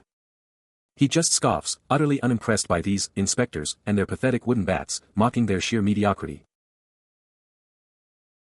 High above the fray, Aaron's eyes lock onto the crimson-haired menace, a silent observer to the unfolding pandemonium. Dylan, a whirlwind of destruction, looms over his vanquished foes. Poole and Carter are down, their forms broken, the ground slick with their blood. A brutal splash of red confirms Jake's incapacitation, leaving the remaining guards to question if he'd simply passed out from the sheer terror. His eyes blazing with an infernal yellow, Dylan sneers at their pathetic display, announcing his grand exit from this pathetic fortress and their worthless company, singling out Jake with contempt. He strides away, leaving the stunned guard to stammer a question about his destination, but Dylan's brutal rampage was apparently just a prelude to upgrading a Mim fridge, a truly bizarre anticlimax. Aaron, his scarred face a mask of grim contemplation, tracks Dylan's departure, a storm of thoughts brewing behind his intense gaze as he dissects the raw power he just witnessed. A shimmering blue aura pulses in the air, hinting at the immense power or deep contemplation stirring within the observer. Elsewhere, a young girl with vibrant purple pigtails gazes upward, her cheeks tinged with a delicate blush, caught in a moment of quiet contemplation. A young girl grips a wooden bucket, her purple hair a stark contrast to the tension, as a chilling voice booms, "I have to bring that kiddo to the boss." A young girl with striking purple hair just watches, her gaze intense and unblinking. Golden particles absolutely explode into the air, radiating an otherworldly glow. Aaron, hidden in the dim light of a rustic room, locks his intense gaze onto the small figure of the girl. The vibrant golden energy just keeps swirling, a clear sign of immense power. His eyes blaze with an intense red light as he commands, "Come here, Kanu." A genuinely kind smile breaks across his face, completely changing his intense look.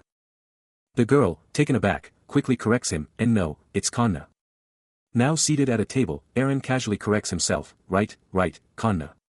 With a hand resting gently on her head, Kanna casually asks what kind of magic he's packing right now. She rattles off her own powers, chilling things to the bone, and some basic clairvoyance to boot. While Kanna prattles on, he can't help but think about Kale, the legendary magic user, and she's asking if he can just learn magic from a book.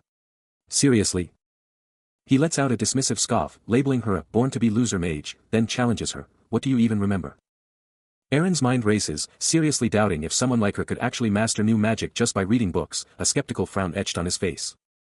Kanna's eyes widen in defiance, proclaiming she was always told she could learn anything super fast. She throws her arm out, confidently stating she was a natural at everything.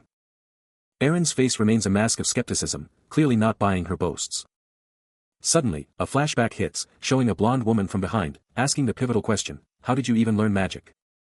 The dark folds of her cloak ripple, as she challenges Aaron, demanding to know why he even asks, proclaiming that true magic isn't learned, it's felt, and she was just desperate.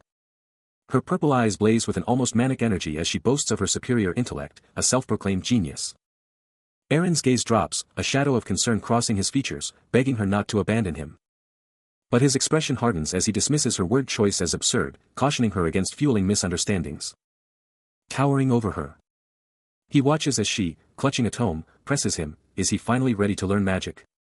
Her entire being erupts in a vibrant purple glow as she screams a resounding yes. Pure, unadulterated resolve radiates from her as she demands he simply give the commands. After ages, Dylan finally shows up, a massive grin plastered on his face, shouting. Aaron, totally blindsided, just manages a shocked, brother. But elsewhere, a whole other conversation is going down, and someone drops a bombshell. Also, there's something I haven't told you yet. The hooded mage is all ears, looking down, totally focused. As Aaron gets ready to spill the beans, his voice dropping to a tense, that's. Then, out of nowhere, a massive, unseen force explodes around him, blazing with yellow-orange energy, and he's instantly caught, spinning around. The energy just keeps blasting. A flash of purple rope or braid hinting at the mage's presence, as Aaron screams. Both him and the mage are swallowed by the insane force, his desperate shout ripping through the air, brother. Miles away, Dylan is also hit by the event's insane aura, his face twisted in pure shock as he screams, we've got an issue, a big one. Dylan's blood runs cold, his fist slamming down on the table. All the guys we caught just broke out. The words hit him like a physical blow. His face twisted in pure disbelief, he can barely process it. They broke the bars, they ran, and they did it all without a single weapon during the inspection. But elsewhere, in a dark, grimy cell, a shadowy figure looms over a fallen, bleeding guard. The wounded guard gasps, his voice filled with self-loathing. He can't believe they escaped unarmed, and the worst part. He's the one who let them out. Dylan, utterly distraught, clutches his head. His voice cracks with desperation, what are we even going to do? But a cool, collected voice cuts through the chaos, a captain with glasses calmly stating that Belheim wouldn't have been held at the Hydra's head immediately anyway. Then, the captain issues orders, Hannah, lock that door, it's dangerous out there. And Kanu, with that weapon, you're on watch for anything dangerous coming their way. With the prison break confirmed, Carter wasted no time, pushing Dylan into action, you need to go patrolling. Yes. Stay safe out there. He physically propelled him forward, emphasizing the urgency, you need to go patrolling. But beyond the walls, an ominous, crackling energy surged through the darkness, casting an unsettling, supernatural glow over the rain-drenched city streets. Inside, a furious superior officer erupted, his face a mask of pure fury. You fools. His eyes burned with indignation as he challenged them, the imprisoned guys escaped, right in your right mind? Always thinking ahead, Carter tried to reason with a nearby guard, this is why I suggested replacing the wooden shackles with iron ones. I heard that the bystanders were forced to seek the iron ones. The superior officer, however, was not interested in excuses, his voice booming, who are you to be speaking? Do you know how much iron shackles cost? The iron shackle is worth 10 wooden ones, so. The three guards remained, the air thick with tension, the gravity of the prison break hanging over them. He's checking out the report, seeing the prisoners were caught, but then he's like, wait, how did they even break out? Elsewhere, a serious officer is all business, declaring they need to hunt down the escapee ASAP. Then, the bombshell drops about one of the prisoners, a dude named Carolyn, a straight-up devil from his region, with eyes that burn with a terrifying red glow. This guy's rep is insane, he's notorious even in his own hometown. The guards are totally floored, they can't believe Weasel actually managed to snag a monster like that. Dylan's eyes pop open, and he screams, what? Meanwhile, Aaron and Poole are just standing there, looking sharp, ready for whatever comes next. Still freaking out, Dylan demands to know who's in charge here. Aaron, looking down at the newbie, just casually asks if the scary-looking muscles are talking to him. A younger Aaron, a fresh scar already marring his face, is caught in a moment of raw distress. He fights back against a guard's relentless grip, who snarls about his insolence, only to be met with a choked cry. Pinned down, Aaron screams to be let go, challenging the guard's brutal methods. Despite the restraint, he fiercely defends his teacher's innocence. With a desperate gaze, he cries out for salvation. Back in the present, Lebby is stunned by the guard's wild claim that Korean Ever was him, his mind flashing back to Aaron, the young man who used to trade with him. Back in the past, the guard, visibly shaken, roars about being threatened, justifying their desperate fight. With an intense gaze, Aaron challenges them, asking if they mean that stingy Lebby. A distressed Lebby, back in the present, starts to explain, admitting the grim reality. The scene flashes back to a younger Aaron, caught in a brutal struggle, as a guard's voice booms, declaring they can't let him slip away, no matter who he knows. A brutal punch connects, sending him flying. He lets out a pained grunt, barely coherent, begging for a break, even as he protests he wasn't trying to escape. Pinned to the dirt, Eren unleashes a furious curse at the relentless guards.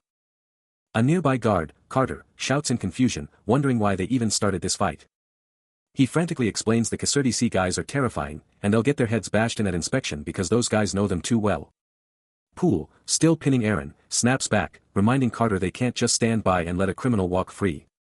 Eren thrashes against his captor, his fury boiling over. But even through the struggle, a fierce resolve burns in his eyes. A piercing whistle rips through the air, and Poole immediately knows they're in deep trouble, cursing the sound. One of the guards screams, demanding they bolt the other way. But Carter, his face contorted in terror, screams the truth, it's a lure. They're being played. Meanwhile, Eren, a shadow in the downpour, stalks forward, his eyes burning with a subtle glow, ready to strike. A guard spots him, scoffing at the lone figure, convinced their 7-to-1 odds make them invincible. But Eren is a blur of motion, his glowing blade a deadly arc that instantly fells the purple-haired guard. Another guard roars, demanding they break through Eren's assault. But before Eren can even react, a devastating counterblow connects, exploding with raw power. The impact sends him flying, crashing hard. Eren explodes with a devastating, glowing strike. The impact reverberating with a sharp "ong" as it connects. Two guards are thrown back in utter shock and agony, their desperate cries of "Yuwak" and "Gnarn" tearing through the silence. Carter, absolutely rocked by the sheer power, can only gasp out a disbelieving "is." As his mind races to process the impossible assault, is that human? But Eren offers no mercy, no explanation, his eyes now blazing with an ominous blue light, a dark, terrifying aura swirling around him. He reaches out, his hand extending with lethal intent, ready to strike again. Then, with a blindingly swift motion, he unleashes another attack, swinging a blunt weapon, crackling with raw, glowing energy. The strike connects with a thunderous "kwang," the blue energy exploding brightly on impact. Still fueled by an unholy power, Eren absolutely exploded forward, his eyes blazing with an electric blue intensity. Leaving nothing but a chaotic storm of shattered debris and pouring rain in his wake. This wasn't just a fight, it was an absolute nightmare unfolding. He stalked onward, an unstoppable force, his eyes now glowing a terrifying, blood red, radiating an oppressive aura that promised pure destruction. Every single step crushed the very ground beneath him, sending poor Carter reeling back in sheer, unadulterated terror, desperately trying to escape the inevitable. "Don't you dare come any closer," he shrieked, a pathetic, flickering shield barely materializing. But it was all for nothing. A gut-wrenching scream ripped from his lungs. As a blinding, explosive burst of energy consumed everything, signaling another brutal, undeniable hit. He grabs the man by the collar, a fierce grip in the relentless downpour. The man gasps, terror etched on his face as he's confronted, "What are you screaming for? And why did you even try to cause trouble for everyone?" Elsewhere, an older man points to a red-haired youth, urgently telling him, "Your student is looking for you. Go." The captain, a scar marking his resolute face, stands firm, unmoved by the relentless rain.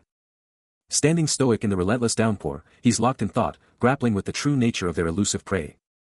A subordinate kneels, confirming they've tracked the tiger's movements, and Eren demands the intel. The answer hits him, a precise location burning into his mind. The target is holed up in District 5, right by the Laughing Rabbit Inn. The rain intensifies.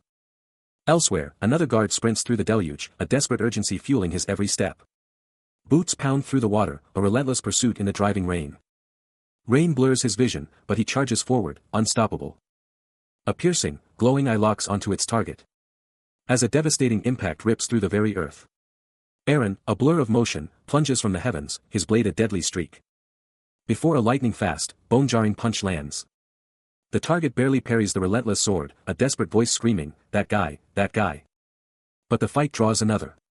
A furious man in a red cap, eyes blazing, snarls him up into a pulp. He can't just watch this go down. A searing crimson aura erupts around him as he clutches a brutal pipe, roaring, "A criminal walking around this area without my permission."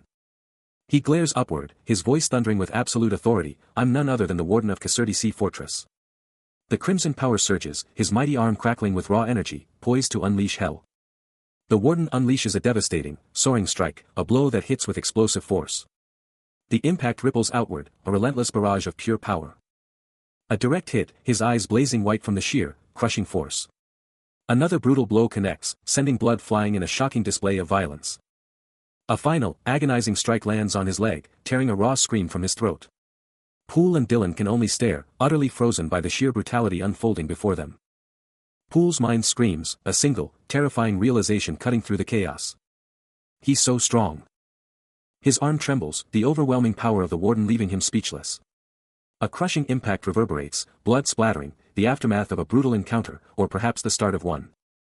Rain lashes down, but he stands firm, eyes scanning the deluge as he states his mission, I'm looking for a girl.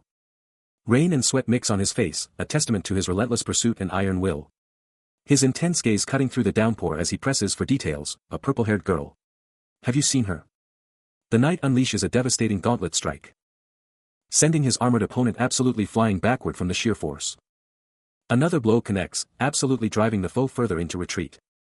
As the knight's relentless, brutal assault continues. A pained grunt escapes the opponent, a clear sign of the damage being dealt. But the knight's expression remains grimly determined, absolutely locked in, his fist practically exploding with focused energy for the next strike.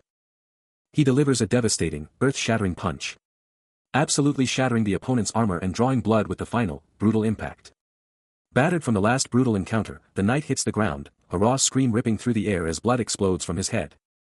But elsewhere, amidst a torrential downpour, Dylan is in full flight, his face a mask of pure terror as he desperately checks behind him. A desperate, faint glow sparks from his outstretched hand, a last-ditch effort to summon something against the impossible odds. The sheer futility of it all crushes him, as he screams, this is insane. Even with 3 people against him, it's still no use. Despair washes over him, and he lets out a guttural scream, the fight seemingly over. Then, a sudden, poignant memory flashes through his mind, a moment of brotherhood with Poole, Aaron, and Carter, as a voice echoes, sorry brother Poole. But the brutal present rips him back, and he snarls, you monsters. You're not even human. A desperate thought flashes, shouldn't these guys be able to live next time? His eyes ignite with a furious blue glow, as he roars, "Hey, you son of a bitch." Dylan, a lone warrior, faces down a towering, armored foe, his resolve burning bright. His eyes ignite with an electric blue glow, Dylan's mind flashes back to a desperate vow, so I can't just leave you behind and run. He unleashes a furious roar, daring his unseen foes, you got your ass kicked. Get out from my range. The taunts keep coming, as he mocks them, looks like all your little siblings were grilled on skewers, HUH. A defiant sneer twists his face, a missing tooth a testament to his struggle, as he spits, you weak ass bastard who fainted after. Then, a brutal, purple-blue energy blast crashes into him. A taunting voice rings out, getting hit once, and Dylan can only manage a guttural shit. But even as he's hit, Dylan explodes with a furious blue energy burst, a raw, guttural scream ripping from his very soul. Yet the sheer force of his enemies sends him spiraling backward, crashing hard into the rain-soaked earth. Defeated, he lies broken in the pouring rain, as a menacing silhouette casts its shadow over him, the victor's chilling laugh echoing in the storm. Crushed and soaked in the relentless downpour, a furious red aura sparks around him, Dylan's mind races with a single, burning question, where the hell is Aaron, the guy who always shows up out of nowhere, when he's needed most? His hand clenches, knuckles white, even if this whole damn life of his was a total bust. He'd clung to a sliver of hope, thinking that maybe, just maybe, if he kept pushing, there'd be some point to this whole mess. But now, with his eyes burning crimson, he unleashes a guttural roar, screaming Aaron's name like a primal curse. His voice rips through the rain with pure rage, howling why Aaron is nowhere to be found, the one damn time he actually needs him. And as his fury hits critical mass, a devastating crimson explosion erupts from his very being. He lunges, his fist blazing with raw, crimson power, unleashing a desperate, earth-shattering blow. But his desperate strike is instantly overwhelmed, and he's violently blasted backward, tearing through the rain and debris. Once more, he crashes back to the soaked earth, utterly defeated, as a menacing, shadowy figure looms victoriously over his broken body. A sudden, jarring impact rips through the downpour. And Dylan, battered and soaked, can only manage a furious whisper, "Weasel." But Aaron, the shadowy figure looming above, remains utterly unfazed, his back to the storm. While Dylan's rage ignites, his voice exploding into a desperate, defiant roar, "Weasel." Then, a terrifying crimson aura erupts around him, his eyes blazing with unleashed power as he snarls, "What did you say just now?" Aaron, however, doesn't even flinch, his voice cutting through the air with icy disdain, "Aaron? Shithead." But before Dylan can even move, an invisible, crushing force obliterates his attack, sending him hurtling backward with explosive speed, a voice remarking, his ears are ridiculously bright. Aaron finally turns, a cold, dismissive gaze sweeping over the fallen Dylan as he sneers, "Look at this guy, you little." With a final, dismissive gesture, he barks, "Take him home, we're done for the day." This guy and that guy, a thought reverberates, setting a tense mood in the downpour. While the bald figure stands, gazing down with an intense, grim expression. His voice, dripping with menace, slices through the relentless downpour, proclaiming that everyone here is practically begging for death. Eren, unfazed, just smirks. Carter, ever the silent observer, watches as Eren keeps up the pressure, telling the shadow to be more careful, even casually pointing out a leaf on his side. But the shadow's fuse blows. With a sudden, explosive burst of raw power, he unleashes a devastating strike, slamming into a nearby guard. His weapon ignites with fierce energy, arcing through the air, unleashing a devastating shockwave that absolutely tears through the ground. With his eye now blazing crimson, the enraged shadow roars, "You despicable little." Eyes blazing with raw power, the shadow of Caserta Fortress unleashes a primal roar, purple energy exploding around him, ready to obliterate everything in his path. Eren, observing the chaos, can't help but smirk, knowing this is where the real action truly kicks off. Then, the shadow's power explodes, a devastating purple blast ripping through everything, hitting with an earth-shattering force. A supercharged orb of pure destruction rockets through the space. Before the shadow blitzes in, landing a devastating, energy-charged punch that absolutely pulverizes its target. The knight is launched like a ragdoll, smashing into the wall with an explosive crash. Attack finished, the shadow slams down, his landing shaking the very foundations. Then, Eren coolly strides in, gazing down at the utterly defeated knight, his face giving nothing away. Without a single word, he plants his boot squarely on the knight's skull. He just smirks, a chilling sound escaping his lips. But the shadow's eyes blaze with electric blue, cutting through the air as he demands, "What business did you have crawling into this remote area?" Eren's face twists in disgust, scoffing at the thought of farming and ranting about the lack of decent rooms. The shadow's gaze burns, his voice unwavering as he reveals his true mission, "I'm looking for someone." A fleeting glimpse of a short girl with vibrant purple hair. Eren's entire aura changes, his eyes narrowing as he challenges, "Have you seen her before?" Elsewhere, a sharp-eyed man watches, his expression unreadable. Two shadowy figures exchange words, confirming the rumors about a certain individual, known as A. Yet they question the extreme measure of sending a fixer for just one, worldly mage, as a solitary warrior endures the relentless downpour. Someone's talking smack about the guy who sent him, calling him cheap. Meanwhile, the shadow of Caserta Fortress, eyes blazing red, isn't asking for anything back, he's just taking what he wants. Then, a massive burst of red energy explodes. The impact slams into both him and Dylan, sending blood flying. But before the shadow can even think about his next move, a dark, blue-glowing weapon slashes out, Dylan's rage exploding, "This bitch." His eyes now burning with an insane blue glow, Dylan screams, "There's TO target purple." The shadow's face twists into a vicious snarl, his eyes exploding with a cold, white-blue power. Blood streams from his mouth, as a primal growl rips from his throat. His eyes drop, burning with pure murder, as he snarls, "I'm going to kill yo dash." Out of nowhere, he was sent spiraling, absolutely free-falling through a torrential downpour, his body a blur against the storm's fury. The rain was a solid wall, blurring everything as he just kept on falling. He finally hit, a raw gasp tearing from his throat as the icy rain slammed into his face. He fought to stand, the brutal memory of the fight still burning. Gasping for air in the deluge, he remembered the exact moment he'd screamed out, daring that demonic monster to come at him. The rain just kept on pouring. A solid sheet of water blotting out the sky. As the storm absolutely hammered the ancient town. The ancient buildings just stood there, defiant against the deluge, silent, stoic witnesses to the absolute chaos. He charged at me while I was in a daze. I couldn't even react. My body was already battered, my mana depleted. I couldn't even move a finger. Slowly, I was dragged into the abyss. Eren steps in to check on the injured, his presence a beacon of calm amidst the chaos. Dylan's voice rises, describing the sheer terror as blood gushed out, turning his vision crimson and splashing everywhere. His loyal subordinates, Poole and Carter, immediately acknowledge their captain's arrival. And Eren, ever the leader, asks about everyone's injuries. Then, with a flourish, he presents a woven basket, a visiting gift for the recovering warrior. But Dylan's reaction is pure terror, screaming, "It's the killer bread." Eren, a mischievous grin spreading across his face, insists Dylan appreciate his sincerity and devour every last crumb. The heavily bandaged man, trying to escape the culinary threat, feebly asks, "3?" before declaring he's fasting and can't eat. Dylan, still battered and bandaged, tries to dodge Eren's persistent bread offering, but Eren is not taking no for an answer, declaring it a mandatory visiting gift. But wait, Eren's having a moment, a full-on internal monologue about his killer bread and its legendary status. The bread approaches, and Dylan's hand shoots up in a desperate, almost comical, defense. The next thing we know, Dylan's on the floor, the bread saga having taken an unexpected turn, with Eren and the others looking on. But Eren's not done. He's back, this time with a bowl of soup, flashing a confident smile as he offers it to a bewildered Dylan. And then, the purple-haired girl drops a bombshell. Dylan's been fasting. Dylan's hand reaches out. He finally takes the bowl, a simple thanks escaping his lips. Aaron observes, a complex mix of emotions playing across his features. Deep in his own thoughts, he's snapped back to reality by a crucial question: do you have any dreams for your future? She pushes further: something you want to become or do, something like that. Like a knight, or even a lady of a house. Her innocent gaze locks onto him. A tiny, expectant eye. Hanging in the air.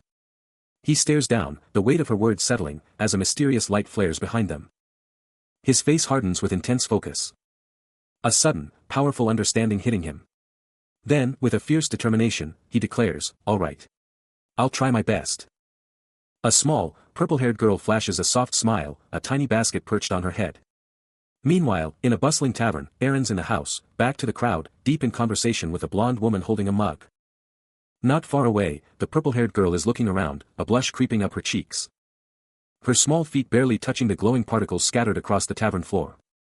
Suddenly, a boisterous voice cuts through the din, as Dylan leans in, making his move. "My lady, perhaps a glass of juice with me, if your throat allows you."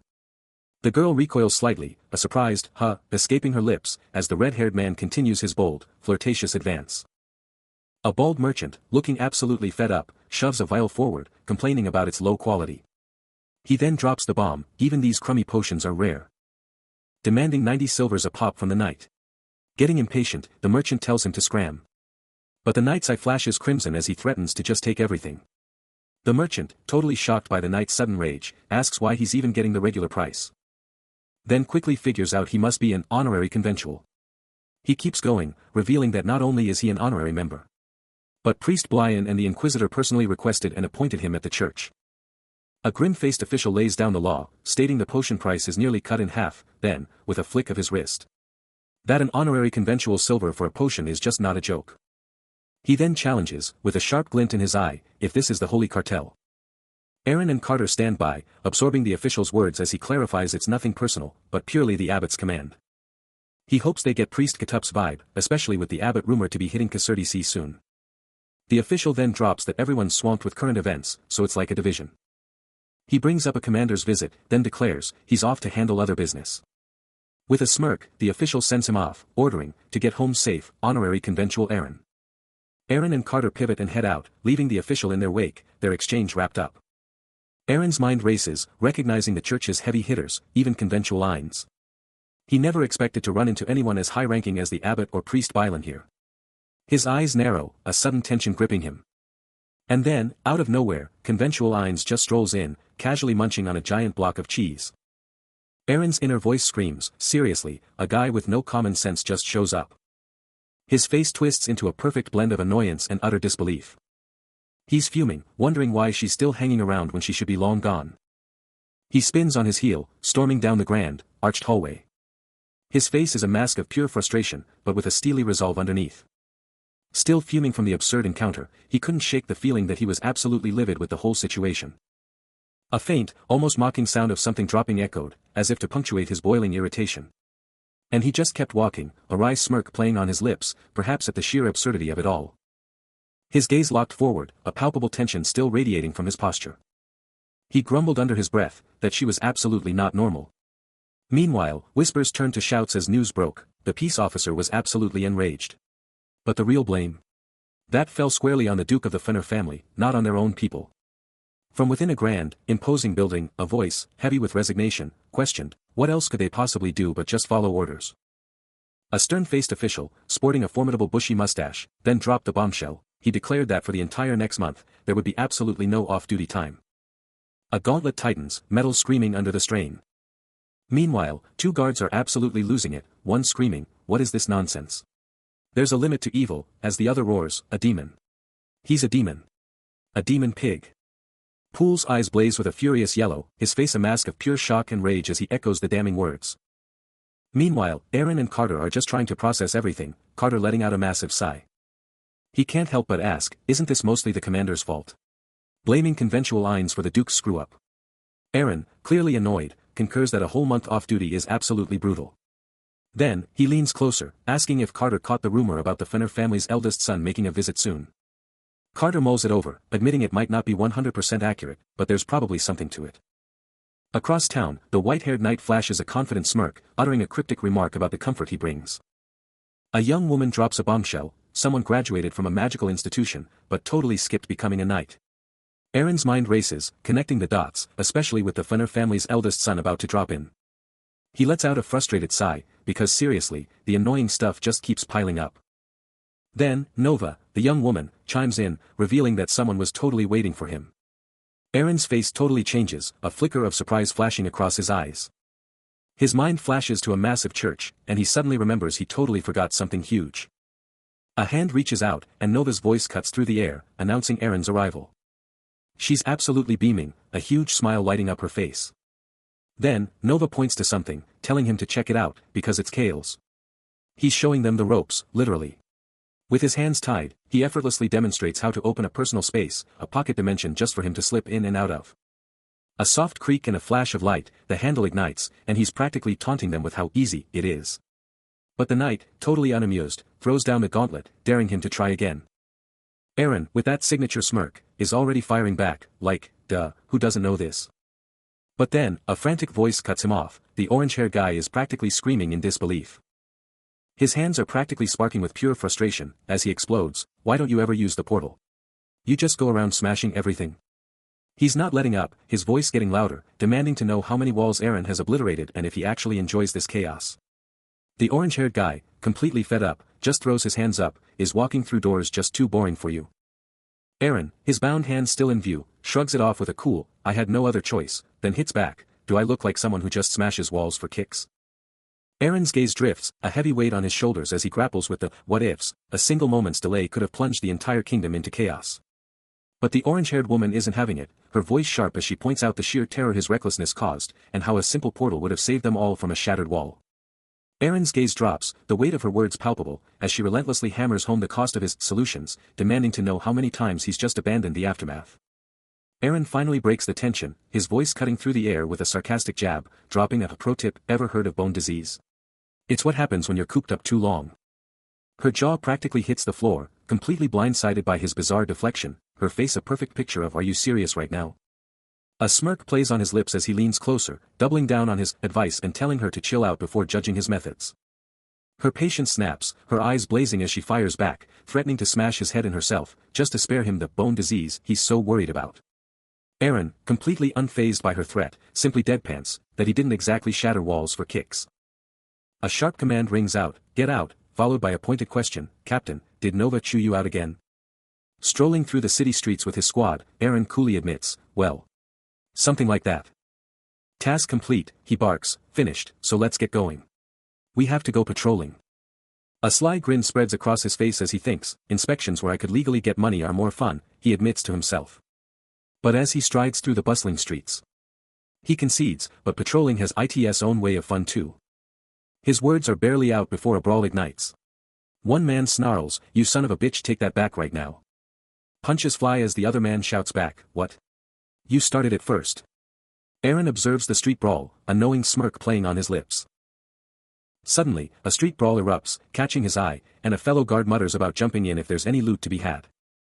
But Aaron just lets out an annoyed sigh, telling the guard to handle it himself. As he walks by, someone in the crowd shouts, it's Aaron, telling everyone to run before the captain gets them, but he just brushes it off. The day drags on, uneventful, and he's totally bored, wishing something, anything, would happen. Then, his face twists in irritation as he hears a voice barking orders, demanding something be brought to her right now. He spins around to find a woman, flanked by his own guards, yelling, who took my stuff? His eyes blaze with anger as he hears her accusation, demanding to know who dared take her silverware. She then turns to him, calling him Kale, Aaron, and says it's a good thing he showed up, because she needs to get a book. A young woman's voice shatters the calm, accusing the guards of a shocking theft. She screams, these bad guys stole my silverware. The family heirloom, passed down through generations. Her face twists in pure outrage, pointing a furious finger, not at me. She rages, her voice hitting a fever pitch, who would even dare steal those rusty silverware in the first place? Then, a sudden shift, confusion clouding her features as she adds, neither am I. She quickly clarifies, a more logical tone taking over, I have a chef and butler at home. Why would I ever need those silverware? Aaron, utterly exhausted by the absurdity, declares, I don't know what happened to the silverware, but I'm beyond tired. I'm out. Later, in conversation with Dylan, the sheer burden of his responsibilities weighs heavily. This annoying job is never-ending, especially when a guest demands something specific. He clenches his fist, a wave of frustration washing over him. His subordinate, Poole, looks up in surprise, demanding to know the exact timing of the crime. Aaron then turns to Nova, pressing her for details, demanding to know what was stolen or vanished. Poole interjects, explaining that the items were present until he went to eat breakfast that very morning. Nova, her brow furrowed, suggests that the culprits must be someone living nearby. Aaron considers this, his mind racing through the timeline, trying to pinpoint what they were doing from last night to this morning. Poole, looking utterly drained, offers his alibi, stating he had finished organizing hay the previous night before returning home to sleep, without even having dinner. The investigation quickly points to a small, goblin-like figure, identified as culprit 1. Aaron, now holding a small, round object, considers the culprit's unusual behavior, noting that not eating dinner is highly uncharacteristic for such a voracious creature. Nova's voice absolutely explodes, her defensiveness through the roof as she screams that the situation is suspicious, flat out refusing to spill the beans on what she calls a personal matter. Those crooked teeth, a tiny but telling detail, are spotted as she furiously shouts about having a silver mirror at home, insisting it's nothing compared to the missing silverware. She then drops a bombshell, hinting that a silver mirror isn't exactly a commoner's trinket, doubling down on her suspicion. Her agitation absolutely skyrockets as she rants about not getting food outside, only leaving because that woman practically kicked her out. Aaron, clocking her pale skin, takes it all in as Poole drops his own bombshell of suspicion, pointing out he's never seen her face and she's clearly an outsider. Even though he absolutely hated the idea of going this far, Aaron makes up his mind, he's got no choice but to unleash the last resort. The tension builds as Carter declares that the truth can't stay buried forever, promising that if they dig, it will come out. Poole, meanwhile, can only think about how clueless he was back then. Then, a chilling thought, the voice remembers a past order to dismiss everyone, realizing that the whole incident he picked up just for kicks, was about to blow up in his face. Suddenly, a chaotic maelstrom of purple and green energy erupts. And the unnamed knight's eyes blaze with an unholy purple glow, clearly dominating Nova, who looks absolutely terrified by the power unleashed. This was the exact, shocking result he was talking about. Aaron's voice just rips through the air, like, you seriously don't want to do this? And then he hits them with the ultimate challenge, do I look like I'm asking for permission right now? His face is just pure, unadulterated fury, those dark eyes practically spitting fire. He's not done yet, laying down the law, you think guards are easy just because we're playing nice. Meanwhile, Poole's putting the pieces together, realizing these are the infamous guards who got robbed, and he's like, oh, this is gonna be a huge problem. Then he drops the truth bomb, otherwise, we'd already be toast. Aaron's mind is racing, connecting the dots that all these guards are local, and he knows he has to act, right now. He lets out a weary sigh, thinking, just when I thought I could chill, here we go again. Classic. Elsewhere, Dylan's face lights up with a wild grin, his eyes practically sparkling as he exclaims, dude, how epic is this? Someone's throwing shade at a portrait, like, seriously, you call that a mirror? They're totally hyped, claiming even the best silverware can't touch this mirror's vibe. But Nova, looking totally fed up, starts to fire back, getting cut off mid-sentence. Aaron's checking out this super basic house, and he's like, hold up, why is this fancy silver mirror the only thing here? Sketchy. He keeps scanning the place, eyes sharp, taking everything in. He thought the mirror was the only weird thing, but then it hits him, there's something else totally out of line here. He holds up some fabric, and just blurts out, men's underwear. Pure disgust just washes over his face. Poole, taking in the desolate room, can't help but ask, Captain, doesn't this place smell a bit off? Aaron, with a smirk, drops the bomb, for a woman's house, it reeks of an old man. Then, with a pointed glance at Nova, he adds, and judging by this woman's looks, she's definitely up to no good. Nova, utterly exasperated, cuts him off, she's committing adultery, isn't she? Her face contorts in disbelief as she shouts, Amen. Haven't you guys ever seen this before? Aaron, completely unfazed, simply hums, then declares, if something important is here, we have to check it out. Soon after, Aaron and Poole are chowing down, Aaron exclaiming, yummy. Next, ready for whatever comes. Their search uncovers a hidden study, a treasure trove of ancient books, a lone candle casting eerie shadows over a worn desk. Close-up on the stacks reveals open tomes, their ornate covers and yellowed pages practically screaming ancient secrets. Scanning the massive library, Aaron couldn't help but think this guy was seriously into books. Aaron clutches his arm, a grimace on his face, as Poole dramatically whines about his aching shoulders. But Aaron's got bigger problems, glaring at the still glowing, pinkish bracelet on his wrist, cursing the bastard who left it behind. Pool, oblivious to the bracelet's glow, is freaking out about weird noises, yelling if Aaron's trying to get them both wiped out. Then his eyes lock onto the glowing wristband, and he can't help but roast Aaron's fashion sense. Aaron, totally caught off guard, demands to know what the big deal is. With a sly smirk, Pool tells him to just keep the weird thing if he's into it. Then, out of nowhere, he cheers, thanking Aaron and hilariously declaring him innocent. Aaron, completely dumbfounded, can't believe someone just declared innocence like it's a good deed. And as they keep moving on patrol, Pool's still hyped, wondering what wild encounter awaits them next. The captain strides away, but his mind is racing, replaying a crucial moment, a voice cutting through the noise, demanding his attention. His eyes blaze with an eerie yellow glow, the gears turning in his head, a chilling certainty forming, this is the guy. This is definitely him. His suspicions only grow stronger, the memory of their earlier, shady moves flashing before his eyes. But Aaron, ever the strategist, just smirks, knowing full well his laid-back act is fooling everyone into thinking he's not paying attention. The captain's determination solidifies, a promise to scour every inch of the place once he's inside, while Aaron and Pool maintain their cool, continuing their patrol like nothing's amiss. Suddenly, Aaron's face tightens, a chilling realization hitting him about their surroundings, the unspoken words, this place is echoing with ominous weight. Then, with a lightning-fast, iron grip, Aaron snatches something, his intense stare locking with Pool's shocked expression. His fingers lock down on the unseen, the air crackling with raw tension, a silent warning of what's to come. Then, out of nowhere, a dazzling pink fabric explodes into sight, shimmering with glowing particles, a powerful, rhythmic thumping echoing with its sudden, dramatic arrival. A stunning white horse, draped in vibrant pink ribbons and surrounded by a burst of roses, makes a grand entrance. Its powerful form radiating an almost ethereal glow from the ribbons that elegantly wrap around its powerful legs. Suddenly, a young boy, Charbot, appears, his face beet red, clearly overwhelmed and frustrated by the sight. He frantically asks if he's too late, but a calm, unseen voice cuts in, confirming their old man has been chilling at home all day.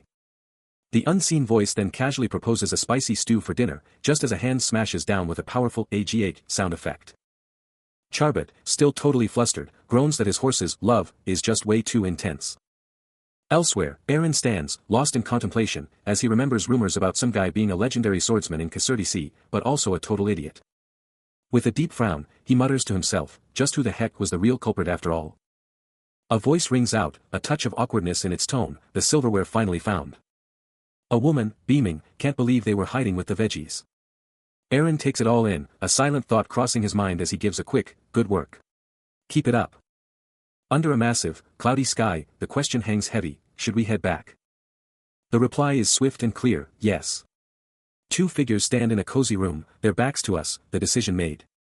Back to Aaron, alone at a table, a frustrated sigh escapes him, damn it. All that for that woman.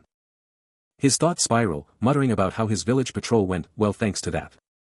He glances at his drink, a soft oh, thanks escaping him, maybe to a server, or just to the air. With an adorable, triumphant giggle. Her smile is absolutely radiant. But Aaron, the recipient of this gift, is utterly flabbergasted. His face is a masterpiece of pure, unadulterated horror and disgust. The shocking truth is revealed. No, they're not just cubes. Completely unaware of Aaron's existential crisis. A tiny thump as she adjusts her stance. Aaron, defeated, can only muster a painfully sarcastic good job.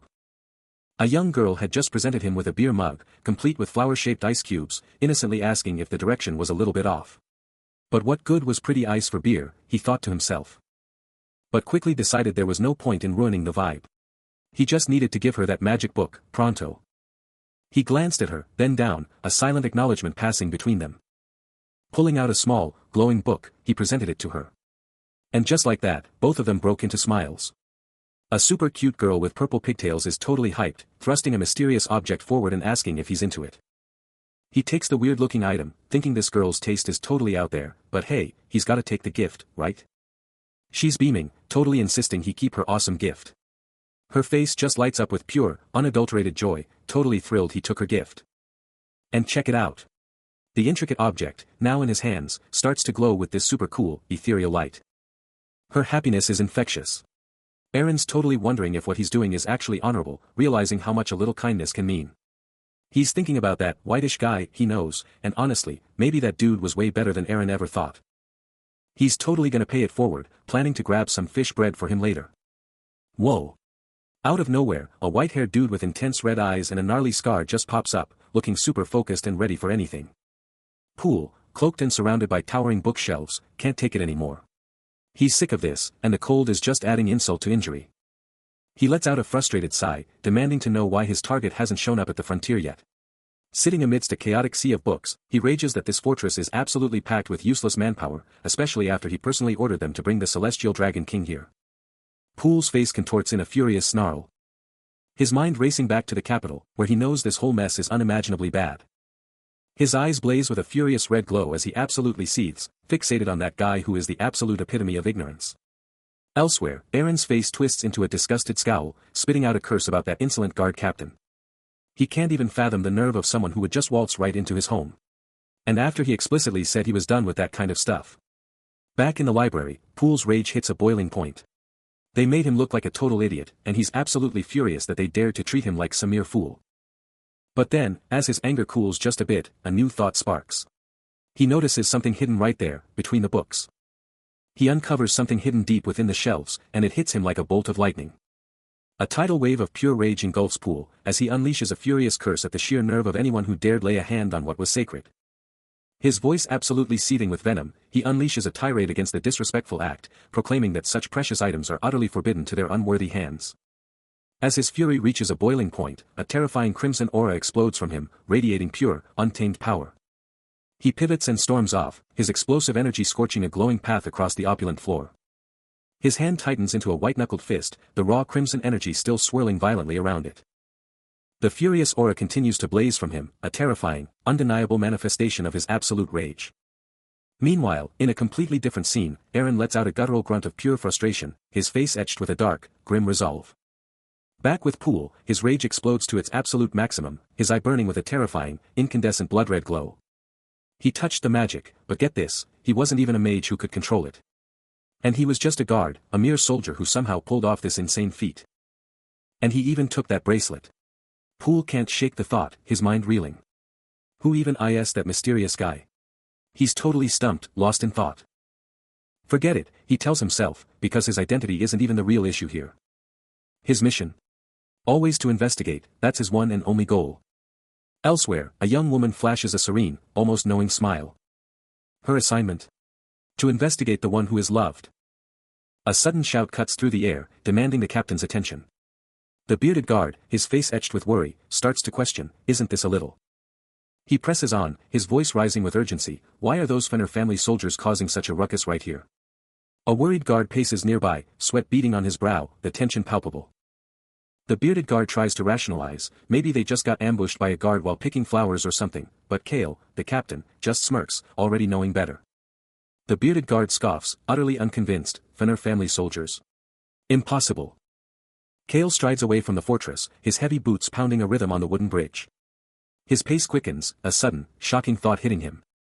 His eyes snap wide open in pure shock, that's. Peering down from above, a figure wonders aloud about the sheer speed of a noble's ride. Questioning if it's the infamous eldest son everyone's been buzzing about. The carriage approaches, and the white-haired knight sharply orders his companion to bow, recognizing the passing noble's presence. His eyes hold firm. A resolute, unyielding expression carved into his face. He observes the spectacle. A striking blue brooch gleaming on his formal wear. In a flash, the carriage vanishes into the horizon. Afterward, on the street, the knight scoffs at the whole affair, declaring all nobles are just fleeting dust, as his companion points out their surprising lack of real influence. Elsewhere, a battle-hardened warrior with a scarred face observes the scene, his mind already calculating the next move. The lavish carriage rolls on, and Poole can't help but question what fresh drama it's hauling now. Standing beside the stoic white-haired knight, they both track the carriage as it disappears. Aaron confronts the blonde man, demanding to know where he's from. Blushing slightly, Poole quickly reveals his Karzan roots.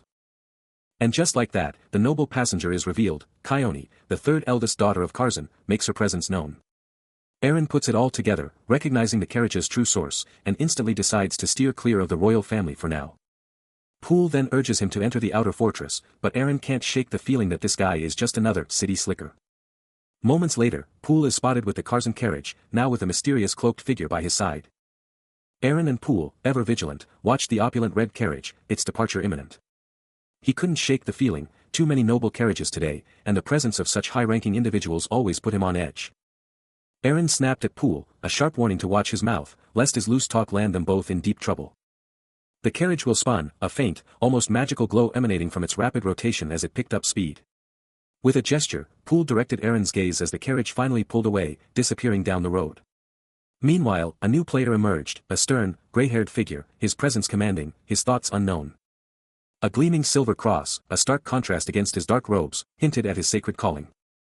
His voice, a low rumble, questioned the very concept of an honorary conventional amour. With a cryptic smile, he uttered a final, profound blessing, "May the sun shine upon you." A massive church carriage rolls by, and the realization hits, this has to be the abbot. But elsewhere, Aaron snaps Poole into position, a quick, decisive move. He barks, elbow up, higher. Poole, still training, can't help but notice the abbot's power, confirming the rumors of his strength. Aaron, eyes on the disappearing carriage, cuts the training short, promising to talk later. The church carriage thunders off, leaving only dust in its wake. From their perch, Poole observes the Funner family's church is bustling, and Aaron agrees, looks like it. The duo keeps watching, their faces etched with contemplation. A young woman lets out an annoyed "tsk," clearly not thrilled with the situation. While Aaron, turning sharply, demands to know why "red hair" is out of the orchard after all this time. His face darkens, and he snaps, "What did you just say?" The young woman, now visibly anxious, tries to clarify, but the other man with her cuts in, shouting, "You're wrong, sir." "Right. Bring it out." Then, with a mighty heave-ho, a mysterious, glowing blue sack is dramatically brought forth. A deep ONG sound vibrates from it, as the sack's contents are revealed, a horrifying, bloody, monstrous mass. Aaron, his hand crackling with purple energy, is utterly aghast, exclaiming, that Karzan thing. And the other two guys' heads. The other man is equally horrified, "You're talking about the heads." He gags, utterly repulsed, barely managing to confirm, "Bleg, why yes. The bounty rewards, Bleg." The young woman and the other man look utterly stunned, and he quips, "Looks like you shouldn't be talking while eating." Behold! A colossal fortress city dominates the horizon. Its formidable walls and towering bastions piercing the very heavens. Inside, a hushed command, "You can leave it here," followed by a grateful, "Thank you. I'll make sure Captain Aaron gets it." This isn't just any group, it's an organization. A collective sigh of relief, at least this guy was caught. This guy? He was infamous, known only as the Herb Thief, and his shadowy organization was a household name back in Karzan. Captain Aaron, ever vigilant, absorbs the intel. Then, a sudden realization, wait, this guy was looking for Kana. A chilling thought follows, will the fever return later? Meanwhile, Poole, ever the optimist, grins at Guard Bearded. And asks, so, where's the best grub in Kassendik Fortress? Still craving some grub, Poole, with a blush, hypes up his favorite spot, claiming it's the absolute best. His buddy, Guard Bearded, demands the name, and Poole proudly declares, Hobby Restaurant. Guard Bearded, clearly skeptical, challenges him, wondering if it's really the top spot. It's a fact, the hottest spot in District 3, and it's practically next door, Poole confirms, gesturing towards the fortress's towering structures. Guard Bearded is totally on board for a visit, but Aaron cuts in, demanding if they really have time for food when there's bigger fish to fry. But the real mission? Digging deep into the shadowy organization tied to Kana. A beat of pure intensity. As the gravity of their mission hits hard, a soft, woo sound underscoring the sudden change in mood. No more jokes, no more games. Aaron, Poole, Guard Bearded, and a bald, stern-faced man are locked in, ready to tackle the real crisis. Poole can't stop raving about the fortress's cheesecake, even his wife, who hates sweets, was obsessed. But he quickly shifts, revealing his initial worry about coming here, knowing all the wild rumors about Kasserdik Fortress. The bearded guard, cutting through the chatter, tells everyone to just eat and ignore Poole's antics. The white-haired knight, taking in the scenery, admits the fortress views are way better than he expected. But Aaron cuts straight to the chase, revealing Karzan City is a total mess after the incident, and they need to keep a super close eye on everything to stop more chaos. He continues, dropping the bombshell that Lone Wolf is one of the 3 big players running Karzan City. And if that wasn't enough, there's also Cute Rabbit, an ancient organization made up of multiple powerful families. He wraps up, emphasizing that countless families are all living side by side in that city. Poole, clearly worried, questions if leaving the fortress is even a smart move. But Aaron, with absolute determination, declares they can't just sit there and do nothing. The tension builds as Aaron presses, who's running the Lone Wolf crew. A beat of silence, then the chilling reveal, it's Philip. The guy's name is Philip. Word on the street was Philip was a noble's illegitimate kid, with his old man clearly playing favorites with the older brother. But forget all that, the real horror with Philip. It was his insane possessiveness. So, one night, some guys from the Frosty Dagger Guild were chilling with Philip, and as a prank, they swiped his fancy sword he had on display. Most people would have shrugged it off, but not Philip. He snarled, "Oh, I'll show you something you won't forget." And when the dust settled, he got his sword back, and left a bloody mess behind him. They say it best, that guy's a total wolf-like bastard. Some things, he knows, never let go, not until they've sunk their teeth in deep. He wonders, is it just about how possessive someone is? Philip's eyes blaze crimson in the dark, locked onto a terrified young girl. What if it's something that's been taken from him? He doesn't care if he has to rip it from his teeth, even if his own teeth get ripped out, he'll just bite into the wrong thing. The scene snaps back to the present, as Aaron declares, no matter how important it is, I think I'll need to visit Carson City. The unnamed knight stares, asking, will a 3-day city business trip do? Now that things have come to this, a new path must be forged. Aaron, the unnamed knight, and Poole are geared up by a cart, with 2 guards standing by, ready to roll. The bearded guard points to the unnamed knight, declaring, you're the one escorting Commander Aaron. He's caught off guard, demanding to know what's going on. As the female officer quickly explains her own intentions to handle the Carson situation. A hint of frustration crossing her face. But he cuts her off, telling her to just do it. He turns, his stance unyielding. While she hesitates, then challenges his choice to bring him. The inner fortress guards were already gearing up to join him, prompting the officer to argue that the outer fortress should take priority over the inner. Insisting that for maximum efficiency, Aaron is the only choice. He just casually drops, yeah, I'm just heading out. The inner fortress guards are already on their way to escort me. The officer fires back, that's exactly why everyone calls him, Scoundrel Aaron. A knowing smirk crosses her face. Meanwhile, Aaron's mind is already racing, seriously, thanks to you, this problem is totally handled again. He's already plotting his next move, no, I could probably aim for an even higher position. But then dismisses it, nah, I don't need any of that. My current position is perfectly fine for me. A confident grin flashes as he realizes, and that guard leader spot. Totally mine, just a matter of time. He settles on his ambition, being guard captain, is absolutely perfect. Meanwhile, back in the library, the officer has a sudden realization, and that's when it hit me. Her mind raced, realizing that any attempt to forcibly apprehend Aaron would just make him vanish into thin air, escaping their grasp. But then, a new voice cut through the air, declaring there was absolutely no reason to dig up his past. Still, the speaker couldn't shake the burning question, how in the world was Scoundrel Aaron still allowed to stay in Caserta Sea Fortress? Oblivious to the whispers, Aaron declared, all right, time to roll out. And just like that, the carriage was off, whisking him and the officer away from the fortress walls. Their mission was set, to Carson. Inside the rattling carriage, the officer's mind wandered, questioning her choice of a dress over a shirt, then she playfully jabbed at Aaron, did you actually get dressed up for the city? He just gave a smug, correct, which earned him a sharp, shut up, from her. The knight's face lights up with an absolutely massive grin. As a mouth-watering cake is practically shoved in his face, with an invitation to dig in. But the female guard's face drops, a flicker of worry crossing her features. The knight, completely absorbed in his book, brushes her off, telling her to go find a fight with the guy sitting right next to him if she's so eager. An awkward silence hangs heavy. The female guard looks absolutely crushed, questioning if she messed up by using a nickname she thought would make them closer. Aaron leans in, dropping some serious knowledge on the knight, clarifying that it's not just orange, it's orange, big difference, apparently. The knight's eyes widen in realization, then he quickly pivots, asking Miss Orange to try some cake, and her face totally lights up. A vehicle tears off into the distance, and unseen voices are already on the case, demanding, Miss Orangey. Miss Novat? Where are you even going outside? But hold on, because the scene shifts to the epic sprawl of Carson City.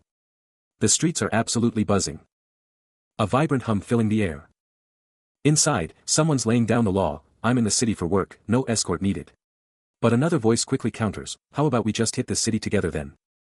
Outside a tavern, Aaron, Poole, and the female guard officer are gathered, getting their marching orders, just be in front of this tavern by the end of the afternoon. Poole, ever the showman, grins, especially when you're going somewhere like up through the door.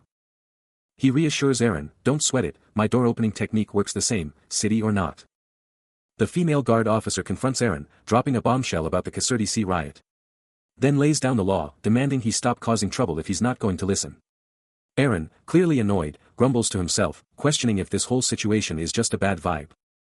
But then, a subtle shift in his demeanor, a smirk hinting at something more. He pivots, engaging with a young boy who, with a plea for more, drops the name Shioba. Aaron, ever the charmer, instantly agrees, even throwing in an offer to hit up Carson's top restaurant. The boy's eyes practically sparkle with pure hype, launching into an epic saga about the one that has choked to death and its legendary foreleg. Aaron, with a knowing grin, nods to the boy's masterpiece meat obsession, but wisely decides to table his own foodie adventures for later. Tonight, the city's about to get wild. He declares with absolute, unshakable resolve that he's going to personally hunt down and eliminate the leader of the lone wolf. A young boy, witnessing this declaration, is absolutely flabbergasted. A shocked "oh" escaping his lips. The man, however, remains perfectly composed. But the boy can't help but think he has to be joking again. He's not falling for it a second time after that orange trick. Aaron, a smirk playing on his lips, challenges the boy's disbelief, demanding if he seriously sees him as just some low-level grunt. He then clarifies that being a captain was never his personal desire, but a tremendous honor, adding that their captain seemed to dismiss him as a low-level maintainer, despite the prestige.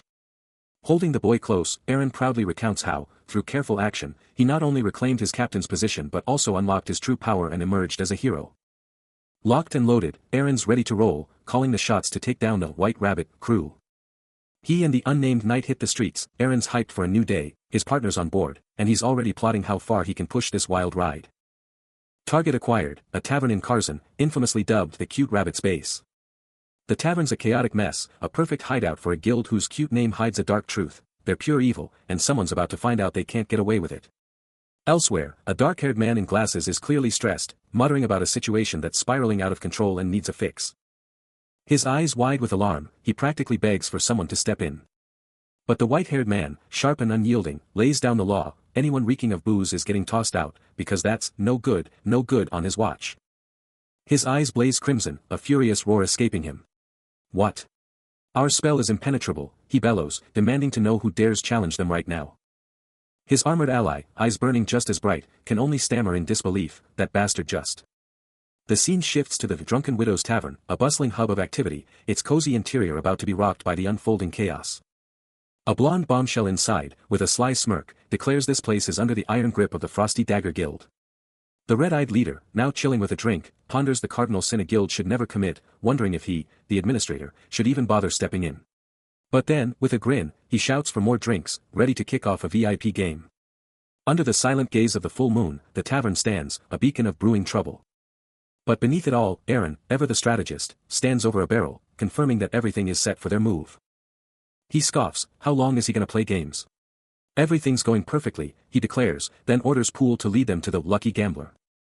A young man's face flushes crimson, eyes cast down, completely flustered by an unexpected encounter. But elsewhere, Aaron, scar prominent, is already deep in the shadows with Poole, whispering. What are you even talking about? We came for this. All the more reason to go. He presses on, his resolve unwavering. It's even more dangerous than before, you know. Aaron's smirk turns predatory as he lays out the real mission. We're not just smashing frameworks as punishment. No, I'm going to kill the leader of the lone wolf. The young man, now serious, absorbs the weight of the declaration. Tonight, I'm taking down the leader of the lone wolf. That wasn't just talk, it was the cold, hard truth, reverberating across the rain-drenched city. He stood there, absolutely determined, his eyes blazing with an intense blue glow. Because this guy was actually going after the demon of Carzion. It wasn't a joke after all.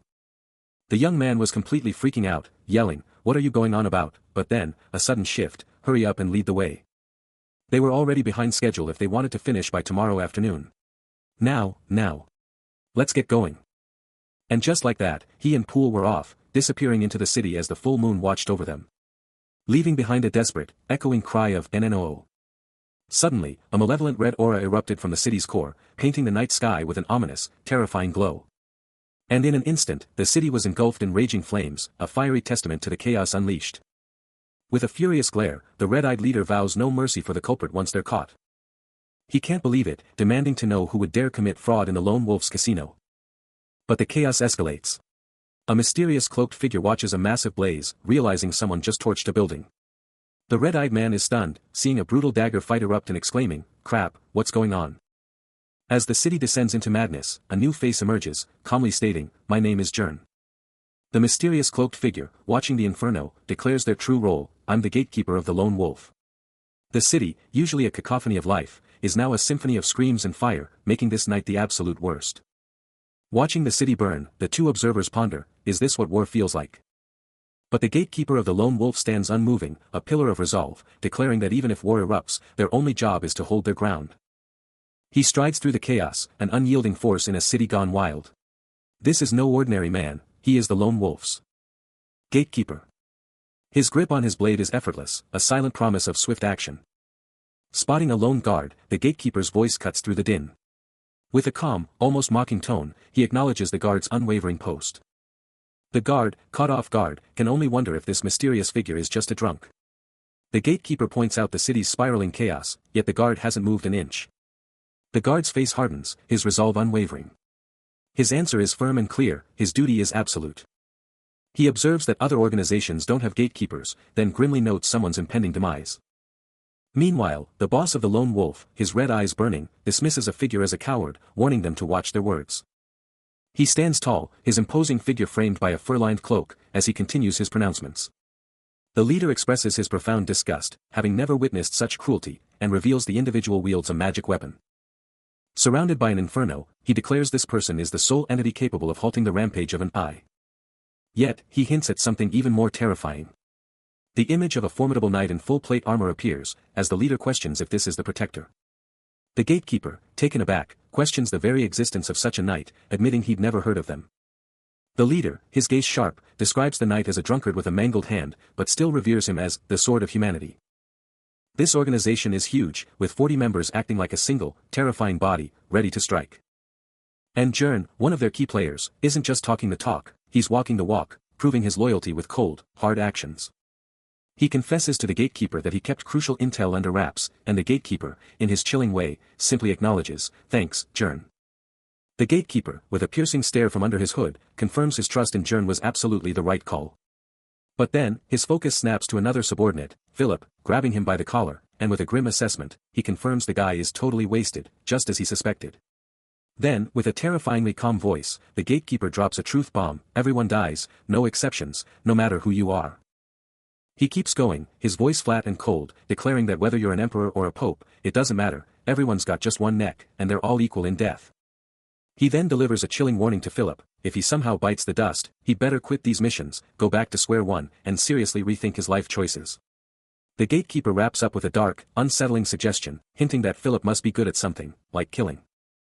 Flashback to a critical moment, Aaron receives a tense report: someone just slipped past with an arrogant accomplice. He takes it all in, a low grunt rumbling from him.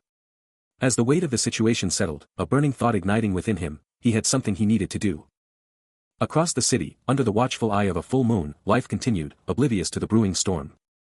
Back in the present, the enigmatic gatekeeper of the Lone Wolf organization surveys a raucous tavern, the cacophony of the crowd a mere hum to his focused mind. His piercing gaze sweeps across the boisterous hall, taking in every face. And there, amidst the revelry, Aaron himself, casually enjoying a drink, completely unaware of the silent observer. The gatekeeper mentally tallies the numbers: 30 members reported, but with the extras outside, he calculates, we're looking at closer to 35. This boss, he concludes with a hint of grudging respect, is far more adept at stirring chaos than anticipated.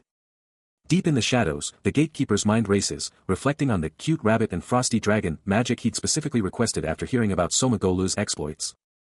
He smirks, knowing full well those guys must be absolutely fuming, especially going up against the lone wolf.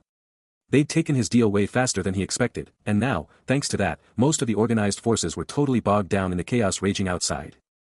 Still on the move, he remembers even throwing Sconeby, his mission complete, into an inn. Now, with everything set, all that's left is the grand finale. He leaves a mess in his wake, the gatekeeper casting a quick, knowing glance back at the chaos he's unleashed. A crimson symbol blazes on his cloak, a stark declaration of his allegiance. Then, a blinding, vibrant red glow erupts from the ground, lighting up everything. A red-haired man, caught completely off guard by the sudden burst of light, shouts, "What are you?" A wicked smirk spreads across the gatekeeper's face, a sinister red aura flaring around him as he taunts his new opponent, recognizing the legendary knight he's been waiting for. But the red-haired man isn't backing down, his hand already surging with a powerful purple energy, declaring he won't be an easy target. With the purple energy surging around him, he locks in, knowing this is his moment to unleash everything. The lone wolf leader takes a deep swig, letting out a sharp breath. He turns from the door, and just walks away. A quiet sound, and something small drops from his hand. A confident smirk plays on his lips, his eyes burning red as he casually mentions, "Heard a rumor you can snag some disabled rum for just 5 gold. He throws a quick look back, face unreadable. His hand finds his sword hilt, a thought flashing through his mind, compared to someone who grinds daily. Suddenly, a fierce red aura explodes from him, swirling with raw power as he admits, even with this, victory isn't a sure thing. The crimson power flares around his legs, a silent, intense declaration as he curses, this cursed aura. Suddenly, an unseen force explodes, utterly shattering its target in a violent burst of debris and blood. Another devastating blow connects, clashing against the opponent's blade in a blinding shockwave of pure energy. A lightning-fast vertical slash follows, culminating in yet another brutal impact that sends more debris flying. The red-eyed leader's face contorts into a terrifying grin, his eyes burning with an intense, crimson glow. He moves with such overwhelming speed and power, it's like he's transformed into a completely different being. This, the narration screams, is his true power. Seriously, only a fool would think they could take this guy on in a fair fight. He brings his glowing sword down in a devastating arc. A force so immense that it practically screams, your sword will shatter into pieces. That's why normal fights don't even try to contend with this level of power. He moves with one goal, obliterate the opponent's weapon first. And with a devastating impact, the blade just shatters. No hesitation. The red-eyed leader follows through, his next attack a blinding blur of raw power. Aaron's face twists in pure shock and strain, the sheer force is just too much. He's fighting to hold on, every muscle screaming under the insane pressure. The leader's attack just keeps coming, only Aaron's raw, unyielding strength is holding it back. A grunt of pure effort rips from him, his face is a mask of struggle. The red-eyed leader just keeps pushing, overwhelming his opponent with sheer, raw strength. Finally, the devastating impact lands, exploding with brilliant white energy. Aaron lets out a guttural grunt, his entire body screaming under an unseen, crushing force. His already battered face twists into a mask of pure agony, eyes clenched tight against the pain. The red-eyed leader, a shadowy, cloaked figure, effortlessly hoists him by the throat. A searing orange energy flaring from Aaron's neck where their power connects. Then, with brutal force, he's hurled through the air, blood exploding, as he plummets down the dark corridor. A cryptic voice ominously declaring, "He will devise our future on Earth," is a minor gap. A bone-jarring impact rocks the very foundations, sending a gruesome spray of crimson across the cold floor, culminating in a final, sickening crash. Absolutely shattered, he lay bleeding out on the unforgiving stone. But the hooded warrior just walked away, climbing higher and higher. A heavy sigh escaped the knight, a battle-scarred veteran with a fresh wound across his face. He checked his blade, a new chip marring its perfect edge. The knight kept moving, his sword practically vibrating with power, glowing with an ethereal light. His eyes were locked on what lay ahead, his weapon poised for anything. That blade was practically singing, a low hum of raw energy as he pushed onward. Standing over the defeated Aaron, the knight delivered a chilling final message, "I'll pray that you rest in peace, brother." Even after all this, he still held on to his sacred title, an honorary conventual. The night is getting wild, and a young woman with fiery orange hair is definitely feeling it, her piercing blue eyes snapping open, already sensing something's off. She bolts upright in bed, a frustrated groan escaping her lips, fed up with the constant racket outside. She can't help but wonder if this is just normal city chaos, but the sheer volume of it is seriously messing with her sleep. Finally fed up, she springs out of bed and storms to the window, demanding to know what in the world is going on out there.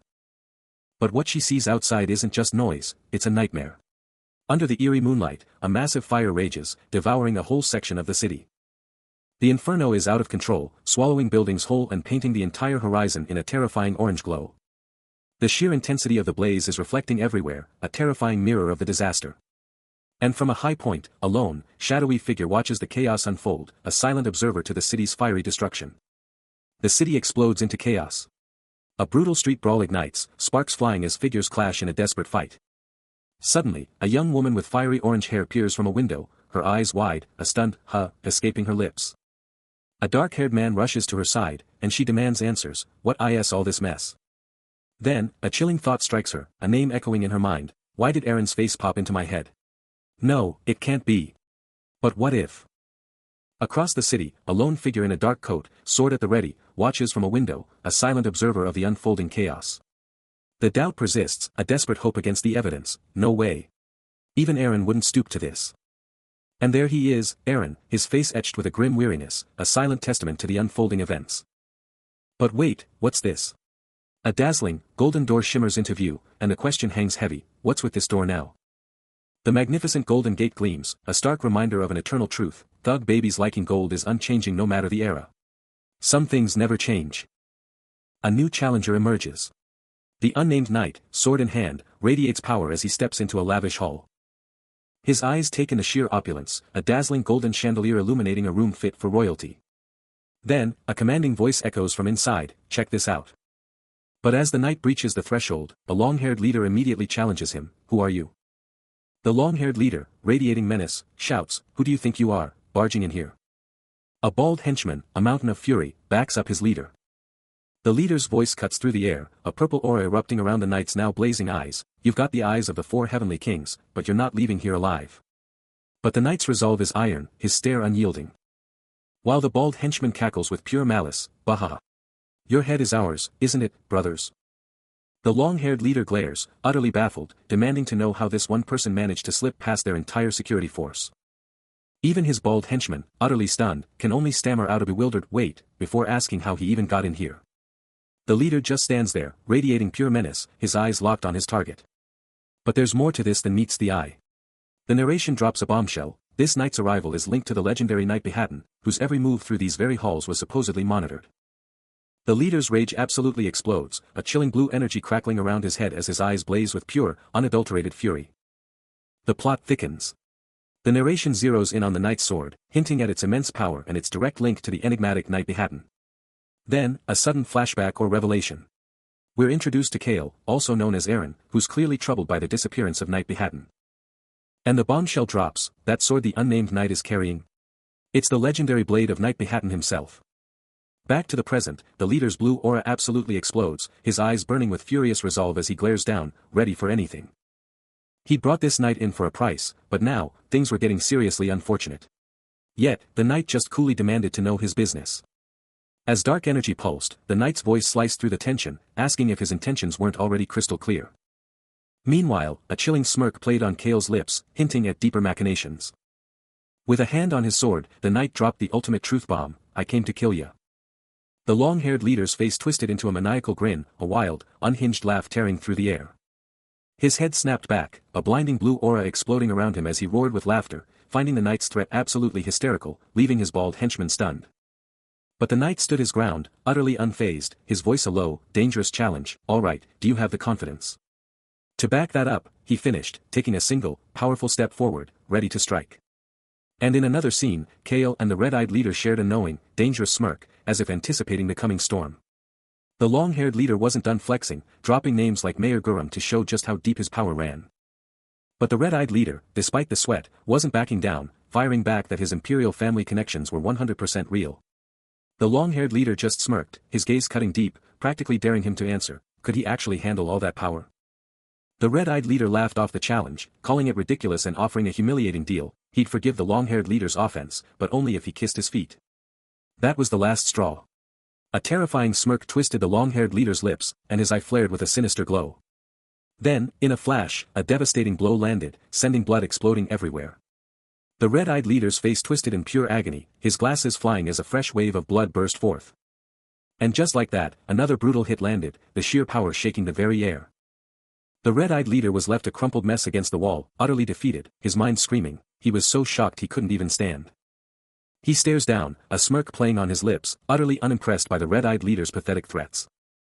But the red-eyed leader, his eyes blazing with a furious red energy, still tries to flex, boasting he's tougher than any nightmare out there.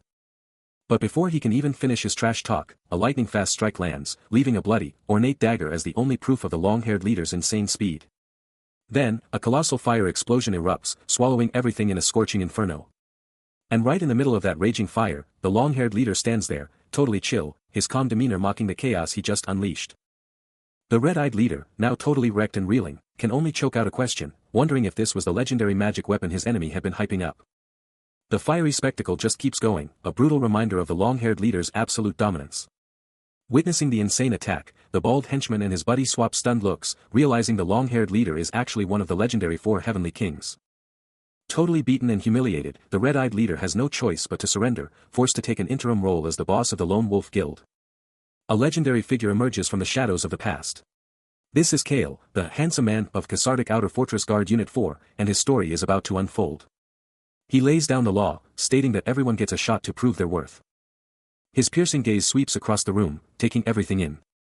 Someone remembers the sheer terror, how Kale didn't even flinch, threatening to burn them at the stake just for holding on to their job. A hushed voice whispers, "What exactly does this man want?" Kale just grins, a terrifying smile that speaks volumes about his power. He looms over a terrified subordinate, staff ready, reminding him that disobedience means a fiery end at the stake. The bald man, desperate, tries to assert his own terrifying reputation, screaming about being the human meat knife and how he once annihilated 100 orcs. But Kale just grabs his head, crushing his defiance, making it clear that he can snatch anyone he wants, no questions asked. He was a ghost, leaving zero evidence, and his grip. It just crunched. Brutal, efficient, he had the guy absolutely pinned, showing who's boss. The bald henchman's face was a mask of pure agony and terror, a purple aura of distress practically screaming from him. Then, a shockwave, and blood exploded onto the ground. Kale's eyes went full demon mode, blazing crimson, unleashing a raw, primal power. Another lightning-fast, brutal strike, and the air practically exploded. The henchman screamed in agony, cursing the living daylights out of his tormentor. Even with fresh bruises, Kale's stare was ice-cold as he declared, "My name." He continued, his voice booming with absolute authority, "I've been running the Lone Wolf at the Lone Wolf. Give me the boss's position." Suddenly, a new force emerges. A long-haired warrior with eyes blazing electric blue, gripping a blood-stained weapon, radiating an intense, chilling aura. Just yesterday, the three major organizations went all out in a brutal war. And while the body count was still being tallied, thankfully, they'd somehow managed to keep civilians out of the crossfire. Amidst the grim reports, a young man with light hair suddenly burst out. A shocked gasp escaping his lips. He quickly tried to explain, saying he was late because. Before the night, ever sharp, cut him off with a piercing question, "Who are you, exactly?" Flustered, the young man quickly blurted out his identity, "Yes, my name is Shone, the third-level administrator." Shone, clutching a mysterious gift, immediately launches into an apology for his tardiness, referencing the massive war that just wrapped up and the incredible feat of protecting civilians. He tries to smooth things over, revealing his delay was all about snagging a special gift from a friend he just happened to run into. Looking genuinely sorry, he doubles down on the apologies, hoping to smooth things over. But a fiery red-haired woman cuts him off, her voice dripping with disdain, calling him out for always being late and never getting to the point. With the white-haired knight silently watching, Shone tries to take charge, proposing they just get the meeting started already. He dives deeper into his excuse, revealing that unlike the other two groups, the Lone Wolf Guild was a total nightmare to get a hold of, making it impossible to get them on board fast. The red-haired woman is still not buying it, her face a mask of pure irritation. Shone's face crumbles, a wave of pure panic hitting him as he's hit with the brutal insult, "Commoner scum." The red-haired woman's fury ignites, her voice like daggers as she tears into his background, then trashes his senseless gift. He lets out a frustrated groan, thinking, "Who cares, I'm getting a promotion anyway." Spotting Fur's smug face, Shone knows this guy's back for round 2, spewing mana-laced insults that usually just bounce off him. But Fur, with his condescending smirk, thinks Shone's got nothing inside, so he should have just given up already, telling him to find a job that's actually suited for him. Fur's smug facade shatters into pure rage, barking at Shone to just shut up. Shone, trying to defend himself, holds up a small, wrapped gift, declaring it's from a friend. But that just ignites Shone's fury even more, his face twisting in pure rage, as he snaps back, telling Fur to shut his nonsense blabbering mouth. He clenches his fist, a raw surge of energy crackling around it, his frustration reaching its breaking point. The tension is palpable as Fur, absolutely fuming, grabs Shone by the collar, his voice booming, "What are you guys doing?" With an iron grip, Fur doubles down, practically spitting, "Where do you think this is TOB fighting?" Shone's fist clenches, the pressure building. The scene shifts, but the tension doesn't break. Fur, now casually seated, still radiates disdain, keeping Shone firmly in his place. Fur's words keep coming, and Shone's mind is a whirlwind, a desperate thought of promotion, quickly crushed by Fur's harsh retort. But the hope is fleeting. Shone's inner voice screams, "No way." A commoner like him could never climb the ranks, as faint, glowing energy starts to shimmer around him. His eye snaps open, a raw, visceral reflection of the storm raging inside. The energy around him flares, and a chilling thought ignites, maybe the only way to silence the doubters is to deliver Philip's head on a platter. His expression morphs into a mask of grim determination, the vibrant, glowing aura around him now undeniable, a terrifying testament to his unleashed potential. Then, a brutal, split-second vision, a blood-splattered face, a hand muffling a scream, and the sickening sound of a final blow. Philip. The name echoes, a bloody hand appearing as Shone's dark thoughts manifest. Elsewhere, a bald man is absolutely petrified, his face contorted in pure horror as the chilling news breaks, he's here. The sky itself seems to tremble as the chilling words ring out, "We found him." The name, now a terrifying reality, descends upon the city, "Philip is here." A cold, authoritative voice cuts through the tension, "Make it clean, make it perfect. This is a gift, after all." A hand clenches around the material. A nervous "yes" is given, quickly followed by the critical question, "But seriously, what about the lone wolf?" The long-haired leader, his face a mask of deep worry, absorbs the words, the gravity of Philip's presence and the lone wolf's next move clearly hitting hard. He speaks, his voice dropping to a dangerous whisper. "Figure it out, and handle it yourself. With that nuisance out of my hair, my business here is officially done. Oh, and keep a close eye on the third-level administrator, Shong." Shong hangs on every word as the leader commands, "Let the gatekeeper do whatever he wants. And you? Do your absolute best with whatever you plan for my boss." A chilling smile spreads across his face. But his eyes turn to steel as he delivers a stark warning, "Betray me, and there's no second chance. Then I'll send you regular reports when you're back, along with a nice stack of gold coins." From off-screen, a voice chimes in, "Oh ho. Will that truly be enough? They said he was born with nothing, not even a speck of dust, but now, a raw, blue energy explodes around Kale. His eyes are locked in fierce concentration, channeling an insane amount of power. That raw power just surges from him, making luminous blue particles explode from the ground. A primal scream rips from his throat, his whole body blazing with that vibrant, crackling aura. Now with a full beard framing his determined face, he shouts, "In that case, I'll just have to make one myself." His voice is pure resolve, then he adds, "Stay still. I don't want to waste money." The blue energy just keeps surging, forming a dark, swirling pool on the stone, with even more particles blasting out.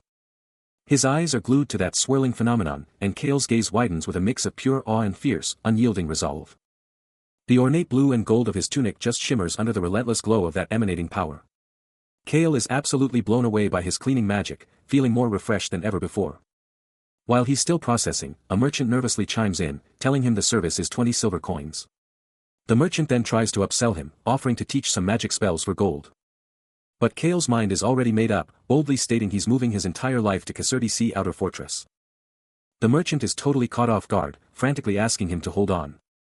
But Kale's resolve is ironclad, his gaze fixed and determined. After the quick chat, his shoe is returned, gleaming, the merchant comping the service. The merchant is all smiles, clearly happy with the outcome, and Kale gives a nod to the excellent service. Decision made and business handled, Kale strides off, a subtle glow still trailing him. Freshly relocated and ready for action, Aaron lays down the law, find him at Kasserty Sea Fortress when the time is right. But the calm before the storm is shattered as a young woman steps into a new room, and it's a total disaster zone. She lets out a frustrated sigh, cursing her luck, and can't help but wonder if Aaron was actually waiting for her, even though she's late to the party. But her annoyance quickly turns to pure, unadulterated shock, as her eyes practically pop out of her head at whatever she's just witnessed. She just stares, a silent scream trapped in her throat, as the crazy reality of the situation hits her like a truck. And then, the shocking truth is revealed, Aaron is just chilling on the floor, looking up like nothing happened. Scarred and hardened, Kale, the legendary former captain of Kasserty Sea's Outer Fortress Guard Unit 4, grits his teeth, a silent testament to battles fought. He can't help but comment on the sleeping figure's bizarre expression, even while completely out cold. With a young woman, her orange hair a vibrant contrast, echoing his exact thought as they both gaze down at the sleeper. Hours later, relaxing in plush chairs, the orange-haired companion lets out a weary sigh, confessing they were stuck for another night. He grumbles, recalling his original plan to just crash for half a day and bounce back, totally fine. While the sprawling town below awakens under the gentle morning light. The carriage rumbles along, and he sarcastically thanks his considerate orange for the great night's sleep. Before abruptly snapping at her to shut up, and declaring he still had unfinished business. Then, almost immediately, he defensively asks if he caused any trouble in the city, quickly adding that he didn't smash any valuables, even with a broken window clearly visible nearby. He presses, "Anything else you're holding back?" The orange-haired woman vehemently denies complicity, retorting that he was probably just picked up after some incident. He lets out a resigned, "Sure." But then, a bombshell, she confesses to starting a brawl at the Lone Wolf's own headquarters. Her eyes narrow, a final, crucial question hanging in the air. Meanwhile, at the Lone Wolf HQ, their formidable leader surveys a bizarre collection of armors, questioning their very existence. A chaotic pile of vibrant, mismatched helmets lies before him. He ponders the true meaning of value in this chaotic era. And what exactly constitutes a souvenir these days? Kale offers the woman a heart guard, telling her she absolutely needs it for protection. She grabs the guard, immediately trying to put it on. A frustrated frown crosses her face as she struggles, complaining that it looks way too small. Kale brushes off her worries, insisting it's enough, but admits the chest part always seems to get stuck. He thinks about how people always overestimate themselves, as she keeps fighting with the heart guard, yelling, "I said no, you bastard. Look closely." Her struggle ramps up, a loud grunt of frustration bursting out. The material stretches. The heart guard is still totally stuck. She finally lets out a huge, exasperated scream. Suddenly, a stone arrow, fletched with white, slams into wood with a jarring thud. The shocking projectile elicits a gasp, a stone arrow. A young man shouts in pure shock, "This is an attack." Aaron's face hardens, he instantly knows the signature of this attack. The only ones using stone arrows, if not goblins, are history.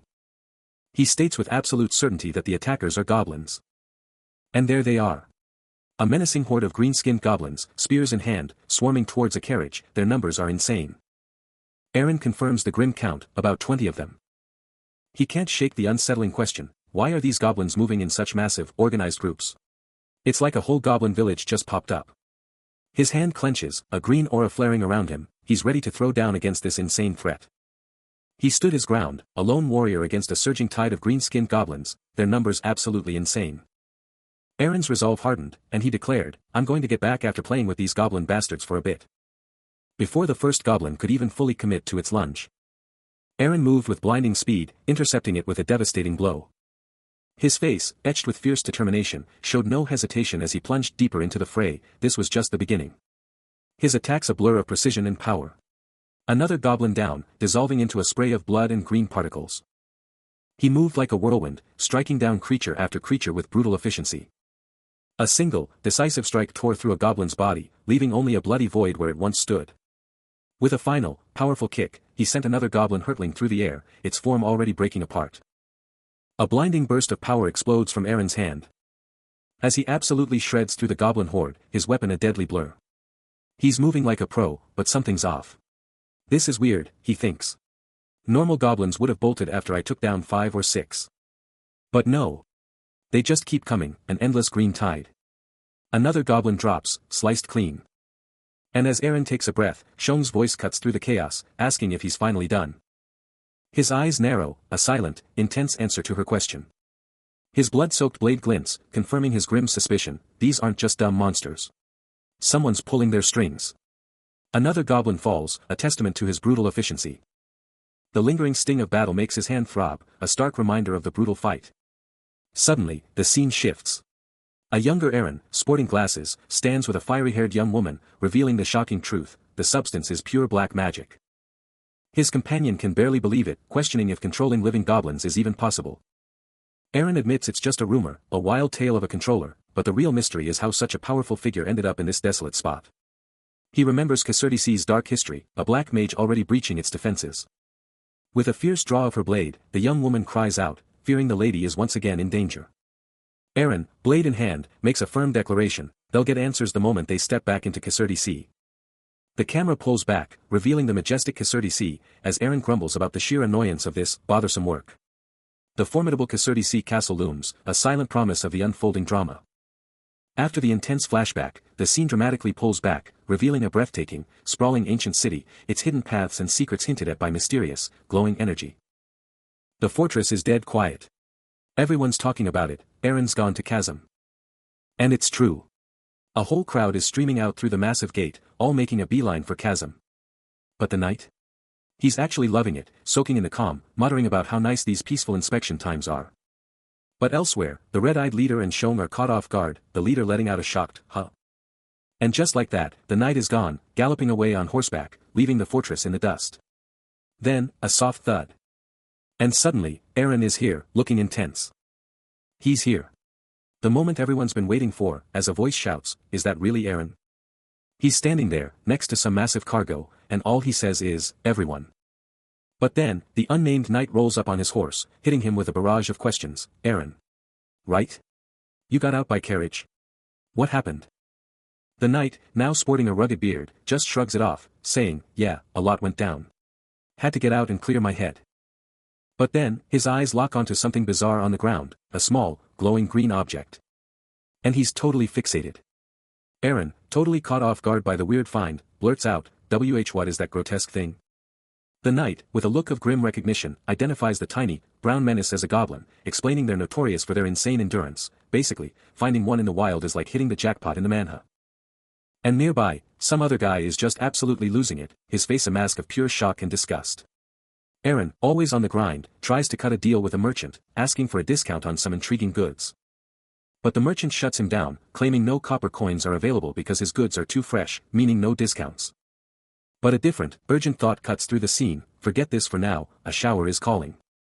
Across town, the red-eyed leader is absolutely fuming, his face twisted in frustration as he blurts out a quick, sorry, those glowing red eyes practically burning. He shoves an item at Shone, barking, here, goblin, gotta go, bye, clearly wanting him gone ASAP. Shone, clutching his new prize, beams with a delighted, oh ho thanks, totally stoked. The merchant from before just stares, his face a pixelated mess of confusion. The red-eyed leader's jaw is still clenched, his intense stare fixed as he gets ready to bounce. Deal done, the red-eyed leader and Shone peace out, leaving the whole situation behind.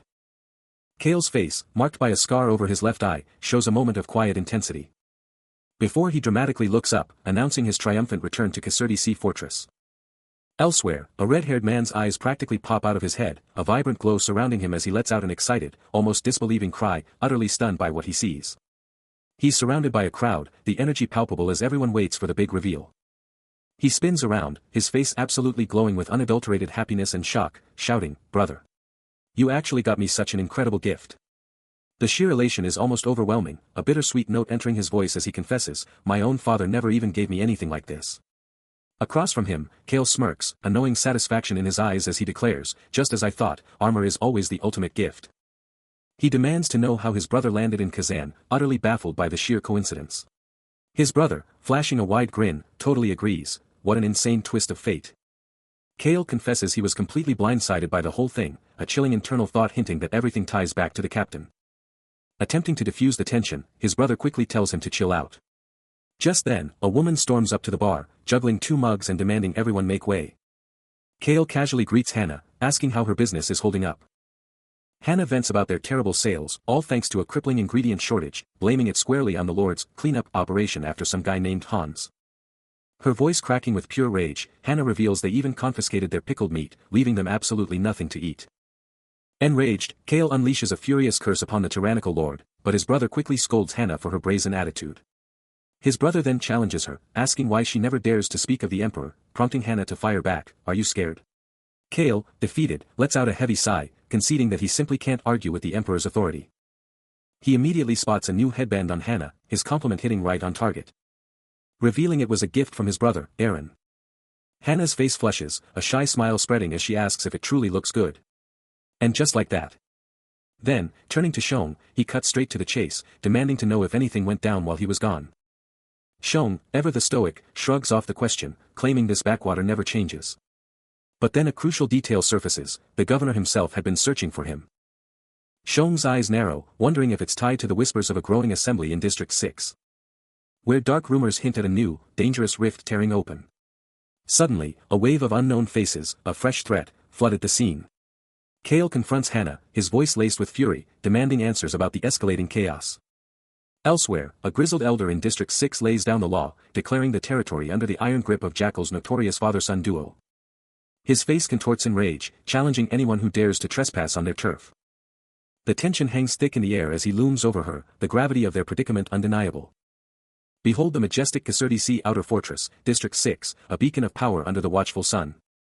Strolling through the bustling streets, he sniffs out trouble, sensing a sinister plot brewing amidst the crowds. He notes the beefed-up security, a testament to the captain's iron will, and cynically observes how everyone's suddenly valuing their own skin. He's locked in, scanning the chaotic street with an intensity that gives nothing away. Down the block, a shadowy archway frames a growing crowd, their figures just blurs in the gloom. In the thick of it, a light-haired figure stands over another, who's either dropped or is bowing low, a dull thud marking the moment. The slumped figure stays down, their dark clothes practically vanishing into the grimy street. Then, the light-haired man hauls the other up, a faint click of armor cutting through the air, and Kale's watching it all unfold. Now face to face, the light-haired man's stare is piercing, unwavering. He cuts through the tension with a crisp, greetings. Kale steps up, confronting the light-haired man directly, still patrolling, HUH. What's the deal? His brow tightens, waiting for the answer. With an intense gaze, Kale wastes no time, immediately challenging the stranger for his name. Without hesitation, the light-haired man replies, revealing his name, George. Taking in the name, Kale's sharp eyes quickly assess George and his friend. But Kale isn't done, he pushes harder, questioning their presence in Caserta Sea Fortress and even insulting George's companions. A hint of sadness crosses George's face as he reveals, this is his mother's hometown, and he's here with friends, hoping for a fresh start. But Kale's face remains cold, he bluntly states that George is out of the running for any new position. Unwavering, arms crossed, the captain stands his ground, a picture of authority. George, taken aback, laments that a direct confrontation would have been simpler, then reluctantly agrees to whatever comes next. With a piercing stare, Kale delivers his shocking order, strip everything right now. He'd made the call, strip them down. Why waste time guessing their mana rank when there was only one surefire way to know? And there they were, George and his buddy, stripped bare, their skin covered in ink, ready for whatever came next. George, clearly uncomfortable but resigned, spoke up, so, you're just gonna strip them down and check their mana? I guess there's no other way to really know, huh? Kale just gave him that look, a knowing smirk on his face, practically saying, seriously, dude? That's just how the game is played. Then, he pulled out a small, glowing orb, ready to get down to business, eyes locked on the job. Inspection done, George just turned and walked off, looking totally defeated. He looked back, clutching a small pouch, a worried frown on his face as he mumbled, but where's my friend? This is gonna be rough. Back with Kale, his interrogation wrapped, he told a guard, all right, I'm heading to the synagogue. The guard simply replied, got it. Good work, sir. Kale bursts into the synagogue, immediately laying down a challenge. I have a favor to ask of you, Archbishop Conventual Harmon, he declares. But before he can even finish, an enraged, red-faced archbishop unleashes a torrent of fury, roaring, please kill this son of a bitch, Brighton. The archbishop's blood-curdling command rips through the air, a chilling order for immediate execution. Kale, now identified as the legendary Kale, takes in the archbishop's explosive rage, a single thought cutting through the chaos, I think this guy is the real deal. Unfazed, Kale confronts the raging figure, demanding, who is Brighton? The archbishop, taken aback by Kale's lack of recognition, snaps back, ah. You don't know yet. Brighton's rant escalates, and a nearby attendant recoils in shock and disgust as the archbishop labels someone a viscous, demonic, and cursed bastard. Kale's gaze remains locked on Brighton, his mind racing to comprehend the sheer madness unfolding before him. The attendant can't help but blurt out, guy really crazy, as Brighton's insane monologue spirals further, declaring, you must be wondering if I'm crazy, but you just don't know yet. I'm so rich, other prayer is just a scripture. Prayer. Prayer. Brighton's explosive tirade culminates in a final, defiant question, mocking the very sanctity of his office, aren't they saying a priest should be pure in the first place? Archbishop Brighton is absolutely unhinged, screaming that if murder is off the table, a brutal beating is totally fine. He flashes a glowing hand, offering a fat retaining fee, then UPS the ante, promising even more cash for success. Kale can only stare, witnessing a priest, a man who's clearly lost his marbles, demanding murder, his face a mask of pure shock and confusion. He can't help but question, what kind of insane situation would make someone lose it this badly? Brighton's eyes are wild, burning with a manic intensity, as he rants about killing the deceiver, but first, he's gotta crack open some ancient, sealed vault. He brushes off everything as a mere excuse, practically throwing money at Kale for scripture and prayer, then warns him they'll be checking up on him next time. Kale's mind is reeling from the insane encounter. Brighton's sermon ramps up, his voice booming with manic conviction, demanding everyone hit the synagogue at sunrise for prayer, promising it'll boost their faith and conquer any deep clean with sheer willpower. 3 grueling hours later, with only the sound of dripping water breaking the tension, Kale is completely wiped out, slumped over with a small companion nearby. He's still here, still trapped, the ritual's eerie glow highlighting his utter exhaustion.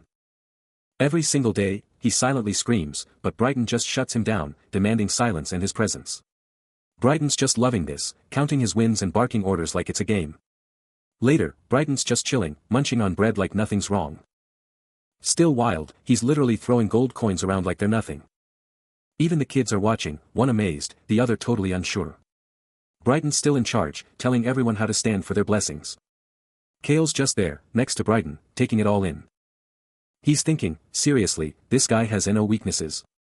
He's absolutely fuming, a storm brewing behind his eyes. His fist tightens, the sheer tension radiating off him.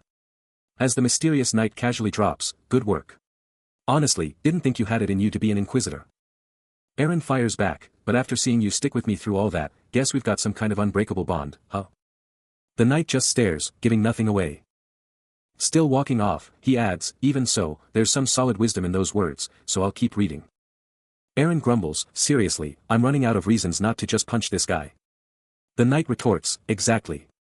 I wouldn't even lay a finger on someone like that, not for all the gold in the world. Aaron sighs, and now, I can't even step foot back home for a while. The new day dawned, painting the village in a breathtaking, golden light. Aaron, still looking rough from the night, was already up and moving. He turned to the knight, a hint of sarcasm in his voice, did you even sleep, honorary knight? The knight, ever stoic, simply stated, it was the perfect morning for prayer. Aaron, with a soft tack, stepped out, leaving the knight to his devotions. He hadn't expected the knight to track him down from so far away, a thought crossing his mind, had he been waiting for me this whole time? Taking a seat, Aaron continued, acknowledging the knight's relentless dedication, word is, you train your body without fail. That kind of sincere effort. It's practically an act of faith. He vows to stay by the knight's side, guaranteeing his relentless training will never be skipped. With the morning sun blazing over the castle grounds, Aaron's mind races, labeling the knight a cluelessly great son of a priest. Aaron strikes. His blade a lightning flash, tearing through the air, slicing into the creature's face with a brutal, sickening impact. Before a devastating kick slams home, sending a crimson spray across the battlefield. The monster stumbles, its face a mangled, bloody mess. As Aaron coolly surveys the carnage, a single word escaping his lips, 6. He stands triumphant over the fallen beast, its green hide now a canvas of crimson. A final, guttural groan rips from the creature's throat, its life force draining away.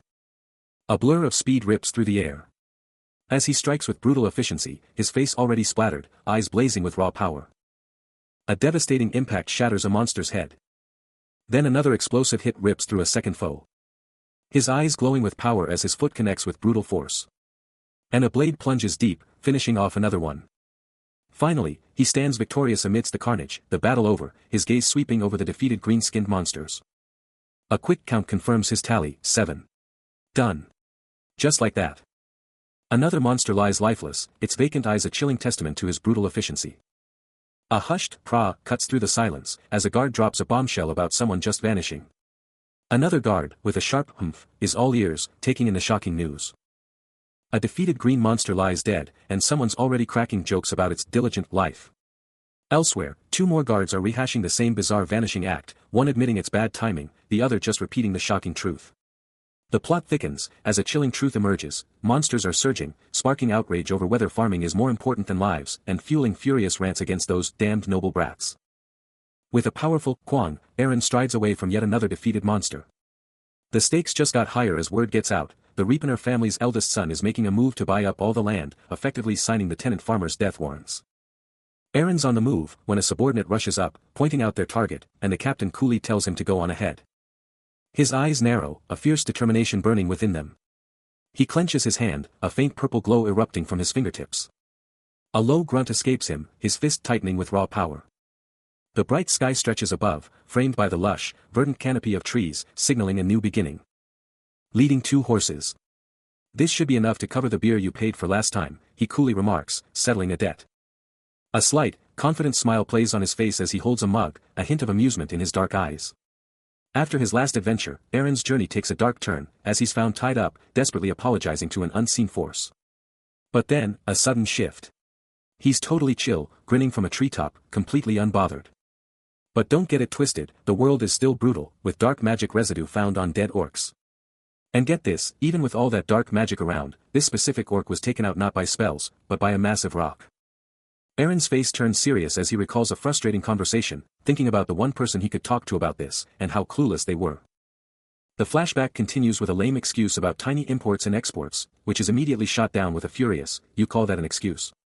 Suddenly, 2 guys are going at it, a bald dude absolutely losing it and grabbing the other by the collar. The bald guy's rage explodes, yelling about the messed up accounts, and he can't believe the potion guy is such an idiot. Aaron, hearing this whole mess, looks totally shocked, realizing it's the same guy who was slinging potions before. Aaron's gaze sharpens as a furious voice sparks, "Take care of him yourself," followed by an immediate, "Get out right this moment." The verbal assault intensifies, "I will take charge of the supply and export of potions from today," the voice booms, adding a cutting, "So go out and sell your yard or some." Eren, cloaked in shadow and marked by his silver cross, remains a stoic presence amidst the brewing storm. Eren, ever composed, greets the unnamed knight with a knowing smirk. You're here. He immediately presses, have you read the report I sent first as I said last time, saying that you shouldn't be able to find any excuse. Eren's tone sharpens, I believe you already know what happened to the ORCS during Inquisition from the outer fortress to the inner fortress. With a subtle, knowing smirk, Eren stands his ground, ready for whatever the knight might offer. The unnamed knight, caught off guard, mentally scrambles, prepare what to say. He quickly offers, I can explain. I had something important to tell you. The knight reveals, the tenant was suddenly attacked by monsters today. But his attention is drawn to the ground, where ominous purple energy pulses, as he declares, but from those monsters. Traces of the dark magic were found. Eren's composure shatters, his eyes flaring with shock, as a furious, ornate-clad man roars, did he already? The furious man's opulent robes hint at his status, as the scene cuts to the ground, where the malevolent purple energy burns, a chilling evidence of the ungodly one. The knight's mind races, connecting the dots. He's finally piecing together why the fortress has been overrun with monsters. But what about the money? Eren's got the answer, a massive 100,000 gold from the potion market alone. Information secured, the knight gives a silent nod of gratitude. With a subtle gesture, he makes a demand, insisting this place be kept under close surveillance. Eren stands ready, absorbing every word from the knight's command. Gripping his sacred cross, the knight announces his next critical mission. Eren's back. A young woman rushes to greet him, ecstatic he's finally returned after her long, patient wait. A mysterious orb glows in the depths, unveiling a shocking truth, someone was in hiding, and the archbishop is now on a desperate search for the Lord. The quest for the Lord could end in tragedy, with a body resting silently, shrouded in a coffin. The Lord, completely inactive in the crisis, dropped a bombshell, no tenant-farmer movement until the cleanup was done. Just one word from the abbot, and it had this massive impact. Eclipsing even the lives of the farmers themselves. And get this, the abbot himself took charge of the funeral. What a bizarre move. Because of that movement ban, the funeral actually happened, somehow respecting the tenant farmer's plight.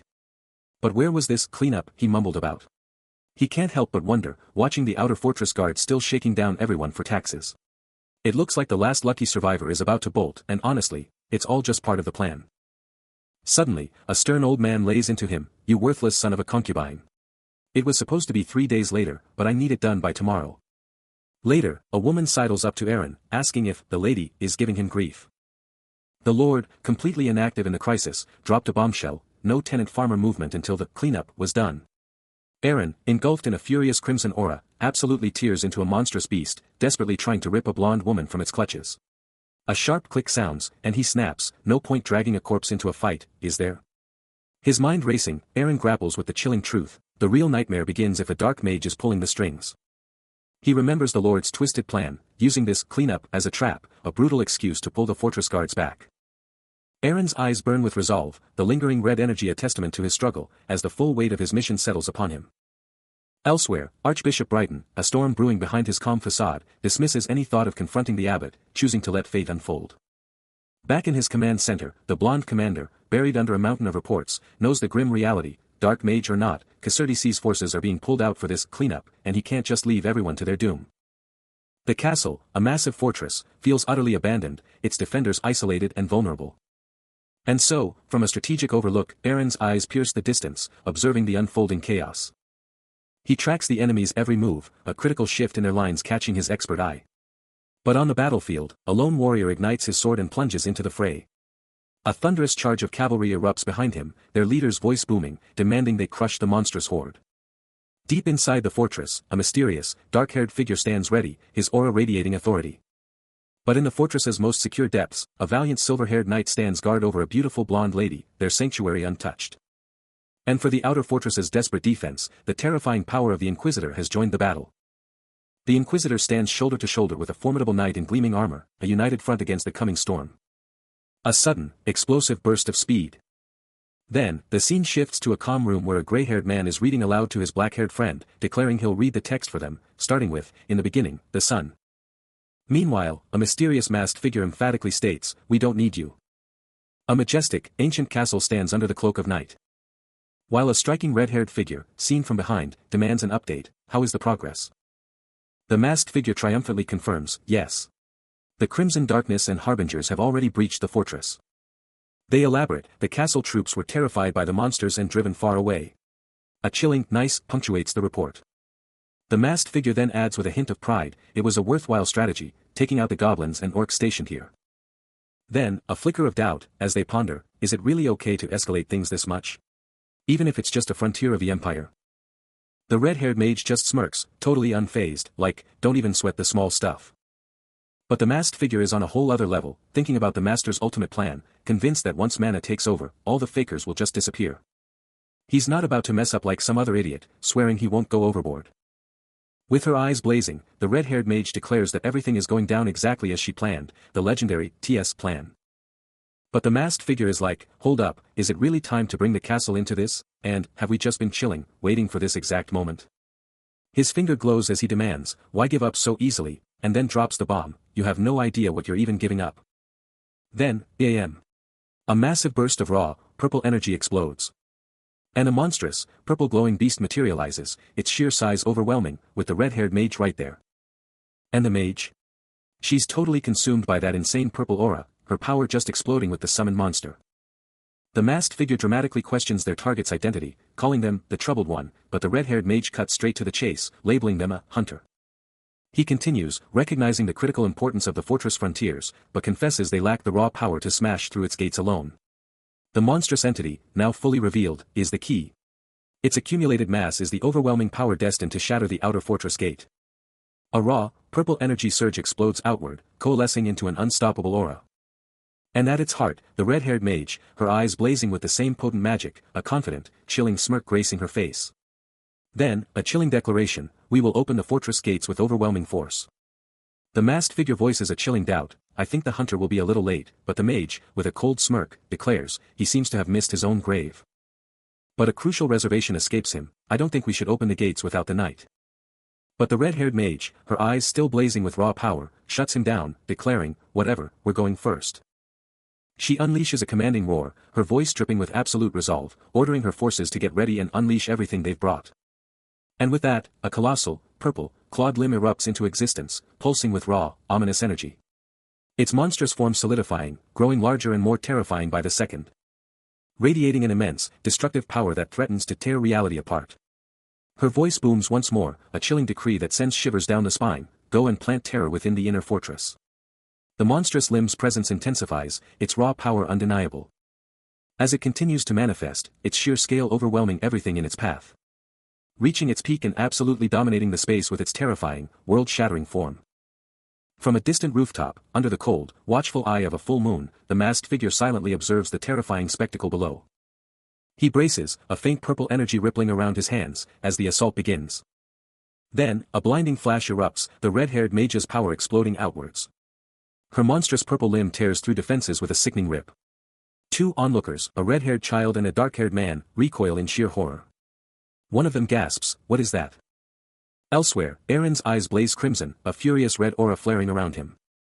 His clenched fist crackles with raw, untamed power. He thinks, I was wondering what I would do if this day didn't come. His face contorts in a snarl of pure, unbridled rage. Consumed by a blazing crimson aura, he lets out a primal scream, his fury erupting. You demon bastards!